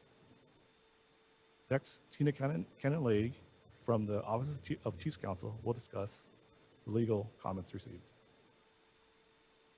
Good afternoon, Chair Esquivel and members of the board. I'm Tina Cannon-Leahy, and with me is David Koop from the Office of the Chief Counsel. I'll be brief. As you know, there's litigation pending in Sacramento Superior Court right now on the Lower San Joaquin River and Southern Delta update to the Bay Delta Plan. The Superior Court has coordinated 12 cases together under the name State Water Board cases. An entire week of oral argument was had on the State Water Board cases last week on Porter Cologne claims. There will be 4 days of oral argument on CEQA claims this month, and followed by 2 more days of oral argument on remaining claims, such as waste and unreasonable use and public trust. 4 comment letters on the draft biological goals were received from parties to the State Water Board cases. Those letters raised mixed legal and technical issues. Of course, staff have addressed the technical issues. One letter is from the San Joaquin Tributaries Association, which was mentioned earlier, and its members are Modesto Irrigation District, Turlock Irrigation District, the City and County of San Francisco, acting through the San Francisco Public Utilities Commission, or SFPUC, the Oakdale Irrigation District, and South San Joaquin Irrigation District. A subset of the members of the San Joaquin Tributaries Authority, which is Modesto Irrigation District, Turlock Irrigation District, and San Francisco PUC, also submitted their own letter and attached 60 pages of briefing from the State Water Board cases. The third letter was received from Merced Irrigation District, and then there was also a 4th letter from Central Delta Water Agency and South Delta Water Agency that doesn't discuss the interim biological goals, but discusses claims raised in litigation and claims about implementation. OCC has reviewed the legal issues in these letters and found that they do not have merit. These issues include, but are not limited to, allegations that the board should not or cannot act because litigation is pending, that the board's approval of biological goals requires California Environmental Quality Act, or CEQA, review, that the biological goals are somehow an amendment to the Bay Delta Plan, or that the board's approval of biological goals is an alleged underground regulation. The board may act today. Even though the litigation is pending, there is no court order preventing you from taking action to approve the initial biological goals. As explained in whereas paragraph 9, when Aaron Forsman goes over the draft resolution, approving the biological goals, which are metrics that the board can use to assess progress, is not a project within the meaning of CEQA, and that is explained in the resolution. The biological goals do not amend the Bay Delta Plan, as Ms. Forsman already described. They were required by the Bay Delta Plan. And in addition, the biological goals are not an underground regulation. They are not a rule or standard of general application in the legal sense of those words. Finally, to the extent that parties are re-raising issues currently being litigated in the Sacramento Superior Court right now, this board meeting is not the proper forum to debate them. In addition, and as a bit of housekeeping, I wanted to note that both the SJTA letter and the TRP letter purport to incorporate by reference all materials that they have submitted on the water quality control plan process in footnotes.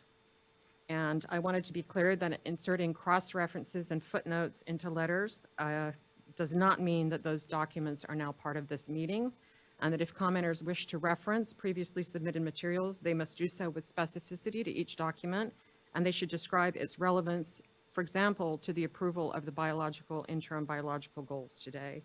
So that's all that I wanted to note, unless you have any questions, and then I will turn it back over to Ms. Forsman to discuss the proposed resolution. Thank you, Ms. Leahy. I will now talk about the recommended changes to the resolution. I am not going through the whole resolution, but discussing the comments that recommended changes and the changes that staff are recommending we consider today. So the comment letters contained several requests for changes to the resolution language. Staff reviewed suggestions and have 2 recommended changes to the proposed language, which are identified in a change sheet. We have print copies at the back of the room. They're in the next slide, and Courtney also has the change sheet. This is the next slide, or is it the change sheet? Next slide. Okay. Okay. So this is the same material on the change sheet. The first change includes a new item in the whereas section of the resolution that recognizes potential future voluntary agreements and the process for evaluating the effectiveness of voluntary agreements. And it reads that the State Water Board recognizes that voluntary agreements can help inform and expedite implementation of the water quality objectives and can provide durable solutions in the Delta watershed. The implementation of flow or other commitments and the evaluation of the effectiveness of voluntary agreements would be subject to the specific provisions or terms of any voluntary agreement as may be approved in any future updates to the Bay Delta Plan. The comment letter from the Tuolumne River parties suggested language for the resolution specific to the existing proposed Tuolumne River voluntary agreement. However, we are, as staff, recommending a more general approach for several reasons. First, the board will be considering the specific details of the Tuolumne River voluntary agreement and possible changes to the Bay Delta Plan in a separate process at a future date. If the board approves the proposed VA and changes to the program of implementation, the specifics will be determined through that process, including the use of metrics and outcomes to determine the red, yellow, and green light provisions of the current voluntary agreement memorandum of understanding. And the third reason is that the recommended text we have in the change sheet is open to other voluntary agreements from other tributaries, so it's not specific to just one voluntary agreement proposal that exists today. This language is not necessarily needed in the resolution. However, I think we recognize that it's useful to clarify the approach for voluntary agreements and assessment of those voluntary agreements. So the second proposed change to the resolution, and it's made to improve the clarity describing specifically what the board is approving. So ordering paragraph number 1, or resolution paragraph number 1, will be amended to remove the words chapter 3 of, and you can see them in cross out on the slide. And it will now read, approves the final initial biological goals for the Lower San Joaquin River for abundance, productivity, diversity, and spatial structure as identified in the final initial biological goals for the Lower San Joaquin River report and in tables 3-1, 3-2, 3-3, 3-5, 3-9, 3-10, and 3-11, and section 3.4. The ordering paragraph identifies the resolution is to approve the final initial biological goals for the Lower San Joaquin River report and the goals in those specific tables identified and the section identified for purposes of clarity. Next slide. Sorry, can we go back? I just wanted to pause for any questions on the changes. Okay, next slide. Thank you. So it is the staff recommendation that the board adopts the resolution with the 2 proposed changes, approving the initial biological goals for the Lower San Joaquin River. And now this is the point in the agenda item where we will take questions as staff or board discussion can occur, and then we go to public comment. Thank you, Ms. Forsman, and thank you, everyone. I know there's a lot going on, and things are quite busy, and there's not a lot of agreement sometimes in the space that we're trying to create here amongst us. But when I think of the draft biological goals, when I think of the meetings that have gone on and the engagement, even despite disagreement here, which is always healthy still yet, I really appreciate the synthesis that's gone on here. Because it is a space that I think that we can all continue to contribute, that again, despite disagreement that may be out there, we can continue to create a common scientific understanding in space that can give us our best chance to continue to understand the complexity of the watersheds that here we're trying to manage and the impact of the actions we're all collectively here looking to take. And you know, I just have to acknowledge that the tone, at least in certainly the meetings that I was part of, was actually really productive. And you know, the voices that were there were really about the science and trying to get our best foot forward on these draft goals, and knowing that we're going to be continuing to learn quite a bit, but that this was an important step in us trying to really rationally and here all, you know, collectively try to best understand how we manage our watersheds here for the benefit of Salmonets, but really the benefit of all of us collectively, as we know. So thank you for that. I know we have a number of commenters. I don't have any questions outright. I appreciate the iterative changes that have been made and the adjustments to really create, you know, area-specific, California-specific, tributary-specific information around what we can achieve collectively with each other. So looking to fellow board colleagues, though, if they have any questions off the bat before we hear from folks. Looking to the Vice Chair.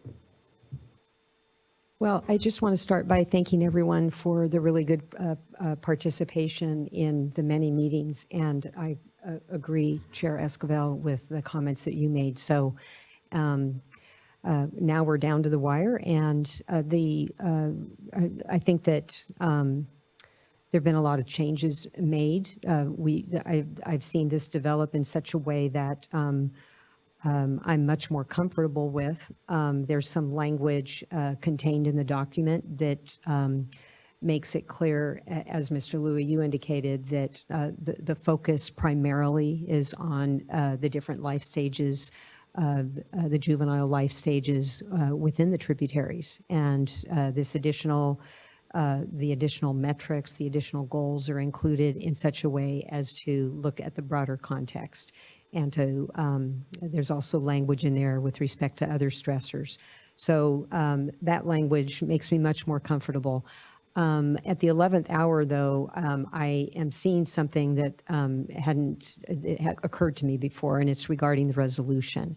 And so I'm busy going through Appendix K, which is something I haven't looked at in a while, and looking at the structure of the STEM group and the adoption of biological goals, and also the role of the STEM group with respect to any adjustments made to unimpaired flow. And so if I look at the resolution, I'm not quite sure that it's squaring up. And so I'm just kind of putting a pin on this at this point, and would welcome staff's comments as well as any of the commenters that'll be appearing before us today, specifically with respect to any changes to the biological goals. It seems that in the resolution that staff could make those changes, and so it seems to me that that should come back before the board. And I just took a look at this for the first time, and so it may be just, you know, how I'm reading it, and then also the ongoing role that the STEM has. In the resolution, it refers to coordination, which is a bit of a different role than I think what was originally envisioned. And so that's why I'm looking at Appendix K a little more closely, because I don't know that it was necessarily tied to the initial biological goals or as to sort of the ongoing use and development of biological goals. As well as, you know, I am noting here that on changes to, you know, adaptive management, that there is a role for the STEM working group with regard to that as well. So I think that the STEM was originally envisioned as something more than coordination. And over the last year and a half or so, I think that we've definitely achieved that. It didn't start out that way, but I think that the way the group interacted, it's kind of difficult because, you know, we didn't have one room with a big table and a lot of exchange, which would have been, I think, preferable. But in light of all the COVID restrictions and all that we were operating under, I think that we were able to achieve that as much as possible. But just do want to be mindful going forward as to the crucial role that the STEM could play, and I think it's beyond a coordination type of a role. And then also want to just look at Appendix K a little more closely here.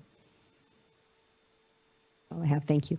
Thank you, Vice Chair. I really appreciate those points, actually. We want the STEM to be a functioning space and a worthwhile one, and one that is really part of and critical to our work. But I think to your point, we've had to kind of adjust expectations around it, but I would like to preserve that space for the STEM to evolve itself into that very important component, not just collaboration, but something that is especially spelled out, if it's spelled out in the Bay Delta Plan, something a bit more. But I think it's going to have to, as you saw, even just trying to establish the STEM had to start somewhere, and I think we can grow into that, though. So thank you for that.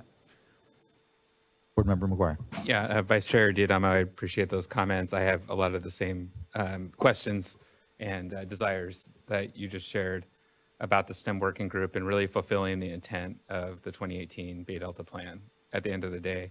That in fact, I had printed the section of the Bay Delta Plan that talks about the STEM working group and what its intent was for the biological goals and for adaptive management and monitoring and a whole bunch of things. And we're getting closer to that point. Today, I was reflecting on the fact that today is potentially the first decision of the board of any sort since December 2018 on the Phase 1 Bay Delta Plan. So it's significant in that regard, and it's important that we have this conversation about where we're going from here. And I'm so encouraged by the work to formulate the STEM working group this past year, to meet with them in the workshops. I think that was really productive and an indication of the potential of that work group going forward. But what I'd like to see is that we're building on that and really trying to fulfill the intent of the Bay Delta Plan ultimately, which is looking at that group as a body that provides recommendations to the board and provides recommendations to you as staff. And I hope we can get there. And so I would like to hear more, not necessarily today unless you have some input, but as we go forward here about how we can get closer to realizing that expectation from the plan initially as we move towards implementation. And then Vice Chair, to your comments that you flagged, I'm also not as familiar with Appendix K as perhaps I should be, so I'm going to take a look at that. And I would like to echo the comment about, so the comment about coordination and whether in Resolve 3 that is the right way to say it, or maybe there's a little bit clearer way we can describe that expectation for the STEM working group, just factoring in what I shared there. And then maybe some clarification on Resolve 2 about how changes to the goals would be made and considered in the future. And rereading that, I think that's a very good point, and I am not clear how that would work. So those are my comments. Yeah, maybe I could offer something quickly on that. One of the things we were trying to respond to is the assurances that we would use information as it comes in and we would review the goals. And if that information and that review suggests they should be revised, that the goals can be revised. Staff would act in a coordinating role. I think we would participate in the review. We would have ideas about what potential revisions there could be.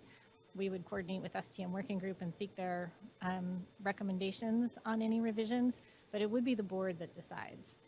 So if there's an edit to resolution paragraph number 2 for clarity on that point, it would not be staff that revises the biological goals. It would be the board that approves through a similar process to this, some revision to the biological goals.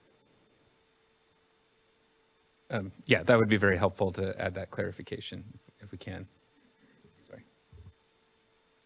Yep, thank you, Board Member. Other comments before we hear from commenters? Hearing none, Let's begin to get to our commenters. I believe our first commenter will be William Martin, who will be followed by Peter Dreckmeyer and then John Buckley.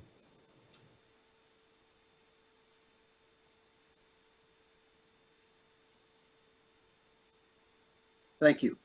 I'm William Martin. I'm an unaffiliated member of the SGM Working Group.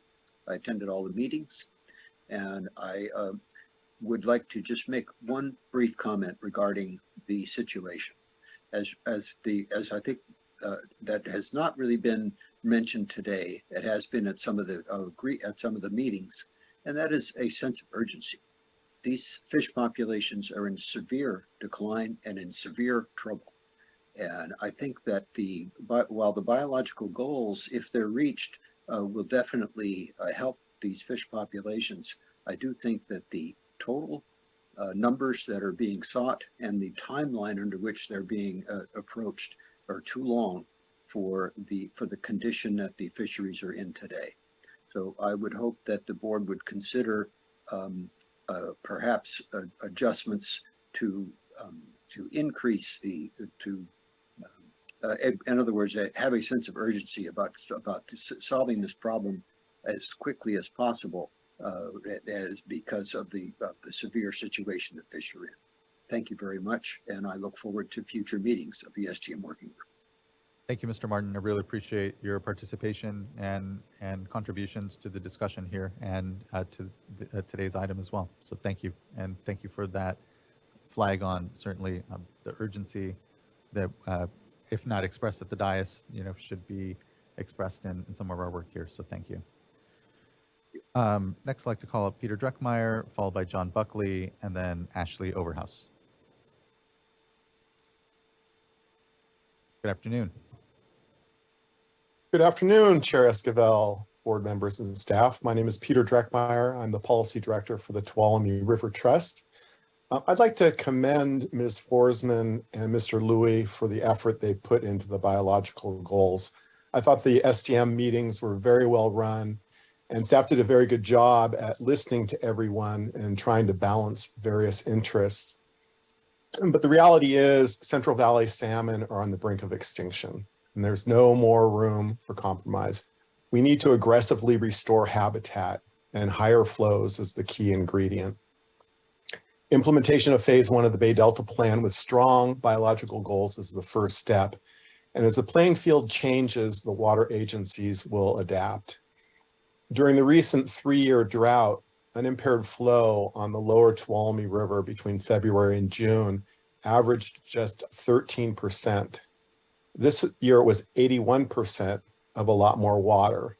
So the Tuolumne experienced one very good year at the expense of 3 terrible years. There was excess water, but little of it was captured and stored underground for future use. And the SFPUC and the irrigation districts have been talking about collaboration on groundwater recharge, but it's all conditional on the Tuolumne River Voluntary Agreement being approved. This is something they should have been working on for decades. Back in 2012, there was discussion between MID and the SFPUC on a water transfer, which is very controversial. The farmers opposed selling water out of the basin. So MID staff, they gave a presentation in which they identified 25,000 to 40,000 acre feet that could be saved if there were infrastructure improvements. But they didn't have the funding themselves. MID only charged the farmers $20 an acre foot, whereas the SFPUC customers pay $2,000. So the idea was that the money from the SFPUC could be used to save all this water. And keep in mind that MID irrigates half the acreage of TID, so one would assume there's a lot of potential there as well. So the water agencies need a reason to do what's right for the environment, and the Bay Delta Plan is the first step. I realize this has been a long process developing the biological goals. My sense is you're probably going to approve them, but we need to look at strengthening them and making the priority be restoration of the salmon-based ecosystem that the Pacific Coast depends on. Thank you.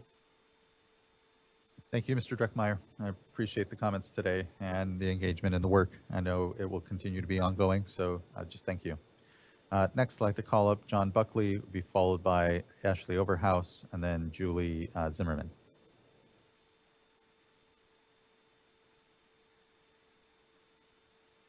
Good afternoon. For some reason, it's not allowing me to share my video. I'm not sure why, but I'll go ahead and start. Now it is. Thank you. So good afternoon. Sometimes context matters. As some board members are aware, our center's been highly engaged in many years of debates, negotiations over how much water should be left in the Stanislaus, Tuolumne, and Merced rivers versus the preponderance of river flows being diverted for agriculture and other consumptive uses. And it's been a long process with a lot of intense frustrations due to so many years of delays. There was a high in 2018 when the Water Board approved the Bay Delta Plan. And there's been a lot of lows in the 5 years afterwards as there have been a lack of meaningful actions being allowed to move forward during years of delays that have been caused by every strategic action that can be put forward by those with water interests that will have reduction in water use if everything moves forward as approved. As a participant in the STEM working group, I note that there's been some very respectful discussions by all sides over highly polarized technical matters. And like the last speaker, I applaud the professionalism and a well-prepared facilitation of the Water Board staff that enabled the STEM work sessions to be productive despite a lot of strongly held positions. And I acknowledge that even some of the people that have strong representation for water interests did try to show respect for the needs of salmon and other interests. Now it's time to finalize the biological goals and to speedily implement actions to assess their adequacy. As we just shared, the sustainability of salmon populations in the San Joaquin River is clearly at stake. It's been talked for years and years now, and it's not enough for the Water Board and State Fish and Wildlife to continue to express desirable intentions that don't result in meaningful actions. The current version of the biological goals still has flaws and perhaps can be improved even today in response to technical comments that may come from some who follow me. But my key comment today is it's time for adoption, not delaying further. And I close with a personal continued strong concern that the negative effects of hatchery management on the viability of natural salmon production is a significant issue that has gotten broad acknowledgement from all sides in the STEM working group's discussions. But there is no assurance that any meaningful hatchery management reform will actually take place anytime soon. So I urge the Water Board to not only approve the biological goals today, but to make sure that the topic of meaningful hatchery management reform is addressed with clear status update discussions on a frequent basis until success is achieved there. So thanks again for your staff for their very effective facilitation, the work group sessions, and their consideration of all of the extensive responsive input. I thank you for listening, and I urge the board to adopt the goals and move forward. Thank you. Thank you, Mr. Buckley. Next, I'd like to call up Ashley Overhouse, be followed by Julie Zimmerman, then John Rosenfield.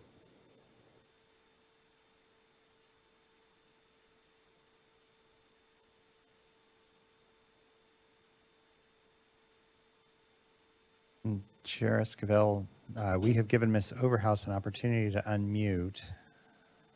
Ms. Overhouse, if you can hear us or are having any challenges, we can come back to you and just raise your hand. I'm glad to be able to put you back in the queue. Next, I'd like to call up Julie Zimmerman, who will be followed by John Rosenfield and then Brett Baker.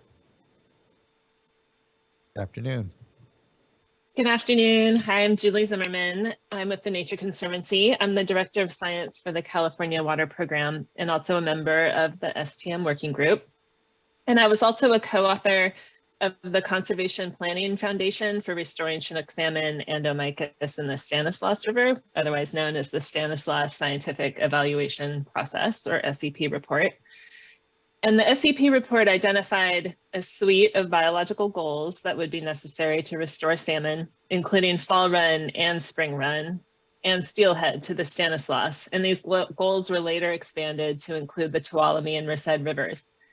The biological goals were based on the VSP concept as defined by NIMS, for National Marine Fisheries Service, what would be necessary to achieve viable salmonid populations.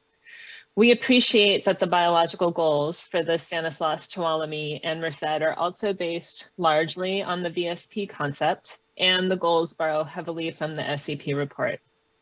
We support adoption of the biological goals by the board at this meeting.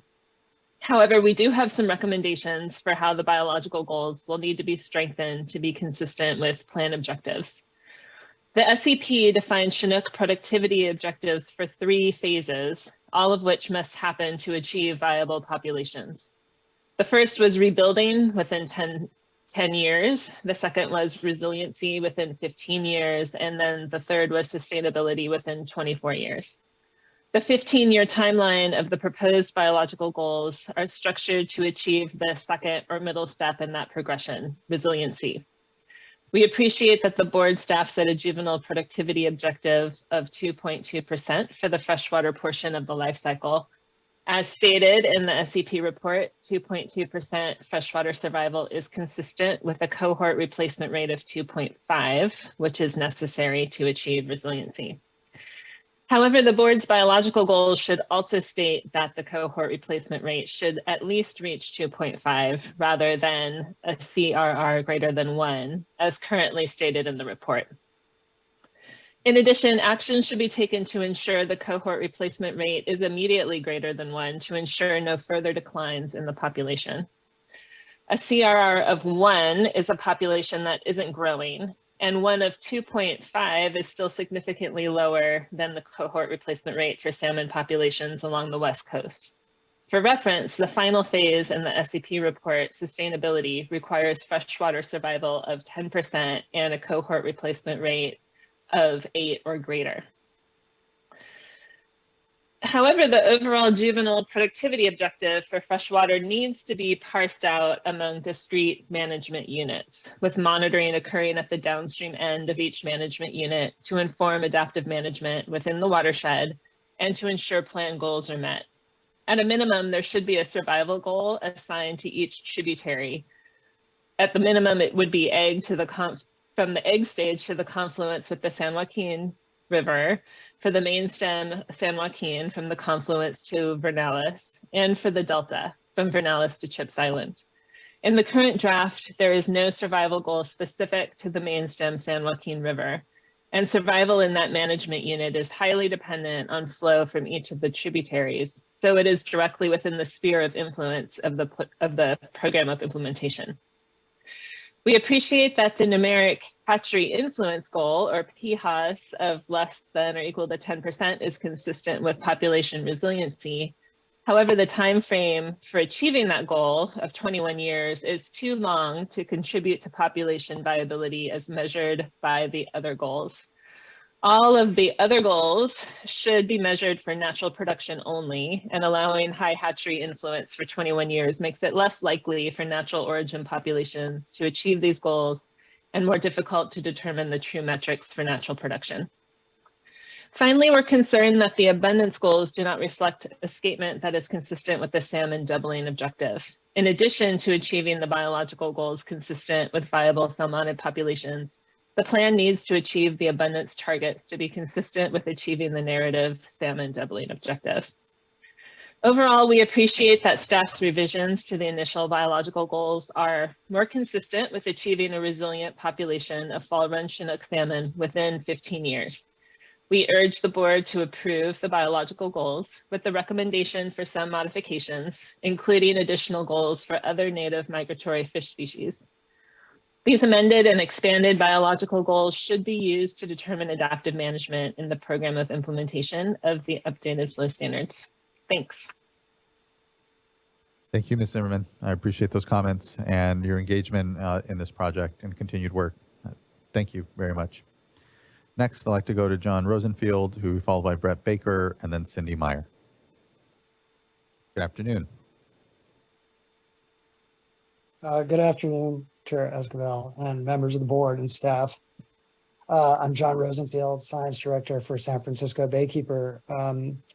Just wanted to say before I offer comments on the draft biological goals that I was struck by the discussion that happened prior to public comment about fulfilling the intent of the Bay Delta plans updates. It's 4.5 years since this board adopted updates to the Bay Delta Plan's San Joaquin flow standards. Those updates are still not implemented. The biological goals we're discussing and you're considering today were supposed to be considered 180 days after the adoption of the updates. I would suggest that if the board wants to fulfill the intent of the Bay Delta Plan updates and see more collaboration and exchange in the STM group established by those updates, that the board should move forward expeditiously with implementing the flow updates while there are still wild spawning salmon, steelhead, and other native fishes on those tributaries to protect. I'm making the comments on the latest draft biological goals on behalf of Baykeeper and the Bay Institute. For over a decade, our organizations have advocated for implementation of Bay Delta Plan updates to be guided by biological goals that define the board's understanding of reasonable protection and also guide the plan towards attainment of plan objectives. We thank board staff for modifications from the original draft biological goals that make this draft a more accurate and useful definition of plan success. In particular, changes to the total juvenile freshwater survival goal and to the numeric hatchery influence target make this draft more consistent with viability of fall run Chinook salmon, although the time frame for the attainment of the hatchery goal is clearly not consistent with Chinook salmon viability for the next 2 decades. This and other problems in this draft of the biological goals will need to be addressed as part of the ongoing modification of goals anticipated in the 2018 plan updates. Additional needed corrections include that the draft report does not specify a biological goal for Chinook salmon survival in the main stem San Joaquin. As a result, the biological goals provide no guidance for adaptive management or future plan updates for conditions in the main stem San Joaquin River as it enters the Delta. This is inconsistent with the purpose of the plan updates and the viability objective. Indeed, Table 1.1 that Mr. Louis showed you in his excellent presentation, Table 1.1 of the draft defines the role of and use of biological goals, but it improperly excludes survival of juvenile Chinook salmon downstream of the tributary confluence from adaptive management considerations related to the proposed flow regime. This makes no sense as the cumulative flow from the tributaries is the only factor in the POI that would affect survival in the lower San Joaquin River. Similarly, the cohort replacement rate goals, pre-fishing and post-fishing, are not consistent with viability of fall run Chinook salmon. As we've previously documented, a post-fishing CRR of greater than 2.5 is necessary to provide the level of resilience required for a viable population of San Joaquin River Chinook salmon. Until Chinook salmon populations on the lower San Joaquin River tribs reach carrying capacity, CRRs less than 2.5 place those populations at high risk of extirpation, which means they are not viable. Furthermore, setting attainment of the inadequate CRR goal of 10 years from plan implementation means that the board would tolerate declining populations of fall run Chinook salmon for up to 9 years.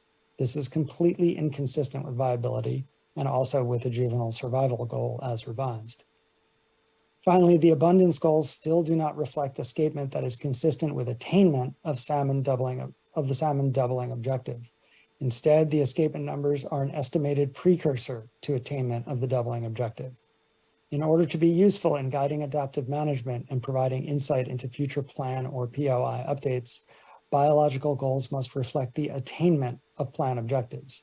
This is not the same as simply reaching one of the many necessary preconditions for achieving that objective. In sum, although the current draft biological goals still do not reflect what the plan or POI needs to accomplish to be considered a success, staff have made important and valuable improvements. We appreciate their efforts. It's time for the board to adopt these initial goals, emphasize the need for continued improvement, and move forward with the implementation of the updated flow standards, which are now long overdue. Thank you for your time. And thank you for yours as well and continued contributions, Mr. Rosenfield. Thank you. Next, I'd like to call up Brett Baker, followed by Cindy Mayer, and then Tom Berliner. Good afternoon. Good afternoon, board and chair. Thank you for taking my comments. I was worried I was going to be the only negative commenter here, but thank you, John, for setting the stage here. I do want to have something positive to say, so I will give you that some goals are better than no goals. And we did submit some comments on May 11th after the last workshop, but my predecessor, Dante Nomolini, he sent those to comment letters at State Board. So I resent a copy to the clerk if you're interested in taking a look at them. I know we're past the deadline, but wanted to get those in front of you.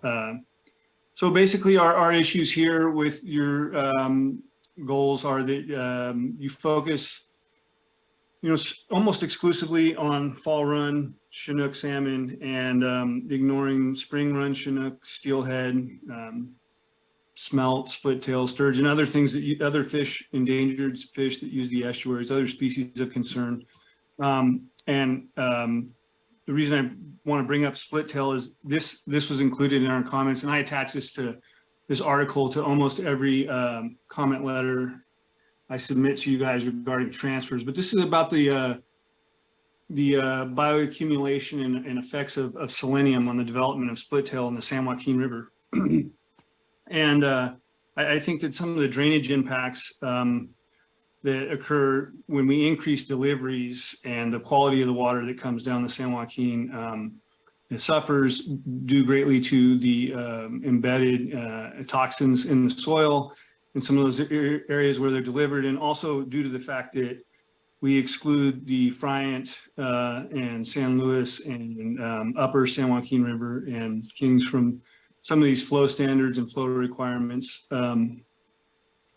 So I just want to throw this out there that I may be worried about nothing. I'm sure you guys have this all under control. I know that there are several discussions going on elsewhere, including some ongoing litigation that was brought up earlier.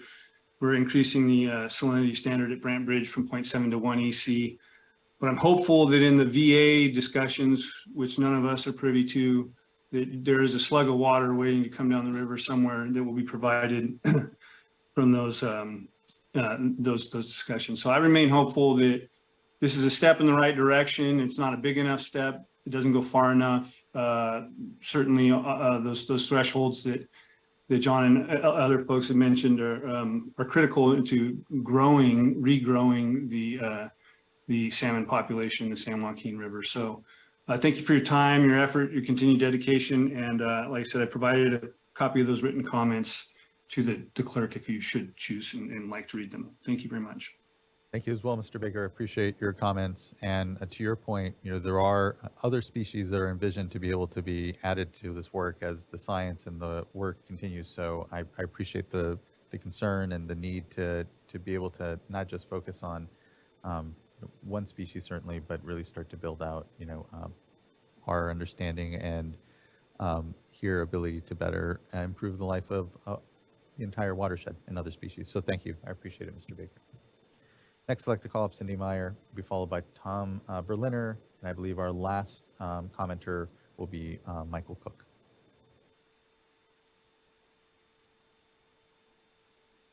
Hi, good afternoon.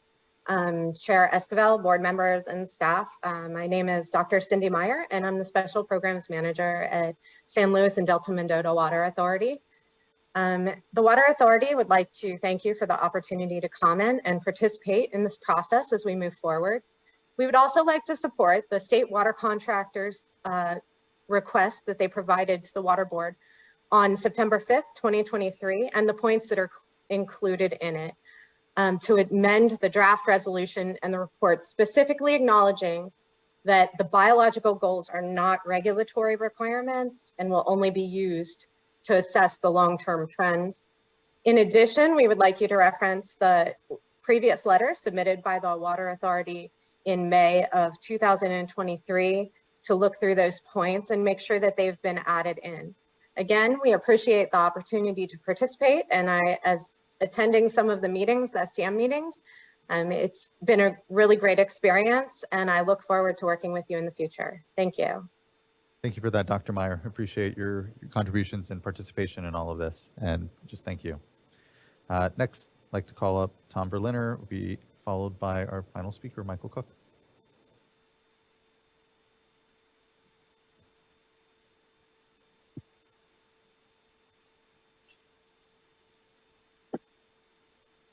Hello, this is Tom Berliner. Can you hear me? I can. Thank you. Good afternoon. Thank you. Good afternoon. I'm here on behalf of the Merced Irrigation District, and a sort of housekeeping comment first, which is that we did submit comments and it was acknowledged this morning that they were received timely. Oftentimes when comments are submitted, we get an acknowledgement of receipt of those comments. And this time there was no indication that comments were received. And we just think it would be advisable for the board as a routine part of the practice when somebody submits comments, that there be some sort of a return reflected that the comments were received. It can be helpful for a lot of folks. Appreciate that, Mr. Berliner. On to the substance of concerns. We did express a lot of our concerns, or all of our concerns, in the various letters that have been submitted to the Water Board during the course of these proceedings.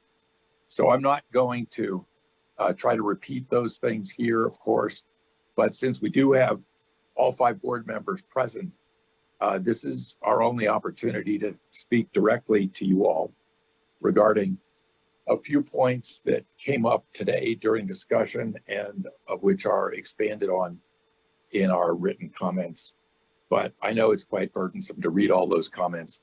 So I just want to raise a few issues here. First is the water rights issue. The resolution states that addressing water rights is an essential part of the Bay Delta Plan and meeting the biological goals. However, as you know, there has not been any water rights proceeding, and the entirety of the responsibility and the damages to be realized by our constituents have been pinned onto the irrigation districts and the SFPUC. The plan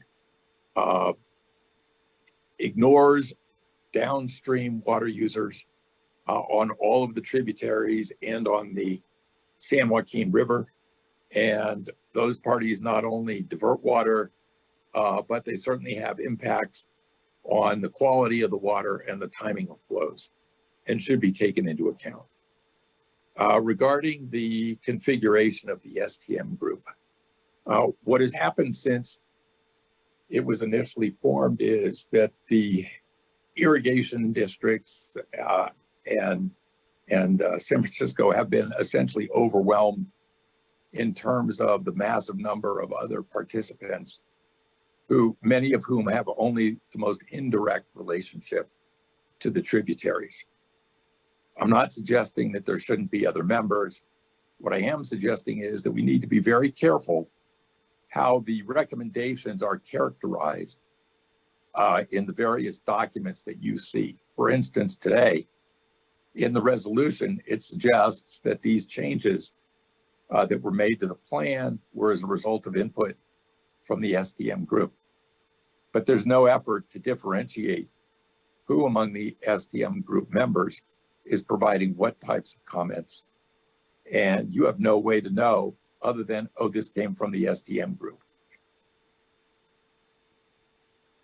Regarding the time frame for implementation, 12 years is simply not enough. And I'm not seeking to get into an argument with Dr. Rosenfeld about how much time is needed. But the reason that we say it's not enough is because it doesn't take into account the multiple events that can impact success. Among those are things like drought, flood, fires, climate change writ large, various other impacts to water quality, et cetera, as well as the success of ocean harvest and the success of migrating the Delta. So there needs to be some consideration, and I don't have a recommendation in that regard, as to what it means to succeed in meeting biological goals within 12 years. I would also suggest a time frame that short has never been met with success in California. With regard to the resolution, some of the board members have raised concerns about the resolution. I would just say to the board, this boat is leaving the dock. If you don't get answers to your questions today, it's likely that this resolution is going to be adopted without answers to your concerns. You know what it takes to schedule processes like this. Reconsideration of the goals and of the Bay Delta plan take years. It's not going to happen fast.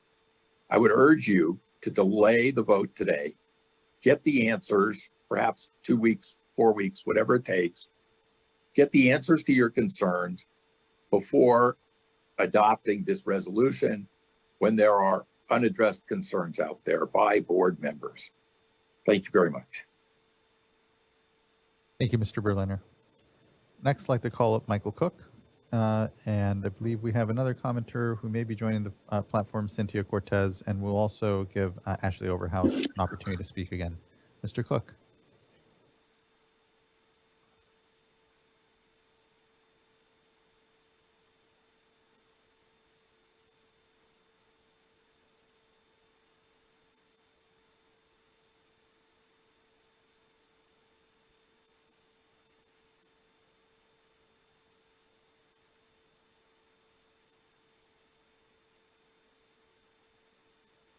Apologize to interrupt, but I'm not sure if the mic is on. If it was green. Okay. Might be on now. Okay. Yeah. Can we start Apologize over, for or, those. Well, for those that were on the platform, they may not have heard you. So if you don't mind just starting over. Yeah. Thank you. No problem. Thank I've you. done that in church before. Good afternoon, Chair Esquivel, members of the board and staff. My name is Michael Cook. I'm Director of Water Resources and Regulatory Affairs for Turlock Irrigation District. TID, along with its partners on the Tuolumne, Modesto Irrigation District, and San Francisco Public Utilities Commission, have submitted a number of formal written comments throughout the biological goals process, including our most recent letter dated August 31st, submitted electronically to the board the same day. That letter, along with its predecessors, summarize our technical and legal concerns with the biological goals. As these written comments are already part of the official record, I do not wish to repeat them here. However, the Tuolumne partners have requested the State Water Board approve an amendment to its resolution to include specific language that clarifies that biological goals are not applicable to those parties that have entered into a voluntary agreement with the State Water Board. We acknowledge footnote 3 on page 1.4, as well as the recent change sheet. And the change sheet does make it clear that the voluntary agreement will be evaluated by the standards in the voluntary agreement. But it doesn't make clear that the path to implementation of the Bay Delta Plan is a voluntary agreement or the biological goals, not both at the same time. And I have language I'd like to read into the record at the end of my remarks regarding recital number 10. But the reason we're so supportive of the VA program is because it overcomes many of the shortcomings of the flows-only approach of the Bay Delta Plan update. And these shortcomings have been highlighted today by staff, speakers, as well as the report itself. So we're really looking forward to working with our partners in the Sac Basin on developing a comprehensive approach to improving conditions for native fish species that includes flow, habitat, funding, science, monitoring, adaptive management, partnering with all resource agencies, and comprehensive governance at both the local and state levels. And if you'll indulge me, I just want to quickly state how we feel recital number 10 could be improved on the change sheet. It's just the second sentence. The implementation of flow and other commitments and the evaluation of the effectiveness of VAs will not be evaluated by the biological goals, but instead will be subject to the specific provisions or terms of any VA as may be approved in any future updates to the Bay Delta Plan. So we just want to make sure that we've got a VA, we're doing everything and going above and beyond in the VA, but you say, well, you're not quite meeting the biological goals, therefore we're going to implement adaptive management, move you up to 40, 50% unimpaired flow. So just want to make sure that's clear. It's one path or the other, not both. So thank you very much for your consideration. Can you read that again? Absolutely. So second sentence, the implementation of flow and other commitments and the evaluation of the effectiveness of the VAs will not be affected or determined by achievement of or progress toward the biological goals, but instead will be subject to the specific provisions or terms of any VA as may be approved in any future updates to the Bay Delta Plan. And I can happily forward that to you or your staff as as needed. Thank you. I think you should do that. Forward it Potentially, around I know too. we'll have a discussion, but I appreciate that, Mr. Cook. Well, I mean, Yeah. I've only written this quickly as I Yeah, can. if you don't so mind sending it to could the go ahead clerk, and then send it. Mr. Cook, Thanks. and we can get it to the board members as well. Next, I'd like to see if Cynthia Cortez made it onto the platform, and if not, we can call up again Ashley Overhouse. Ms. Cortez is up. Good afternoon. Good afternoon. Just making sure you can all hear me. We can, thank you. Good afternoon, Chair Escobar and board members. My name is Cynthia Cortez. I am the policy analyst for Restore the Delta. I would like to share and second concerns with that have been shared here today regarding the timeline. Our fisheries are drastically declining and on the verge of extinction. The current timeline risks there being no spawning salmon and Navy fish left in the waterways to protect. The closed fishery season this year demonstrated the impacts that decreased fish populations have on communities. I think we know that there are tribal communities and Delta communities that depend on thriving fish populations for cultural practices and sustenance. I want to highlight the importance that as we move towards implementation, the board acknowledges the importance of adequate flow-based standards that are protective of fish populations.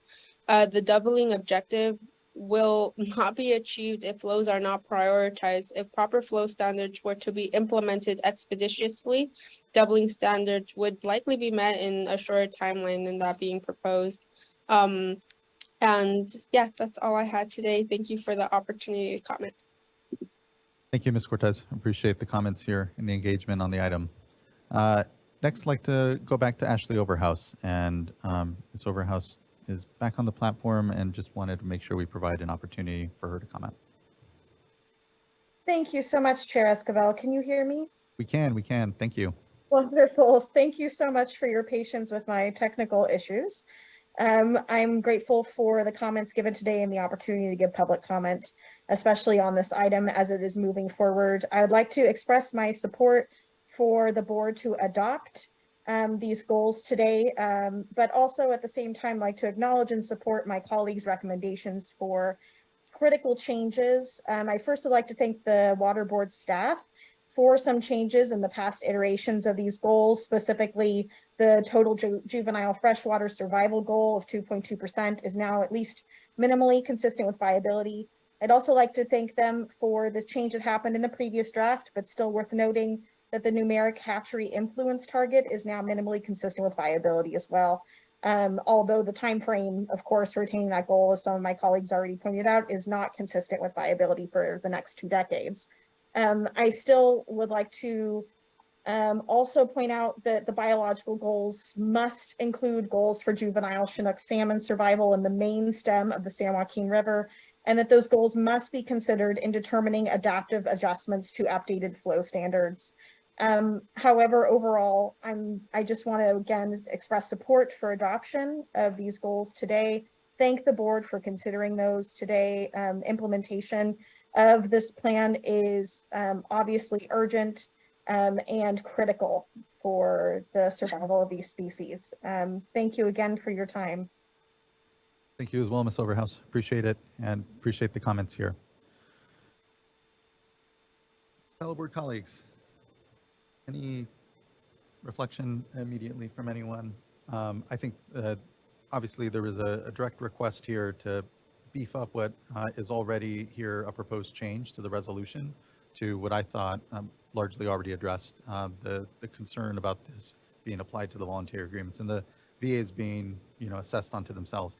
I don't want to get into a big discussion on the VAs here. You've said some things that I might want to clarify, but we'll just stay away from that and just, at least for me, acknowledge here when it comes to that request that I think the proposed change in the resolution that's already been contemplated, I think appropriately addresses the change that you're looking for.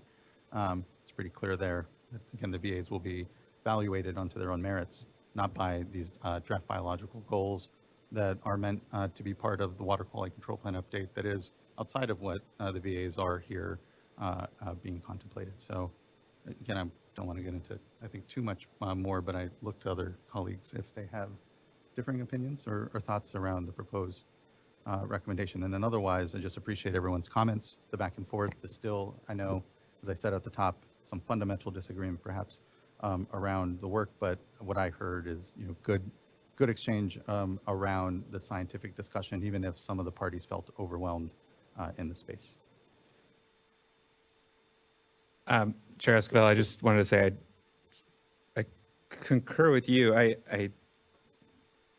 took a look at this, and one of the changes I think that was helpful to me was actually in the change sheet, and it was the other item, which was the clarification that the board is approving the entire biological goals report, including the goals themselves that are embedded in there. So I actually just went back and reread the footnote that Mr. Cook referenced that actually clarifies how the biological goals would be used in a voluntary agreement scenario.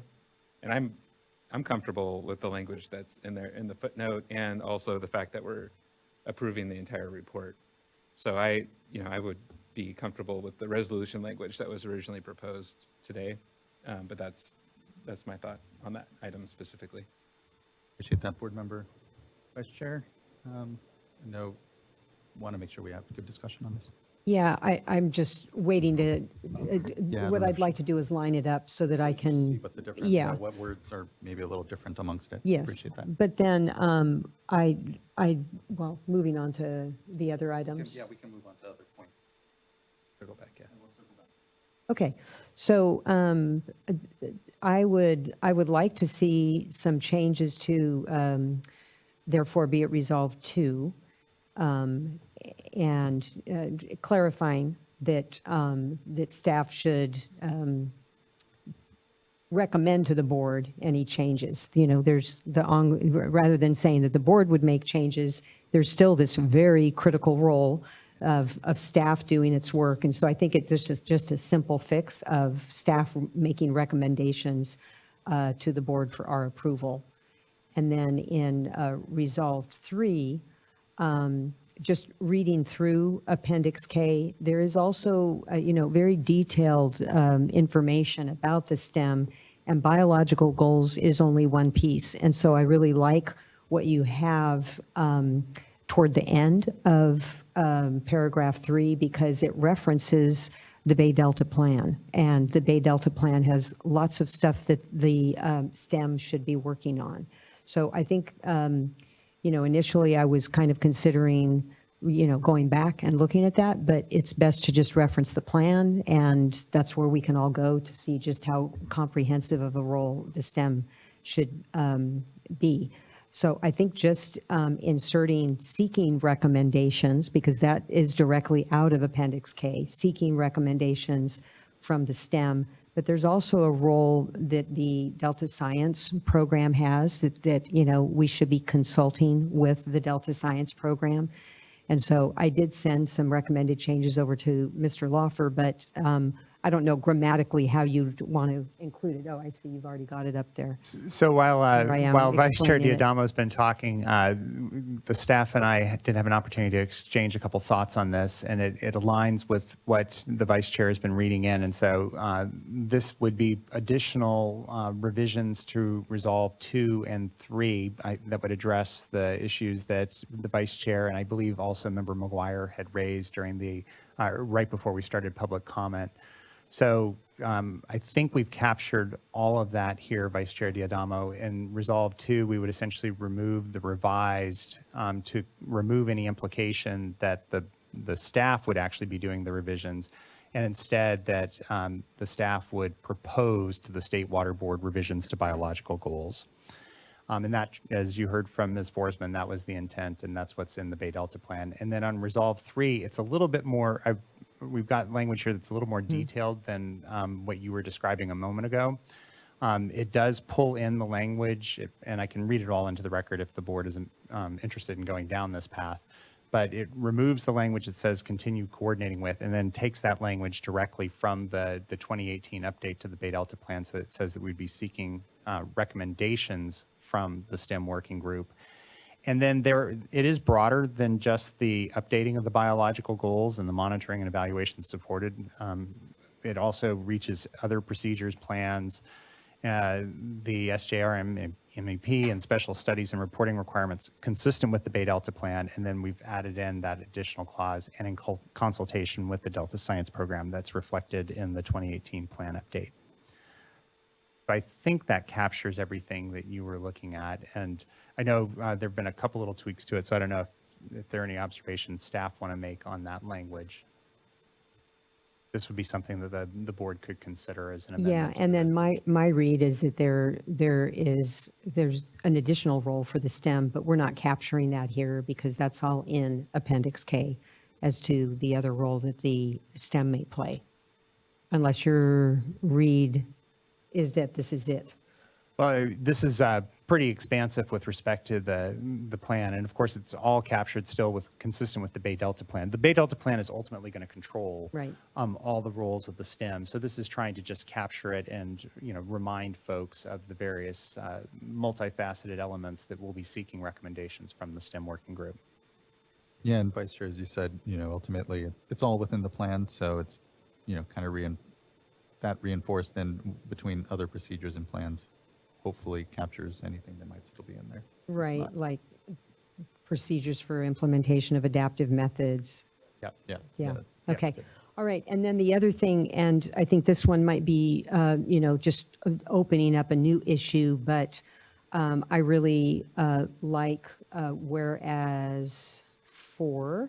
I like the specificity of it with respect to hatcheries. And so I don't want to overly complicate it, but want to just throw it out there. This caused me to think of other stressors, specifically predation. And so I do think it's important for us to, continue to coordinate with our sister state agencies and the federal agencies on the whole array of other stressors or, other factors. Including predation. And so I'm just really throwing this one out there. Really would like to hear what you all think about that and my colleagues.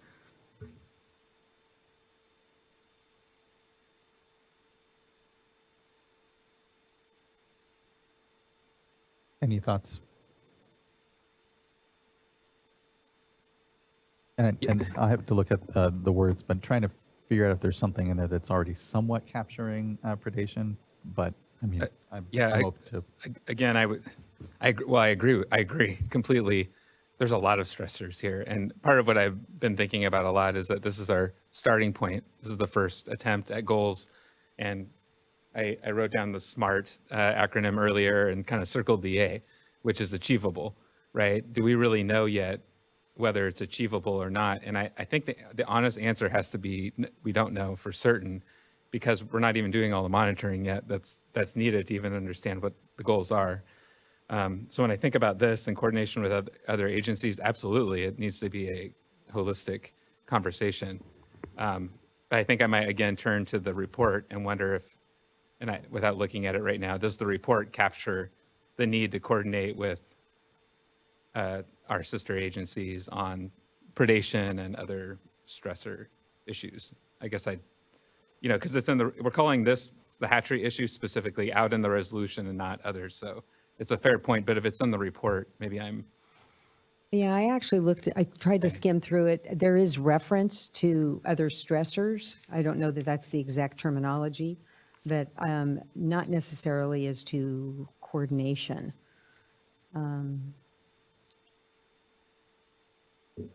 One thing I might offer is that one of the reasons the hatchery work is specifically identified in the whereas section is the report identifies that the constant fractional marking program needs additional funding to get information turnaround more quickly, so we can use that information to help us with the PHOS goal.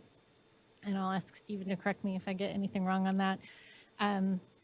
The report is not so much focused on all the multiple stressors. I think that we focus on the hatchery piece here to help us make sure that we can coordinate with our partners to help us assess that goal in a more timely fashion.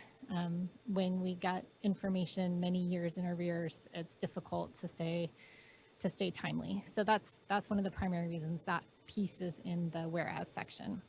I definitely do not disagree that coordination on the multiple stressors is important, and the STM working group could be a space to have those conversations potentially within the scope of special studies as identified in the Bay Delta Plan with monitoring assessment, San Joaquin River Monitoring and Evaluation Program. But those are my initial thoughts without. And I'll just call out that on, of the report, page 1-4, at the end of the first paragraph, main stem San Joaquin River Delta and other ocean conditions and other limiting factors will be considered in determining how to use biological goals to inform whether to approve adaptive implementation actions and whether additional actions beyond tributary flow actions are needed to achieve these goals.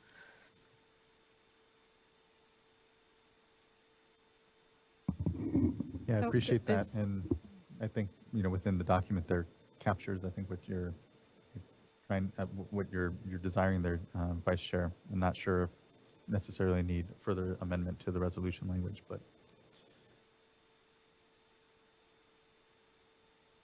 I was just going to note quickly that in the plan itself, coordination with other agencies is included, including predation. So that is in the plan itself. That's a good point. And any thoughts from other colleagues on this issue?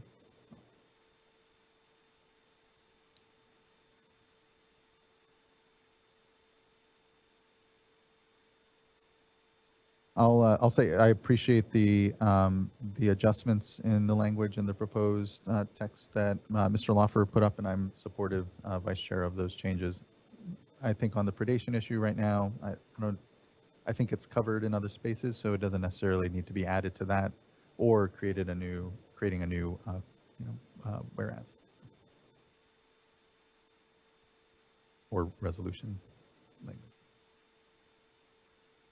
yeah, I think that's fine. It's an important issue, and I think we all know it's an important issue, and I appreciate, Ms. Leahy, that I'm recalling it's in the plan, it's in the resolution about our need to coordinate with other agencies. Thank you, Vice Chair. Any other flags or thoughts you'd like to cover? And then looking to other board colleagues as well of things they'd like to flag or have discussed here. And then otherwise, just tracking on those two changes at this point.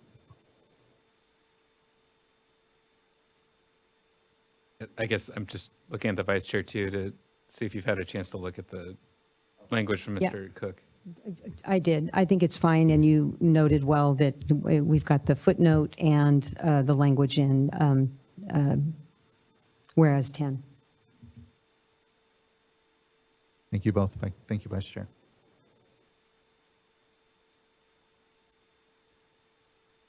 You may be prepared for a motion if no further. Okay. Okay.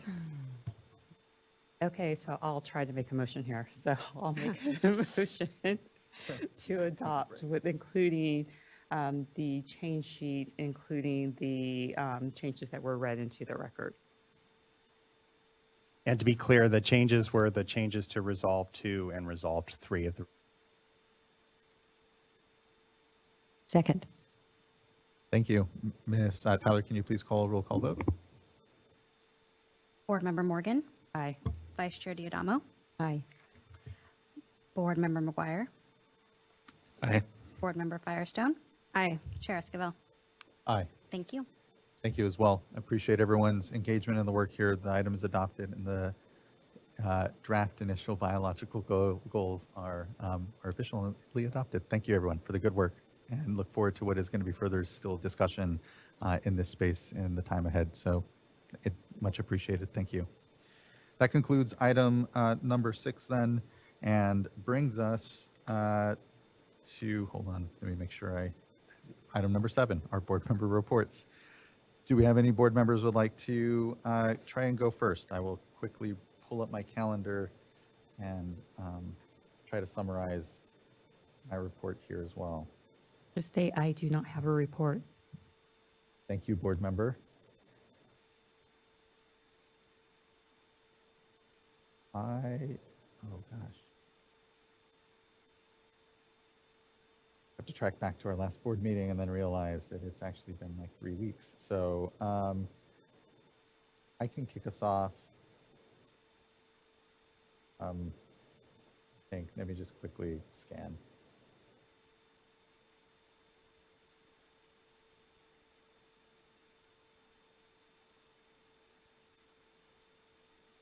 I would just flag that, so last week, I had the honor of attending the Environmental Council of States meeting. I attended for Secretary Garcia.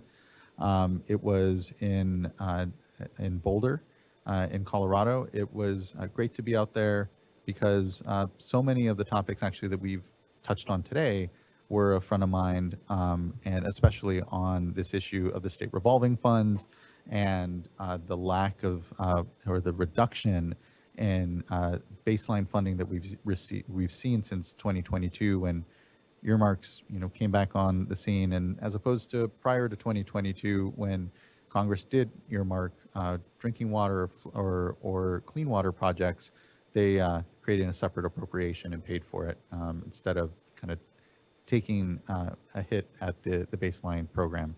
So that was front of mind for other states. As we know, we're very dependent on our capitalization grants for our staffing and work oftentimes, let alone the other communities that we are then funding to also be being able to accomplish their works. And for small states, the hit is huge. So we're fortunate here.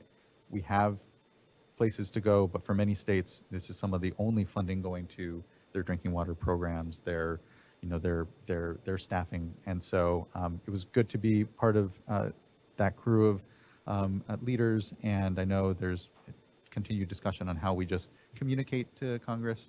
Here, I can acknowledge a number, and here, having previously worked for Senator Boxer in DC, those earmarks go to good projects. Congressionally directed spending oftentimes is very helpful to communities that do need it most. And so we're not trying to compete with the policy call on earmarks, but truly just highlight the impact to our state programs and say, let's do a yes and not have to decide between funding those from these baseline programs. There was also good discussion on the recent SACIT decision, obviously, and movement with the feds, and then also environmental justice, a really great panel. So really good to be able to have attended, have good conversation there. And that's about all I have really on, oh, and then on Friday, this last Friday, visited the Echo Water Project. I know many of us have toured, and I wanted to get a chance to get out there when we did a recent announcement and ground funding announcement at the plant. It was a ribbon cut, it wasn't a funding announcement. I didn't get a chance to do as much of the tour as I had liked, so it was nice to go back, see what's going on in the regional plant. And wastewater treatment plants are always actually quite fun to tour. They're incredibly cutting edge insofar as our understanding of these biological systems that we're accelerating, through our gray infrastructure. But it's always just feel very fortunate that folks host us and was able to get out there. And that's my report. Looking to other board members. I had two items. On the 17th of August, I spoke at the California Ag Leadership Foundation's dinner. And in attendance were the foundation members and the current class. And we talked about the big agenda that's before the board this year, and had a really good discussion. Scott Peterson with the San Luis Delta Mendota Water Authority was also a speaker. And then on the 24th of August, I spoke at the Almond Board's leadership program. And that was really interesting because most of the leaders that they had there were really more involved in ag businesses. And so it was an opportunity to kind of introduce them to the broad array of water issues, many of which are much more technical than what they would normally be focused on. But it was a good opportunity, for me, especially because a lot of times we get down in the weeds.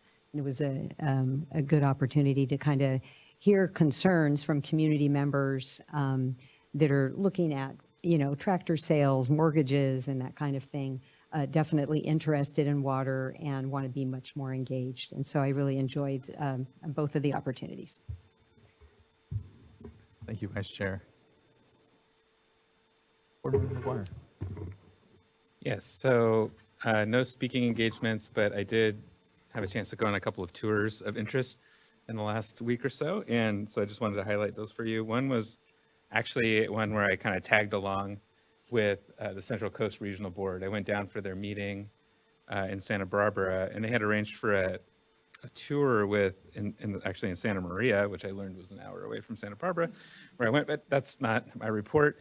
They had a tour with Windset Farms, which is a farming company based in Vancouver, I believe, in Canada. But they have a facility in Santa Maria, obviously, and several in Mexico. And it's all greenhouse grown produce. So tomatoes, cucumbers, peppers, lettuce, and it is really incredible. And the whole facility covers about 150 acres. And they said their estimate is it kind of replicates about over 3,000 acres of irrigated row crops.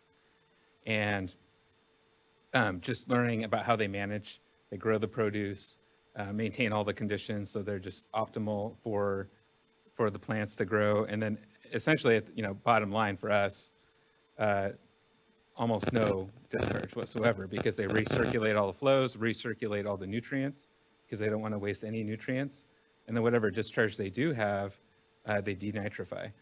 And so they actually end up with no discharge at the end of the day. And they have, they have agreements with basically every store that you are familiar with, which I'm not here to advertise anyone, including Windset Farms, but it's very, very common and much more commonplace and available year round. So it was just fascinating from a technological standpoint to learn about that development in agriculture generally.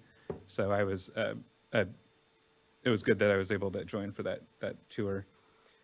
And then the other one I wanted to mention was last Monday, I went with Restore the Delta and toured the Stockton area and got a sense for a lot of their primary concerns about HAB impacts to the environmental justice communities in that area.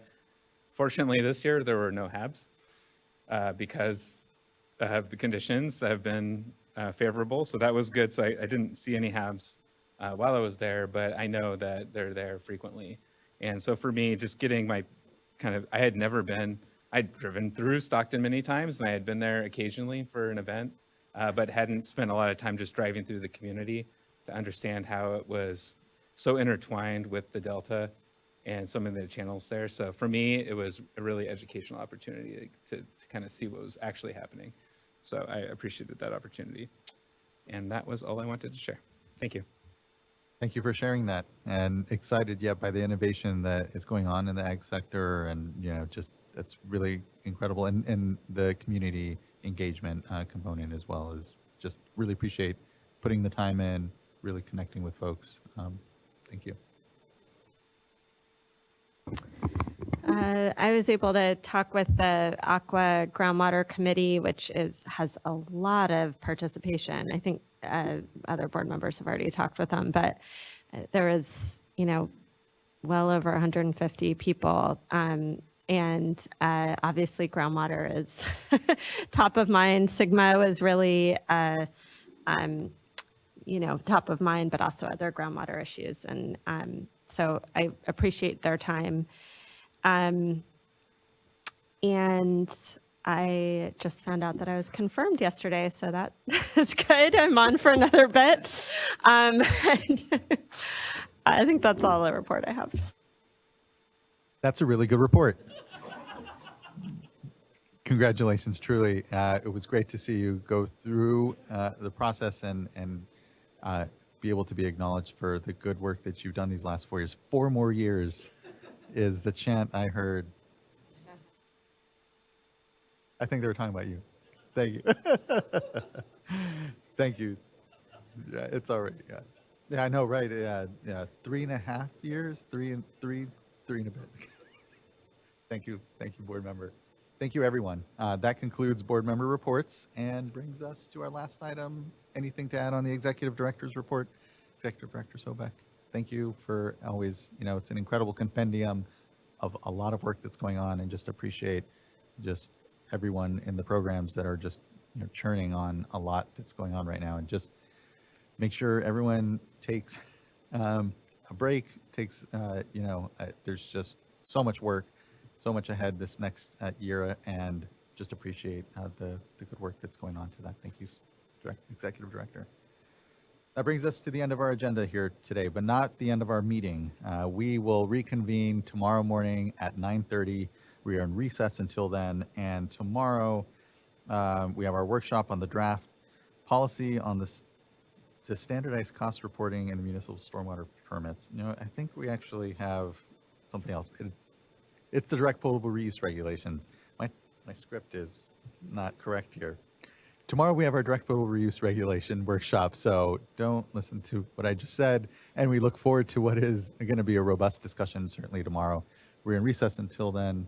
Thank you, everyone. And Mr. Lawfer, and what am I? Yeah, maybe missing the board will be recessing yes. from public Sorry. session into closed session. Yeah. And it's on the one agenda item that's noted for closed session, and that's the administrative hearings office item involving Blue Triton brands. And I will disclose for that that the board will be joined in closed session by the AHO, as well as myself and Chief Deputy Eric Oppenheimer. And just for the record, once again, Executive Director Eileen Sobek is recused from that particular matter. That's it. Thank you. I appreciate that. We will go to closed session then, and here we will come back tomorrow morning at 9:30, and someone will come out and close out for us here. Thank you, Mr. Lawfer. Thank you, everyone.